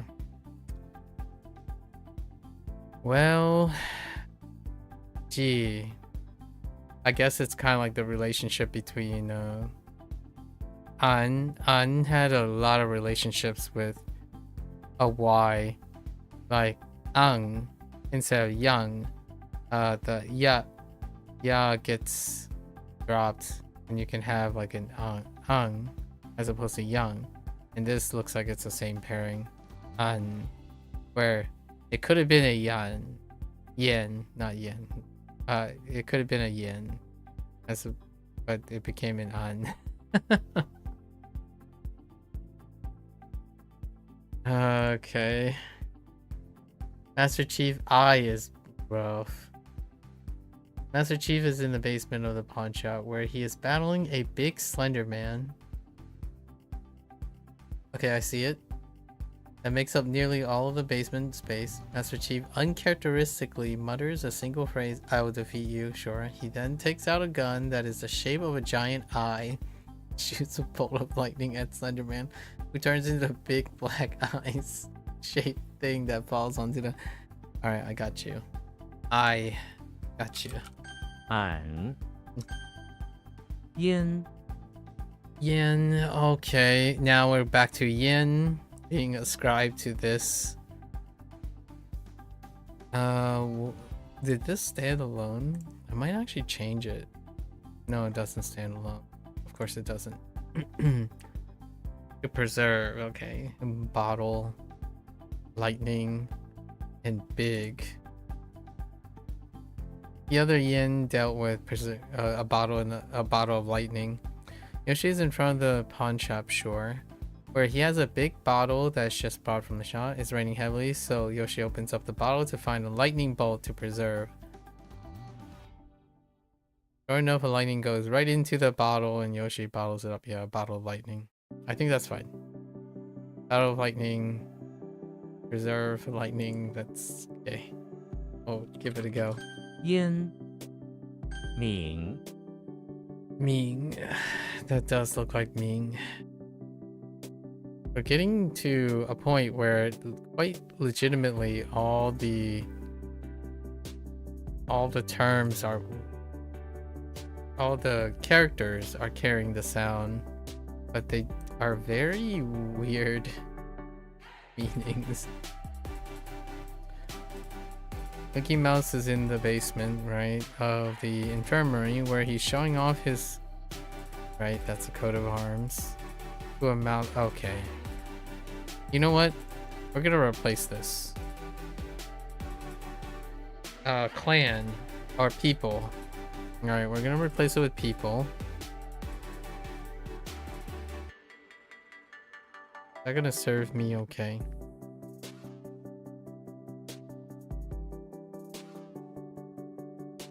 Kind of okay.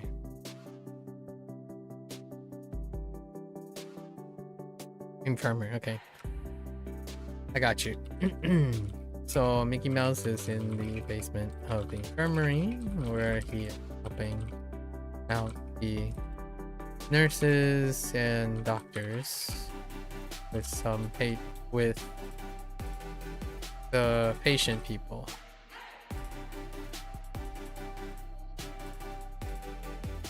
Pursed lips.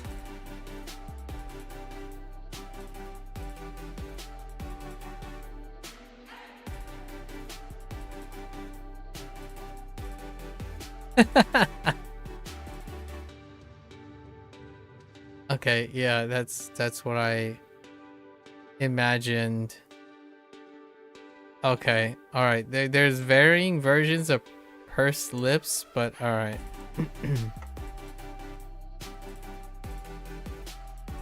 He purses his lips and place a finger on his pursed lips to silence the patients in order to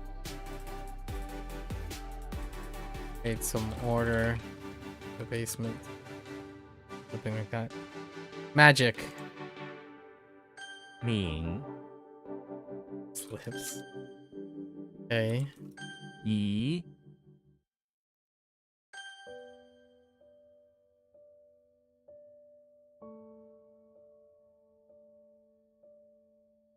俺 That's gonna be a 敏右烟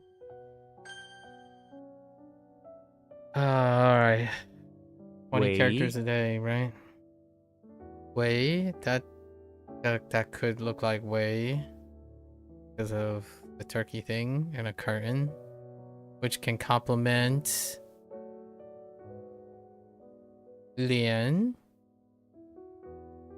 Do we have Wei Lian? Oh, okay. Wei Mu works too.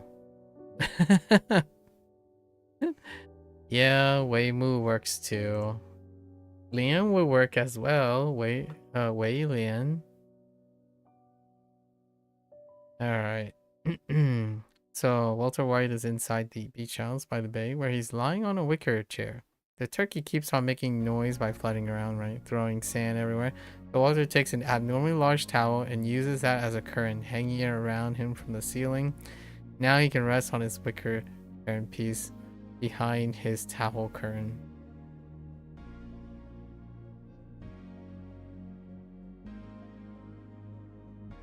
I don't know how I feel about that.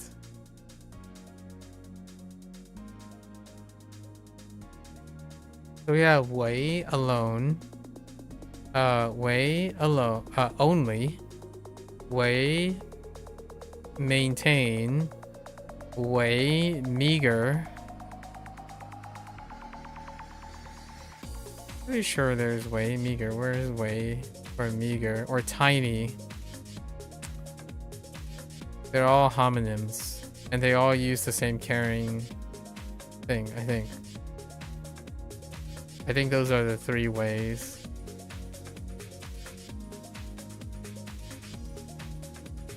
I'm missing one. So there is Wei only, and there is Wei maintain. Is that really only it? Is that it? I thought tiny was another one. Tiny might have been mountain. Wait.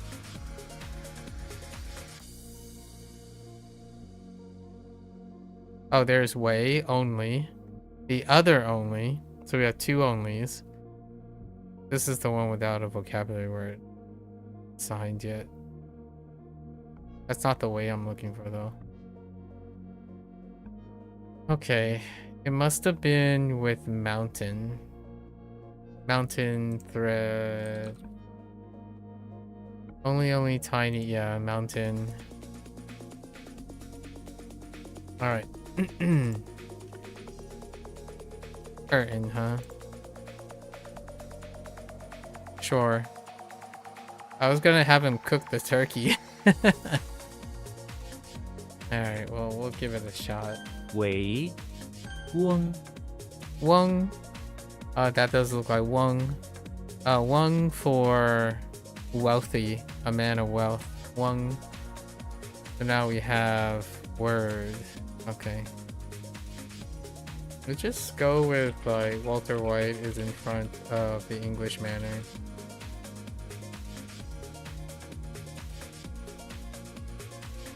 Where he is following the buzz about a man of wealth hanging out in front of the English manor, to whom he may exchange a word of mouth about his product. Speaking of Walter White or Cranston, Malcolm in the Middle. Malcolm in the Middle is the thing again. Where's the Hoang? It's straight up Hoang, right? I don't think there's anything else next to Hoang. Here it is, Hoang. Oh, it's elderly man, not man of wealth. That's part of the vocabulary. About an elderly man.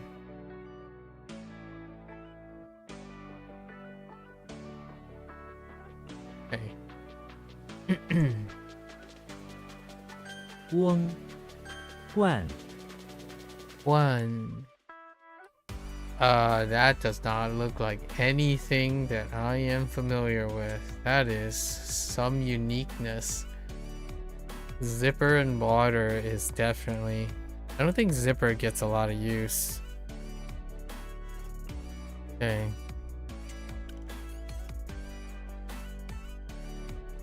Okay. One. Goofy's in the bathroom of the pawn shop where he's washing a vintage zipper he just bought in the bathroom sink. Goofy uses his paws to wash with water the rusty zipper that he has placed on top of a dish inside the sink. Alright. We'll see if that sticks. Hoang, Boom.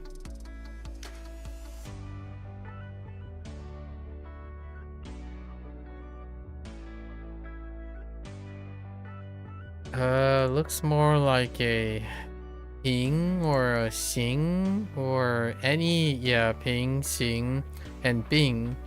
No bung. Bung is the exception, along with kai. Yeah, all of them is a variant of ping, bing, and xing. Bung, say. Bart Simpson's in the bathroom in an English manor where there's a small road going through the middle of the no. Spurts.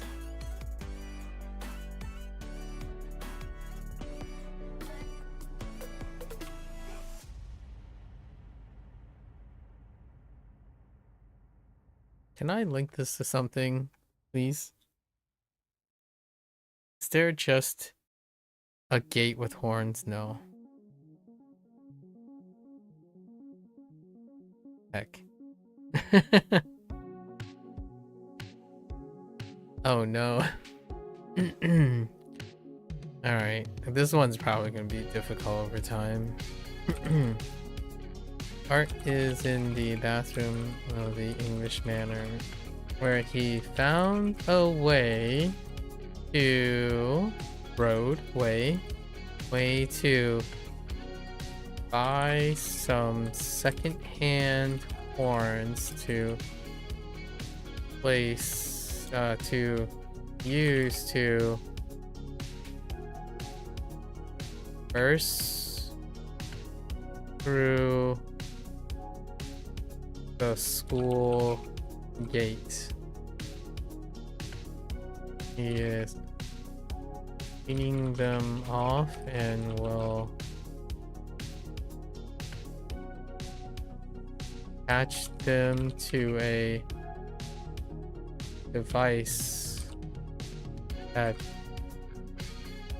spurts forth with enough force to ram the school gates. Okay. Hoang, Wait, that's the English manor. Heck. We'll use the manor gates, the English manor gates.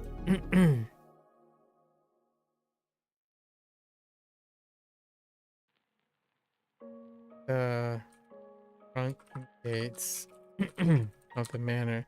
And no buying, just found a way. I thought it was pawn shop for a moment.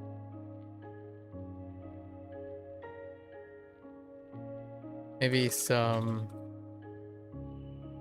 ornamental horns in the bathroom.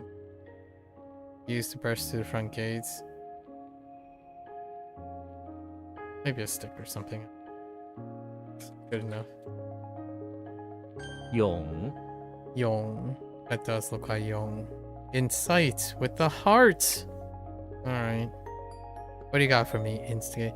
Yoshi is in the basement of the temple where he comes across a smoker in the middle next to some relics. A heart jumps up to Yoshi and incites him to action. Okay.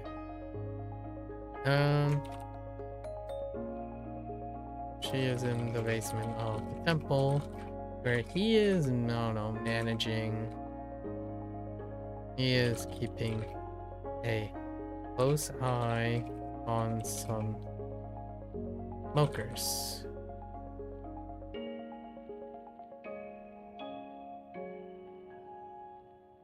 While other monks in sight.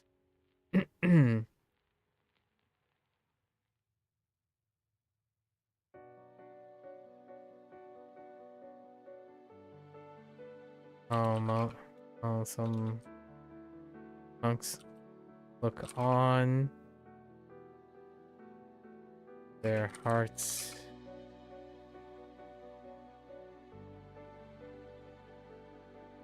can't wait to see what's in the smoker.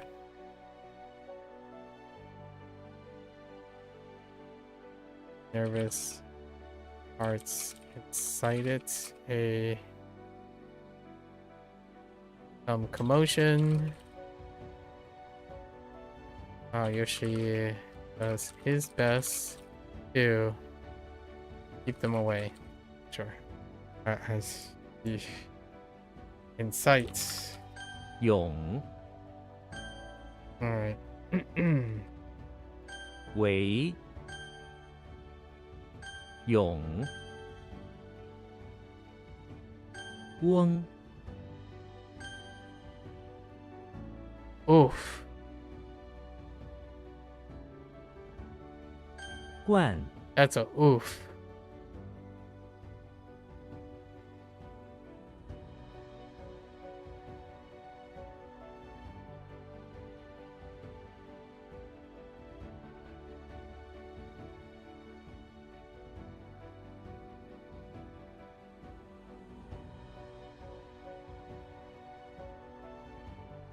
I have no idea.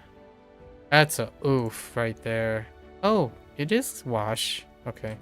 We'll just use clean and stuff too.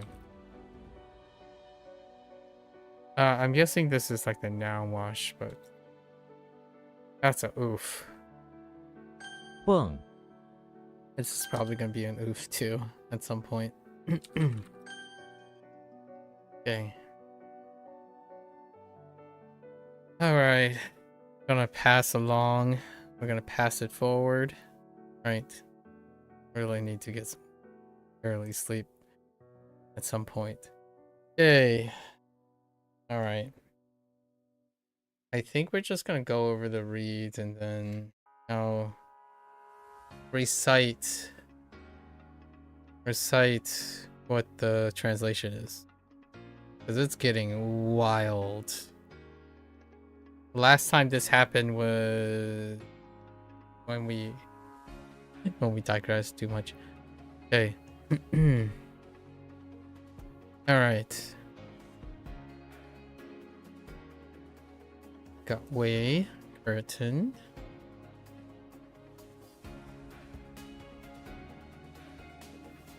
Xiao. 香 sky. 汪 Buzz. Yo, Pomelo. Gang. Olive. Xiao. Haggard.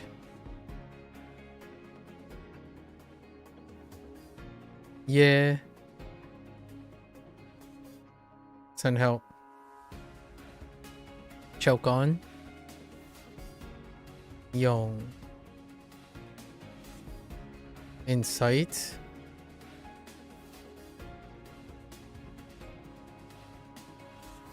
Yin. Reserve. One. Wash. Liang. Death. Millet. On.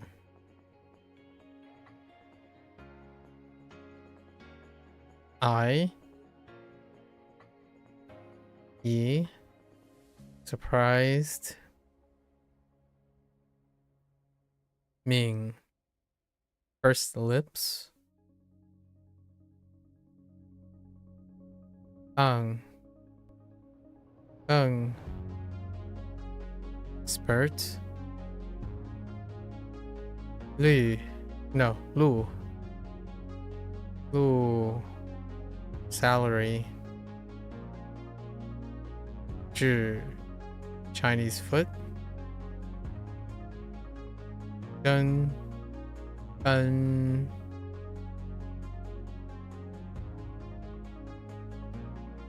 Thick soup. Wait. Dark. G.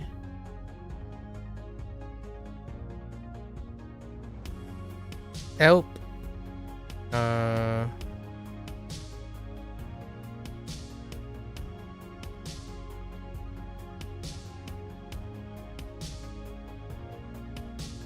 Chirp.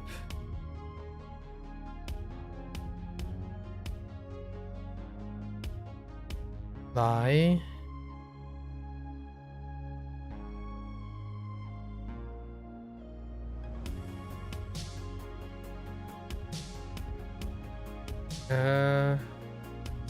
No, it's lie. Lie, squint.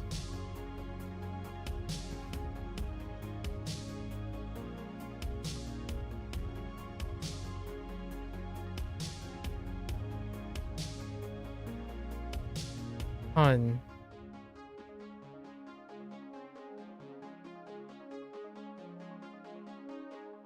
On something about spraying a mist or an umbrella to prevent it.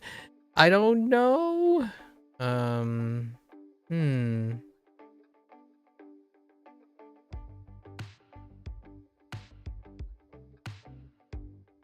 Vast, dude. Vast is so hard, man. And for vast, okay. Going vast utilities. Vast utilities. Mist spray. Okay.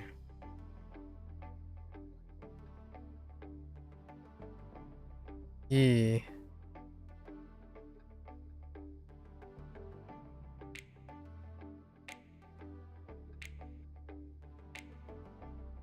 Big. Again? Wait, I don't know how I'm using this.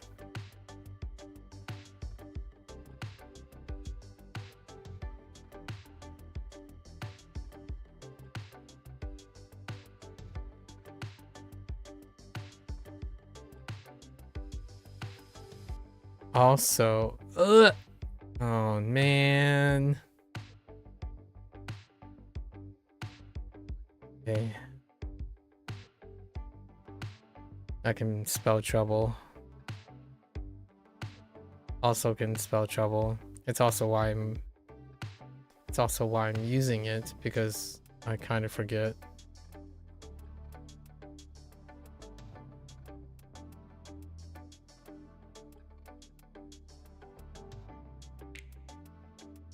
And I changed something about the left on this one too.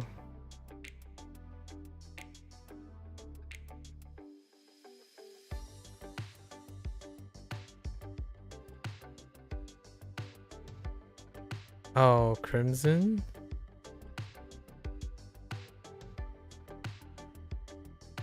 Red Foreman.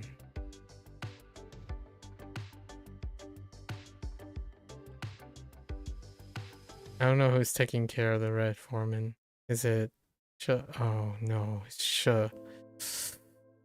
Oh, is oh goodness.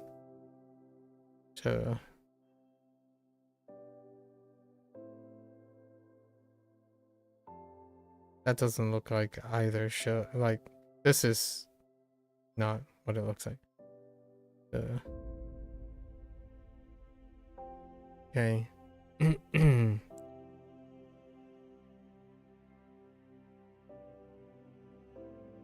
This doesn't look like what it's supposed to be either.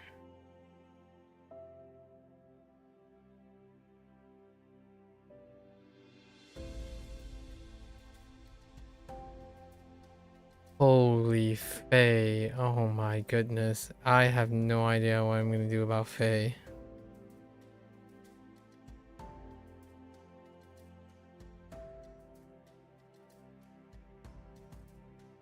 Okay.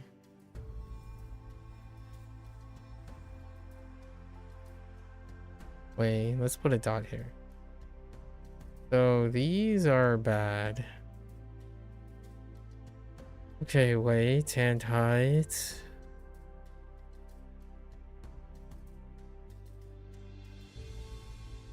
I'm gonna say tool or powering. Oh wait, it's tool. Really?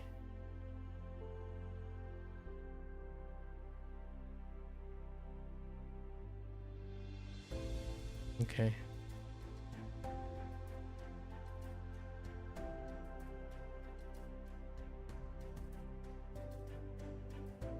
That's likely a problem. Okay.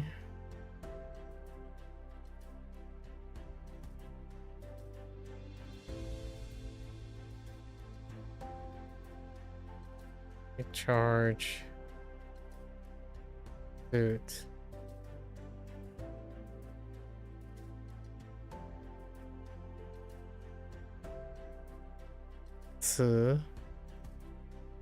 Ancestral Hall. Hua.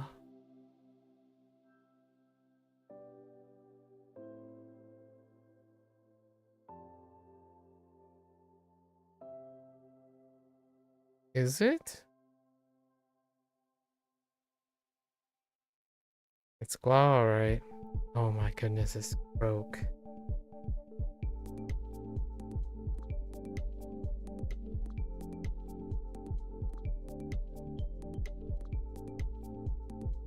Okay. Chinese bears. These are gonna be the ones I'll refresh tomorrow.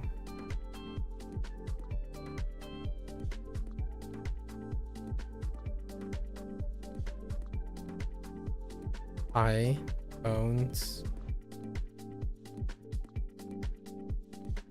Hoang.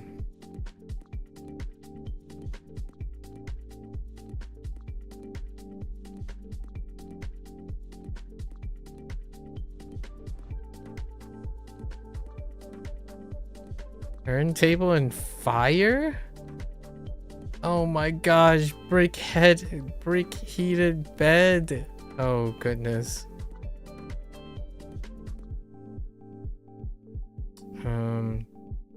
When I think when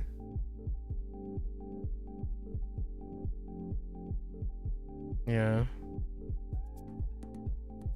What about taking a break, slip out? Okay.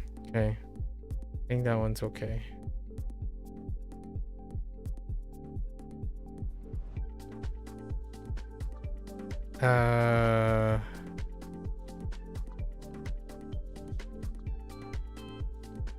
guess Jing. Jing, oh dang it. Got the G. Jing for pacify.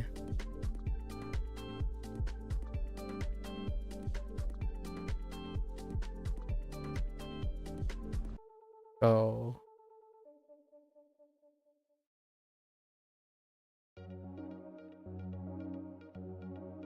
Something like careless. Okay.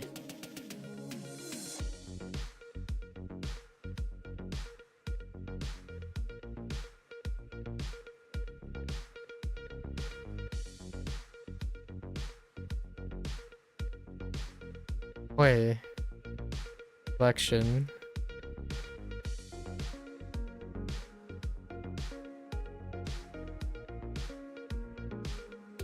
This one's rough. Ciao. Right? Or is it Xiao? Xiao, okay. Precipitous, that's fine.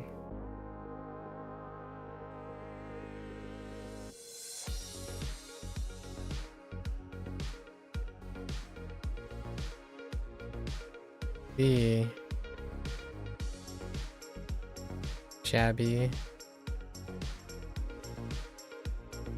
Cool.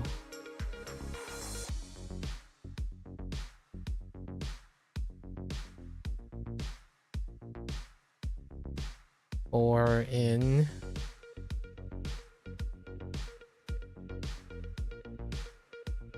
G. Draw. J. Pick out or pick.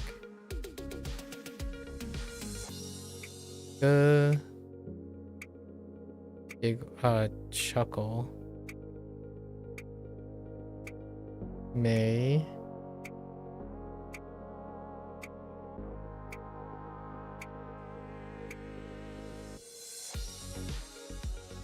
The thing on top. What is it called? It's the thing about the fireplace. Lintel. Kind of like a mantle, but on the top, a lintel. Okay. Young. Warehouse.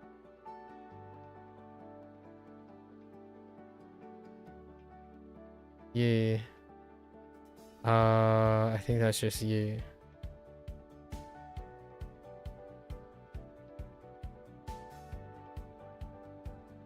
B.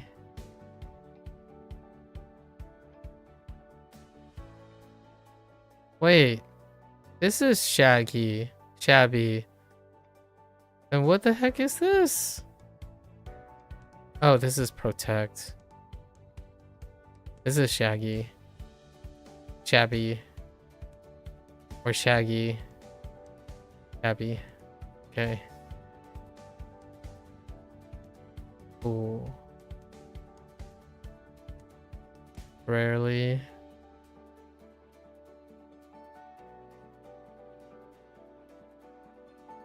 Law. Cheese. Cool.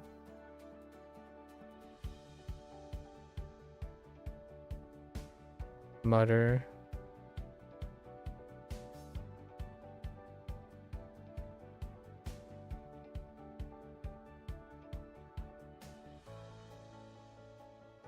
Yeah, heck.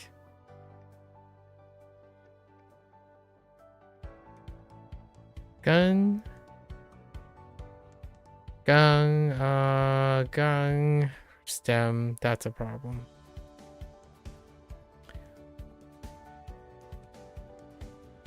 Yao?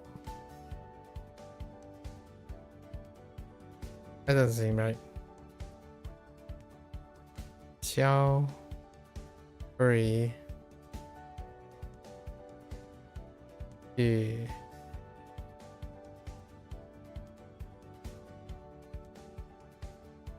Chew.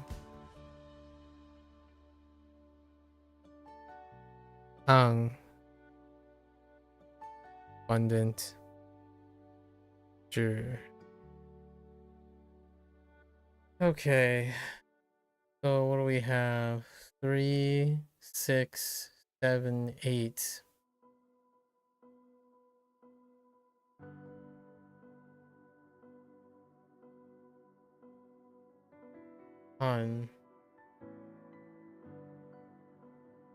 I got lost at the vast utility. Okay, so the spray and mist, vast utility, feathers.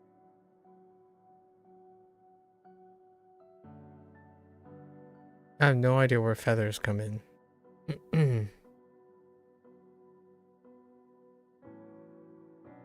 Feathers and an umbrella. Be like a feather umbrella. Yee. There's not much to go on there. Maybe a bunch of things that are also big. Big this, big that. What does that mean though? Yeah.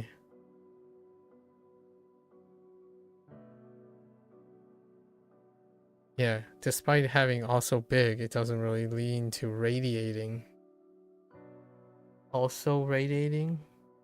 Things that are big also radiate? E might need to be connected with something else.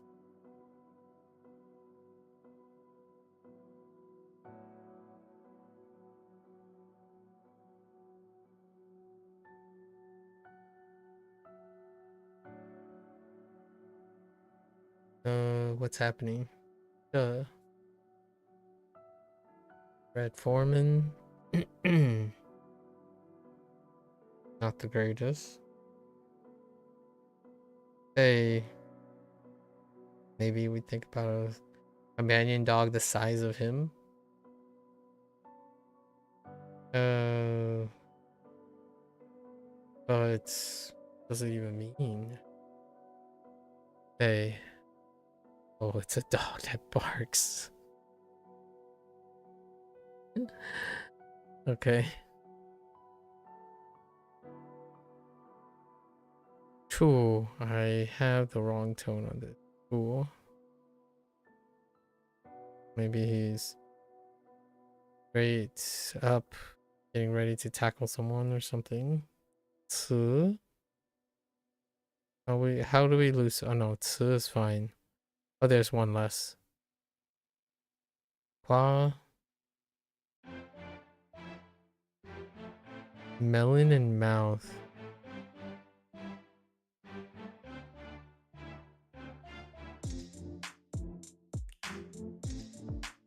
That's just terrifying.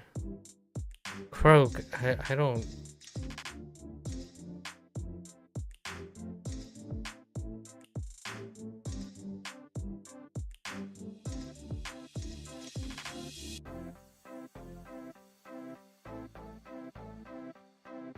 Yeah, what I written for this is not great. Maybe he made a bunch of croaking noise after trying to stick a huge watermelon in his mouth. That might be okay. Hoang. Brick heated beds. Yikes. And then gung. Gung for stem. Oh no, wait. I think that's not even gun, it's gun. I remember now. Let's create the stem with the face. Alright. I guess we'll come back to this tomorrow. Alright folks, that is a wrap for today. We're slowly but surely spiraling out of control. Although this won't last forever. Right. Granted, there's still like 30 days left.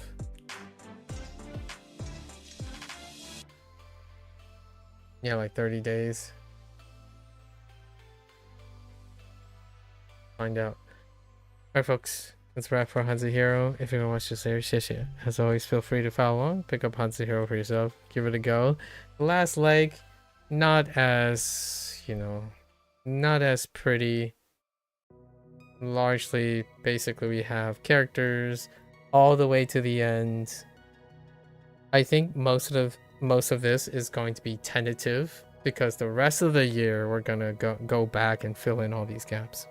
I think so far at least 70% of it is they're homonyms in some way, shape, or form. They're either going to reflect homonyms in the way they look and sound, 70% of them. The other 30%, there are synonyms, right? But the synonyms are kind of the cheapest thing because we have so many meaning right now. But when it comes to visuals and sound, that's what we're kind of working on, and then we're kind of tethering it to some meaning for now. But the real work begins, in my opinion, when I go back and add the vocabulary. But we're just kind of experimenting and exposing ourselves to all the remaining characters. Kind of interesting because you can probably get a sense of this, right? This is probably, oh, that's pi as opposed to bang. Which pi is this? This could be Lu or Gui. Oh, Gui? Oh no. Could have been Wa as well. I'm seeing if I can guess something. Oh, that's another Jiu. Okay, some of the next ones are kind of weird. So this is Yuan, Hun, not Yun. Okay, so not all the time it seems. This one, Jing. Yeah, this looks like Jing. This could be Ci or Si. Yeah, Ci or Si. So you can kind of get an idea. This is Jun or Suo. Yep, those are the two choices. Sao. Yep, Sao in the beginning. Sao, and could be Pa, Po, or Pa. Right? Tan, Wo. Oh no, all of that is out of the window for that one. G. A G of some sort. Right? Ho of some sort. Wan of some sort. Yeah, you kind of just get Wu. Qi. Yeah, Qi would be good. Jiao, some sort of Jiao. Some sort of Peng. Yeah, so you kind of get the idea of, at least in Chinese, this definitely does not work in Japanese, obviously. So you kind of are down to focusing on attaching the sounds to this stuff. Yeah, all of these, like Tuo, that's fine. Fu, right? Fu again, or Fei. Jiu, right? Or Jie. Jie. This could be Huo, Duo, Bu for sure. Ying, right? Ying for like twins or pairs. Or no, baby. Qi. Qi for like moreover and whatnot. So, yep, Li for sure. So that's kind of what we're working with. Lots of sounds. It's like, oh, you can kind of read it and then you're going to figure it out later in context. Yep, that's how it is right now. Alright, folks, that's a wrap for today. We're going to watch this later, right? 谢谢. Until next time, 大家下次见. Thanks for watching. See you guys next time. I'm going to get up one last time, take a quick break, walk around a little bit. And I have a short recording for P5X. So I'll be back then. Thank you.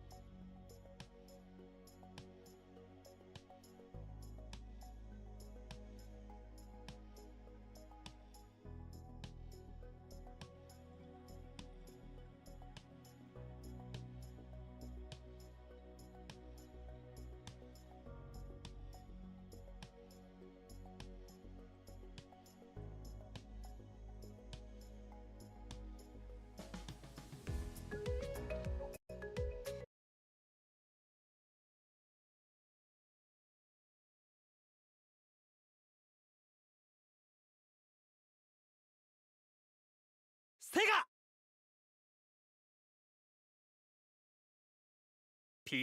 ラック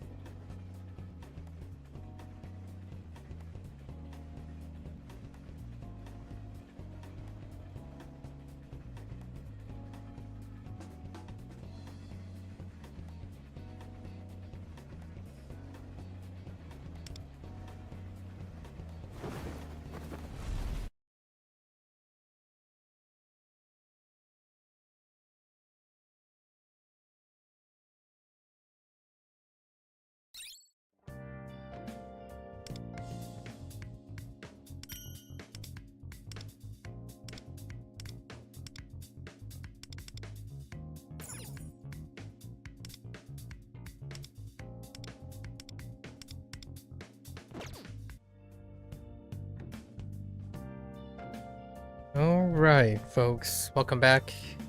As arranged, we're going to cover the second part of the Trial of Thorns. It's a relatively short thing. We're in the kind of the 2-week lull period that is very characteristic of P5X at this point. In less than a week, Akechi is going to drop, right, with the part 2 of the Crossroads of Faith, the laboratory arc, the conclusion of the laboratory arc. And then we head into our 4.0, you know, the new thing, this thing, right? I'm looking forward to this because the last time Shizuko, the little arc that lines up with the setup for Manaka Nagao, you know, Ange was introduced, which her story was set for the very beginning of P5X, so it's going to be great now to know that what is like the center character, like possibly a central character to the next ATLUS, and I'm really looking forward to that. It's not for another 3 weeks though. Something like I'm really anxious about. It's been a while since I feel like, oh yeah, I can't wait a week. So, you know, you diligently work at your stuff while waiting for the next update. Also, it was kind of interesting to see all the 2nd year anniversary thing in the CN servers, the CN and Korean servers, and with the introduction of the ascension of Motoha. Right, I think they're tentatively calling Motoha like Radiant or something. She looks fantastic, and obviously, finally, the introduction of that character that's been teased for a while, the purple-haired character, neutral gendered character. So that's interesting. I don't recall their names too much, but looks like she got to glow up and highlight another highlight-based character. Now the question is, what's interesting is Ange is supposed to line up with the 1st anniversary. Ange was the 1st anniversary character in the CN and Korean servers. However, now the 1st anniversary is quite a bit after Ange's introduction. In fact, it's even after like the P3 thing. I think it's after Makoto Yuki, and I think Yukari is after Yukari actually. So I'm kind of curious what they're gonna do for that. Then I saw a bunch of the banner selection things that are going on. It's kind of neat to see how they celebrate the anniversary, because this would be technically the 1st anniversary. It looks like there was a bit of bugs going on in this chapter, which dealt with, coincidentally, Motoha, but summer Motoha, and I imagine this has something to do with it. Oh no, this is just lots of birthdays. Oh, it happens to be Motoha Arai's birthday as well. Sure. Some people's scores and stuff were affected by it. Anyways, very short, and then obviously this is the second week. It's only been the second week of the trial of Astrolabe. So I did do the problematic Stella. Just to quickly overview. The problematic Stella was this one. And it wasn't as problematic because this is a group, so it was an AoE thing. The previous technical one, I don't know what it was. I think it was only 2 units. So we actually managed to get to use Panther. Panther for this. So we did a setup with Panther, which you can trigger a technical off Panther's burn, which is interesting because we relied on Wanda. I relied on Wanda to trigger the technical. You only have to trigger a technical. So it didn't mean like you have to trigger the technical on the character on all the targets. I might have misread that the last time there was a technical. So it was fun to see that. And during the last poll, right? Last time I did poll for a turbo, and on the way to pulling Turbo's weapon, we did ended up getting Otone's, I forgot her character's name, her 5-star weapon. And it looks like there are a bit of nodes that work on her unique thing. She actually has somewhat of a unique thing. What is her code name? I think it's just Kotone. So, oh, Mont. Sorry, Mont. Mont is her code name. So, her weapon, but her skill, this has something to do with remaining HP. So there's actually a node that does remaining HP. And she can be very useful in that way if you have an extended like round or bout where the enemy has like a minimum HP and it's below 50%, because she can get a missing HP up to 26.4%. And because we got her weapon last time, it's actually quite effective because it increases her crit damage. And when she resonates, so she's like my only source of resonance right now as a single target. So the nodes that are available in the Astral Lab, there's 2 that deal single target. There are resonance, the last resonance challenge from the previous Astral Lab, it was a group thing, so she wasn't very useful because, again, largely only single target with her larger attack, with her strong attack, right? But she's quite good as a resonance source for a single attack because of her weapon. Her weapon dramatically makes it possible. Anyways, I thought that was a great highlight, something a 4-star can do. Anyways, to go back,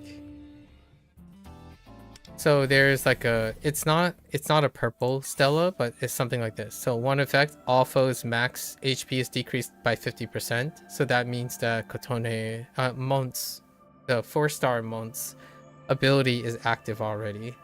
And at the end it increases by 10%, but she gets a like a 40% bonus when it's below. And all foes damage taken is increased based on the current missing HP, which works to her favor. So there is one, and it's single target. And then there was this one here too, which is when you activate a resonance, and it was, I think there was only 1 target. So she is a pretty reasonable technique for resonance single target. I don't even know if there's a very reliable multi-resonance character, because the Mont, what is it? Mont Frostgale, it's still largely single target, still an assassin. So it's kind of interesting that they added the resonance thing after the fact. Anyways, there's still 1 more week to wait, but these things are going to be a pushover, right? This one was surprising. I enjoyed that, being able to use like someone with a technical thing. Usually the technical ones would be Howler, Howler Matoi, and Rin, right? Those would be the ideal cases. Pretty neat. I'm not sure if Astrolab is capping. Like, what I mean is there's an upper limit that you cross, so the solution to everything might still feel all the samey.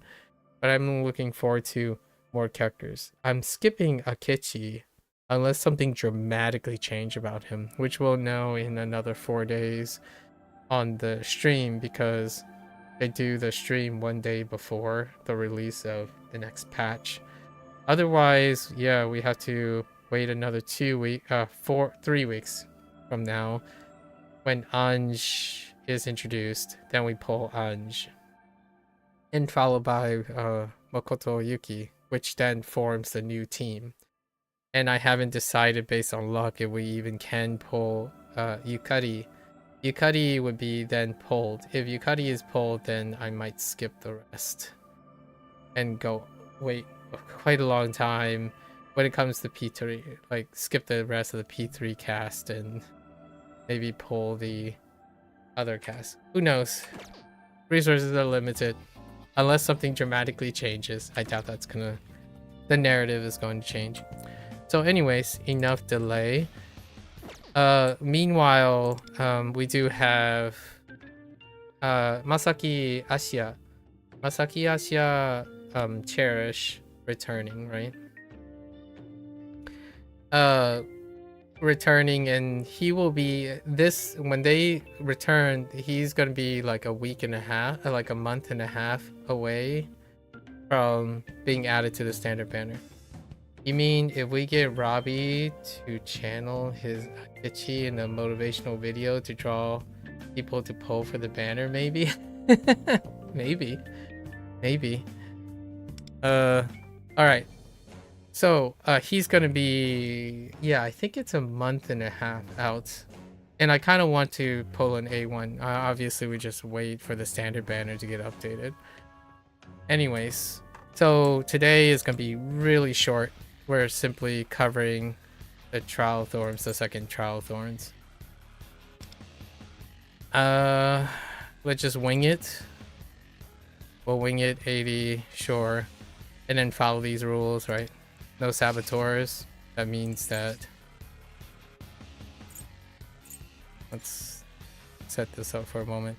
No saboteurs, so we just use this. And why is this selected on me? That's weird. Okay. Standard setup. This is the litmus test. See what we have to work with. I don't imagine the trumpeter change from the last time Trial Thorns were up. I'm gonna try to enter in contact and hope for something. I hope so. Good luck. It would be kind of fun to have a Koichi like kind of synergize with JC or something.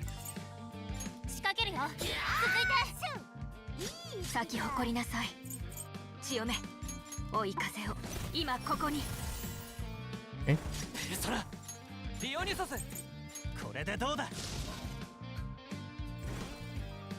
We're using sweeper. JC on sweeper.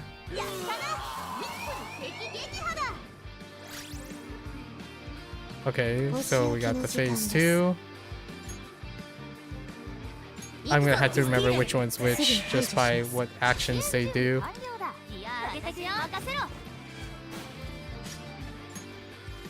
But we do have a higher chance to have something like it with Akihiko banner because it's reload. English VA is Dayu? Oh, that's a good point. That's a good point. Akihiko, so that is something on the plans for me. Okay.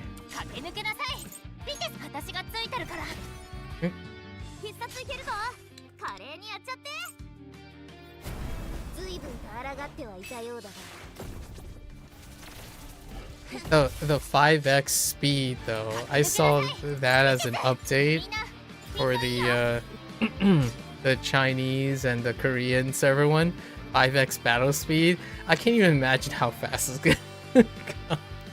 It's kind of humorous.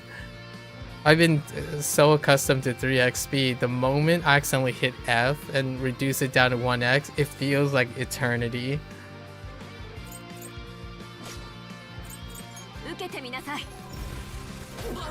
That's a side note on the kind of looking at what's happening for the 2nd year anniversary.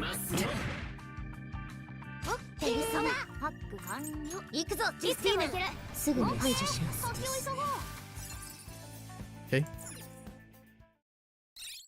We haven't gotten a chance to see if they do anything different. We're just gonna play it by ear. No strategist, so we gotta fill in.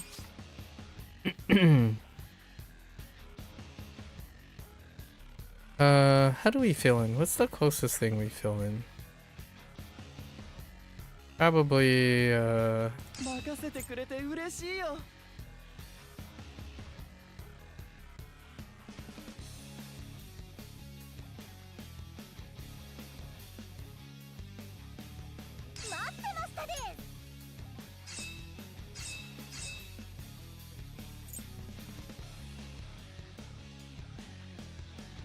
you're like, please put it on 2x at least. 1x is kind of text torsion. Yeah.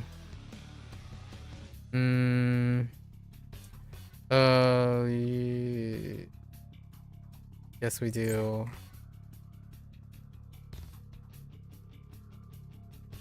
Just need like a basic thing, so probably something like this.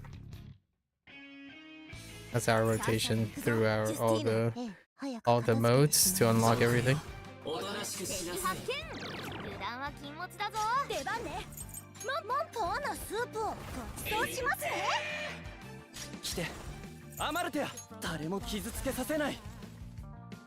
Oh wait, how's she faster than... Interesting.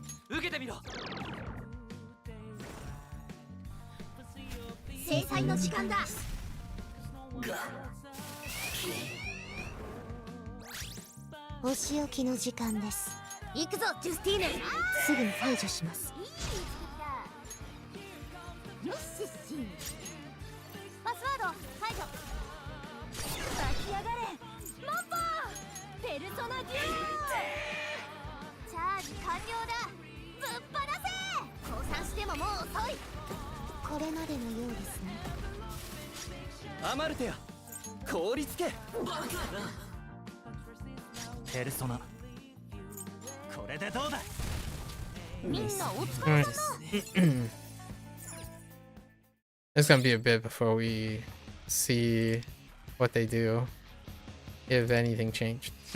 Saboteurs are...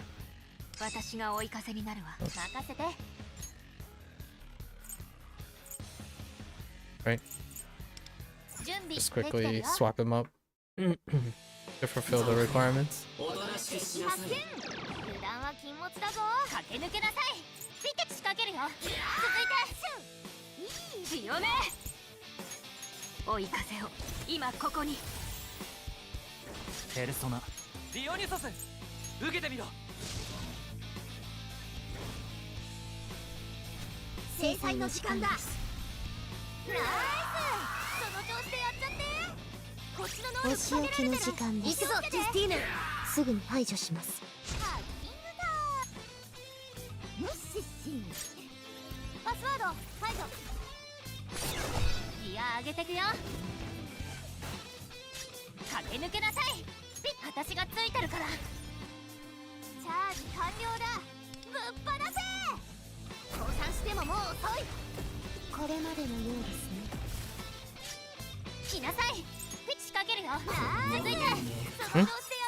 Save a turn that way.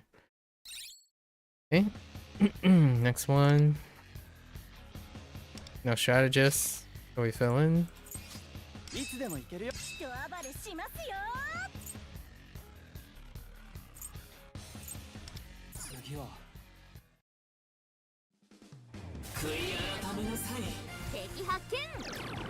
禁物だぞ。存在を無に返す。モンポーのスープをご馳走しますね。してアマルタあれも傷つけさせない。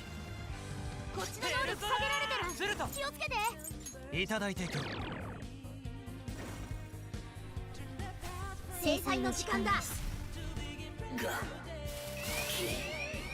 They're relatively still weak regardless of the slight scale up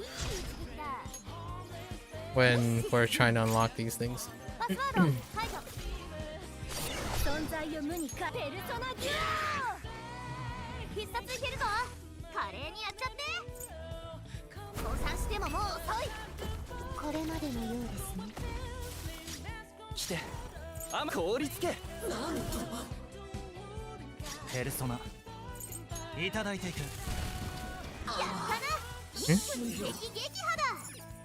Yeah, it's only one extra modifier. Okay. No strategist still. Okay.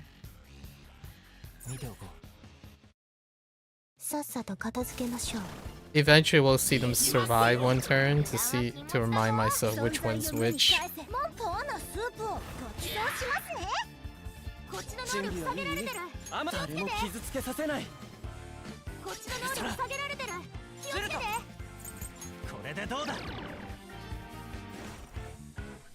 And the forget, you can use forget on these targets.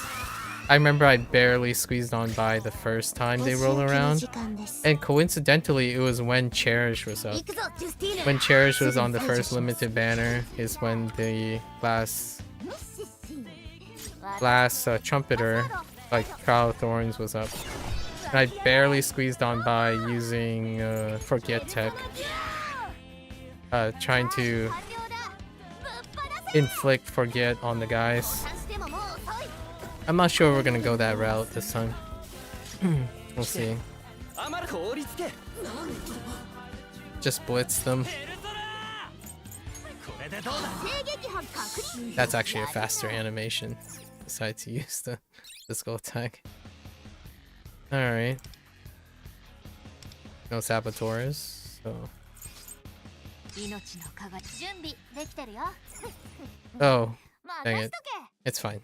It'll be good enough.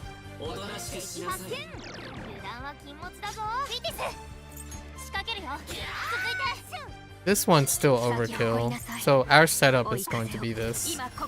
We use strategists. I have my roster is deficient. My roster is deficient in saboteurs.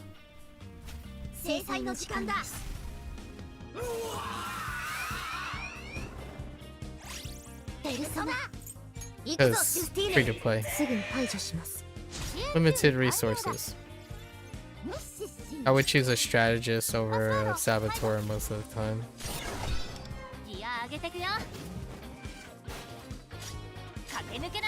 It just happens to work out that way for now.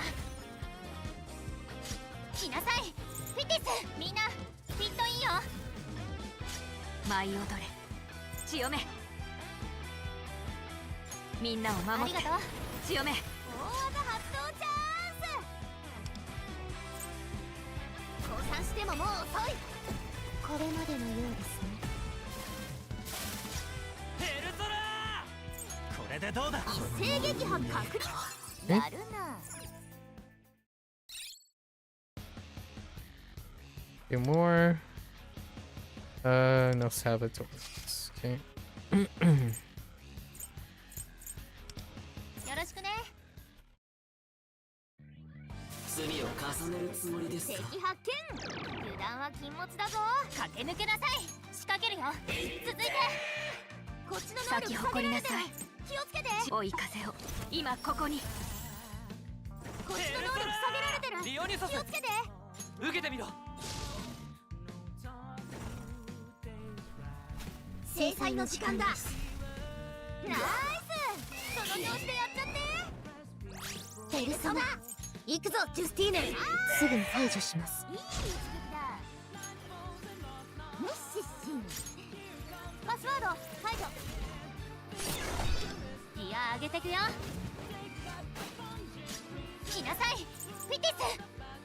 私がついてるから。大技発動チャンス。降参してももう遅い。これまでのようですね。フィティス仕掛けるよ。続いてその調子でやって。 Alright. So they're still relatively squishy at the moment. No strategies. That's one. And then we go do the 40 attempt. 他でもない。人暴れしますよ。我々の力が必要なようですね。守りは任せて。 We'll try the whack them as hard as possible strategy first before we go into some like trickery with forgetfulness and prolonging things and then using a sustain.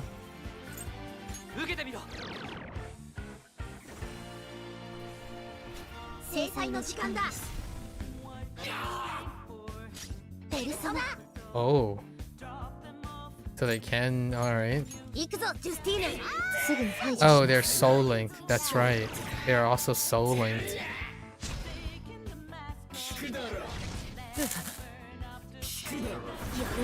Soul link helps us, actually. オッケー。よしし。パスワード排除。湧き上がれ、ペルソナデュオ。こっちの能力下げられるから。気をつけて。凍りつけ。ペルソナディシュヌいただいていく。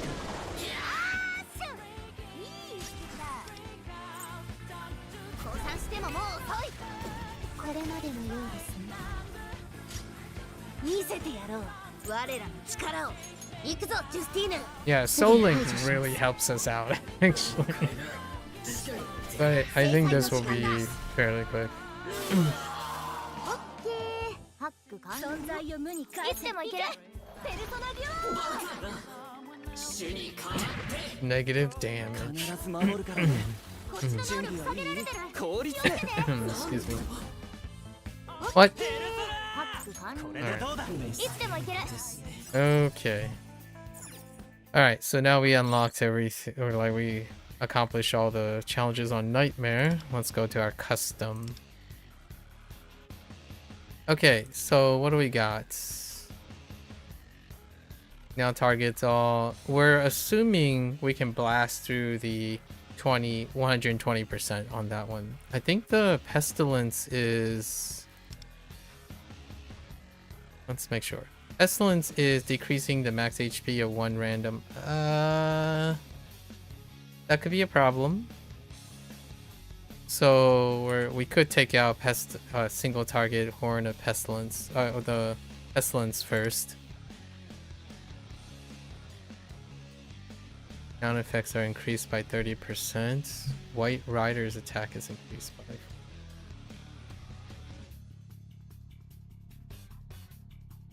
If it's all targets, it's just gonna be we're at 1 HP regardless. So we could use Cherish to negate that. Here it comes Famine, increase foes' XP costs by 2% more. I'm pretty sure these guys have to act first in order to do that.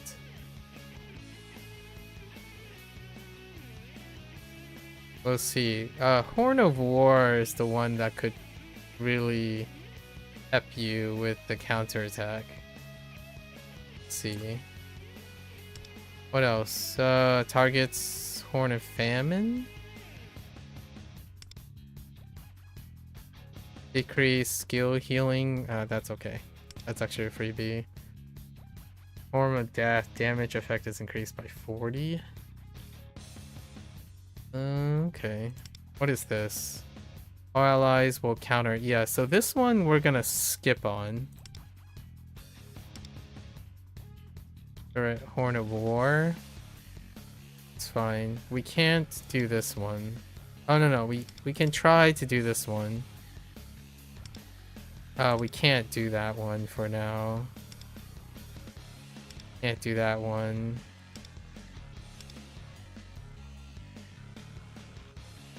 Healing. HP.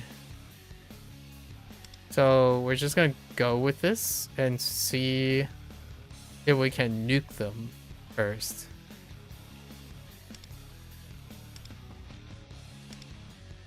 Don't need Elucidator.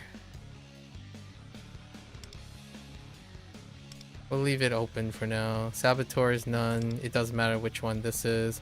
Highlights we need. So that's 40. So we still have our defense. We have no HP though. So that makes Cherish possible. So we flip this. And they still have... Okay, let's see what the effects are. That's our 40. And we all in and see if we can nuke them out before we try any other strategies. Let's see how much HP they have. The team is going to end up blowing up. I'm pretty sure they're going to get blown up.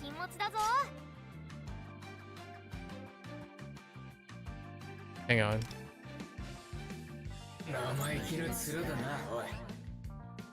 Okay, so yeah, they have to act first.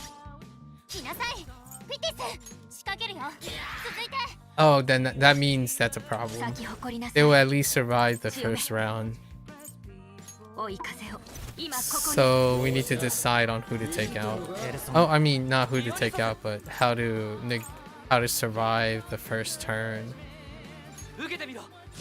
Because this is nowhere near strong enough. I don't think. Oh, it's almost. Oh wait, I think it's just enough. Nice. Okay. And they don't act, so... Alright. It's just enough. So I feel like I should attack here instead. No, we can use the... So we can wait, double power, and then we can use the highlight. After, like, boosting JC. Just full boost. I think they will act now, so we have to use it now. Because JC is the one that phased them. So JC's turn is not going to come up. So this would be the hardest we can hit. Attacking with... So this is where I would probably devote... I would guard. Because they're going to act. They don't actually act either. Oh, okay, so it was way easier than... Okay, well that's it. I thought the dude is gonna act like on the turn of phasing, but actually it's the following turn. So never mind. So that's all she wrote. I was being precautious. Like I was very counting my turns as expected, but I guess they don't act even then. Well, I mean, yeah, it was supposed to be a fast one, right? We did everything. 40, I don't do anything beyond 40, not really. So that's it. That's all she wrote. Thanks for the loot. Alright, thanks for the loot. Perfect world. You return with a new score, Mika. How's your score? You returned right on time. I'm ending my sequence. This is pretty much the end. We can talk about it like over DMs or something. But yeah, that's it. Wow, the trumpeter. 690 on both? Oh, that's really good. Congrats. Isn't that pretty... Yeah. That's pretty good, right? Obviously it's not from... What is it? You need what? A 725 for both?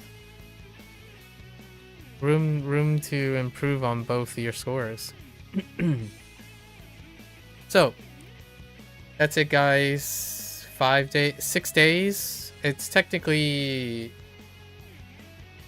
gonna be 7 days. 7 days before, because the patch happens late in the evening for me. So 7 days until Akechi drops the second part of the laboratory arc, the Crossroad of Faith. And I will also be doing the... Wait, why is this? Oh, we have a bell. Alright. Best RNG in the world, right? Best RNG ever. We land on the crate. Here we go. We got nothing. So it's fine. It's weighted. So anyways. So what was I saying? And I'll try to record the Astrolab thing in... Maybe I'll record the Astrolab thing the day... It's a little bit earlier, the Astrolab. It's probably going to be on the same day. So I don't know if I'm going to keep the Astrolab recording on a different day than the other patch. Like every other patch. Because the main story patch is usually really long. So I keep the Astrolab recording on a different time. However, this one, I don't know how long it'll be. At some point, we're going to be recording the 13-day, the single route, right? The 13 route, which is already cleared, by the way. The hardest, I usually test out the hardest Stella first. Let's finish the stream on a high note, punching the first palace boss.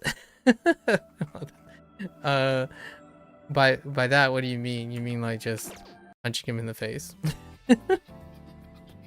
Just because it reminds us of... Yeah, I see.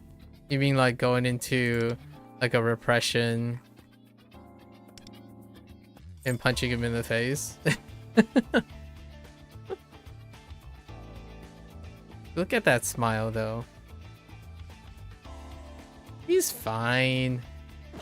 Anyways. It's okay. Exactly. It's okay. It's okay. Sure, let's do that. I haven't punched him in the face in a while. Oops. What do we got? I haven't... Wow, this was the last time I did his thing. So let's like... Right? Well, just I don't actually know how hard we can phase him. All female team just to rub salt? Technically, this is an all female team. In fact, we got a bonus female. We'll set it on why isn't this updating? We'll set it on assassin. And I don't know how hard I can hit this guy, actually. I don't have a Violetto.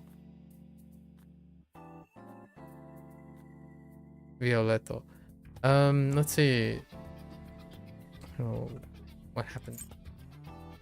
My brain. The twins don't count as two. Each one is half. Oh, that's a good point. Still an all-female team.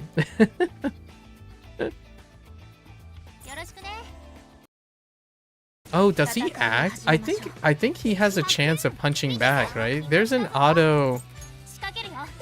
He has an auto attack in one of them. It's okay, we have Sindel fun. Alright, how hard can JC...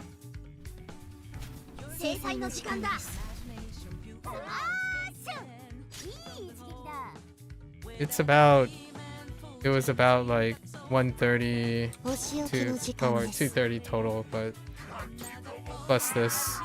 行くぞジュスティーヌすぐに排除します支援準備完了だ私に任せろミッシッシン私の出番パスワード排除ギア上げてくよ駆け抜けなさいビテス私がついてるからチャージビテスぶっ放せ How much is this? これまでのようですね 179? 駆け抜けなさいビテスみんなピットインよ Yeah, he does have an auto bop for all our HP. Mandatory auto bop. みんなを守りがとう強め Oh no, I just realized I don't have an ドミニ AoE. オンサンダル Hmm. ホンいただいていくオッケーミッシッシ私の出番だな I could have usedパスワード排除 I could have used the お仕 minion 置きの there. 時間です行くぞジュスティーヌすぐに排除しますビテス Oh, I could have saved for the other one. It's fine.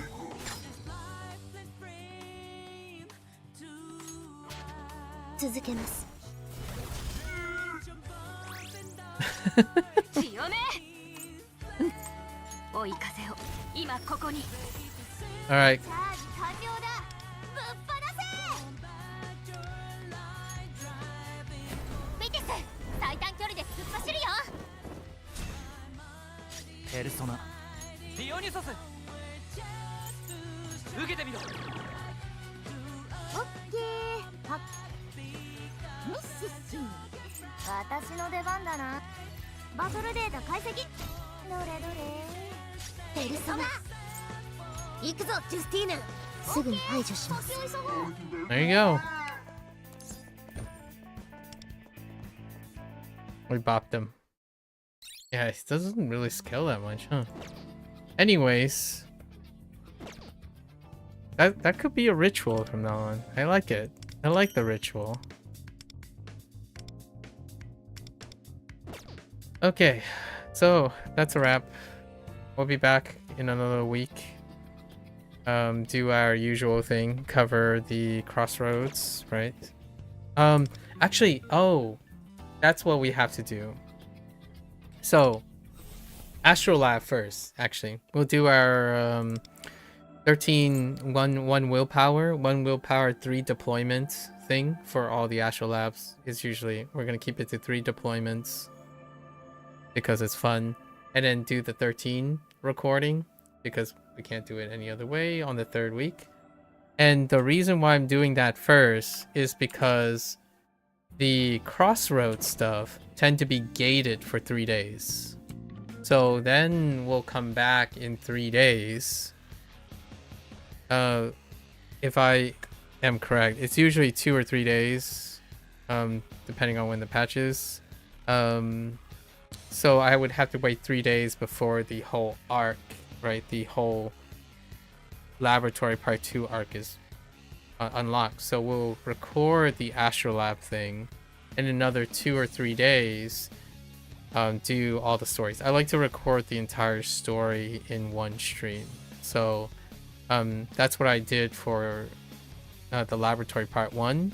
Earlier on in the other labs, we were just kind of filling it out, but that seems like a better way to not have disjointed streams. So that's the plan. In another 6 to 7 days, we'll do our Astrolab 13, record from beginning to end. This time, this Astrolab set is like the lowest requirement so far. The first one, obviously, I did not have Joker. That was the hardest Stella. The second one is most definitely the lack of a resonance. The other Stella, the red Stella that people were like harping on was a lot more reasonable.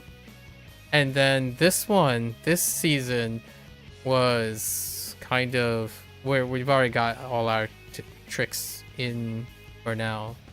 I can definitely see though if continuous damage roll back around or resonance requirement for a different group, a very specific enemy type group with resonance required can be a problem. Other than that, we're kind of looking for new mechanics, and I'm looking forward to Anj, right? New mechanics revert. So until then, that's a wrap for Phantom X for now. I'll be back in a week's time to record the next thing. And to record the Astral Lab thing. Until then, if you're gonna watch this later, arigatou gozaimasu, right? As always, feel free to follow along, pick up Phantom X for yourself, give it a shot. You're always welcome to come on by, drop some hot takes on your P5X experience. The last time when we were pulling cord, someone decided to drop by. They said they pulled cord on their first pull. Yeah, why not?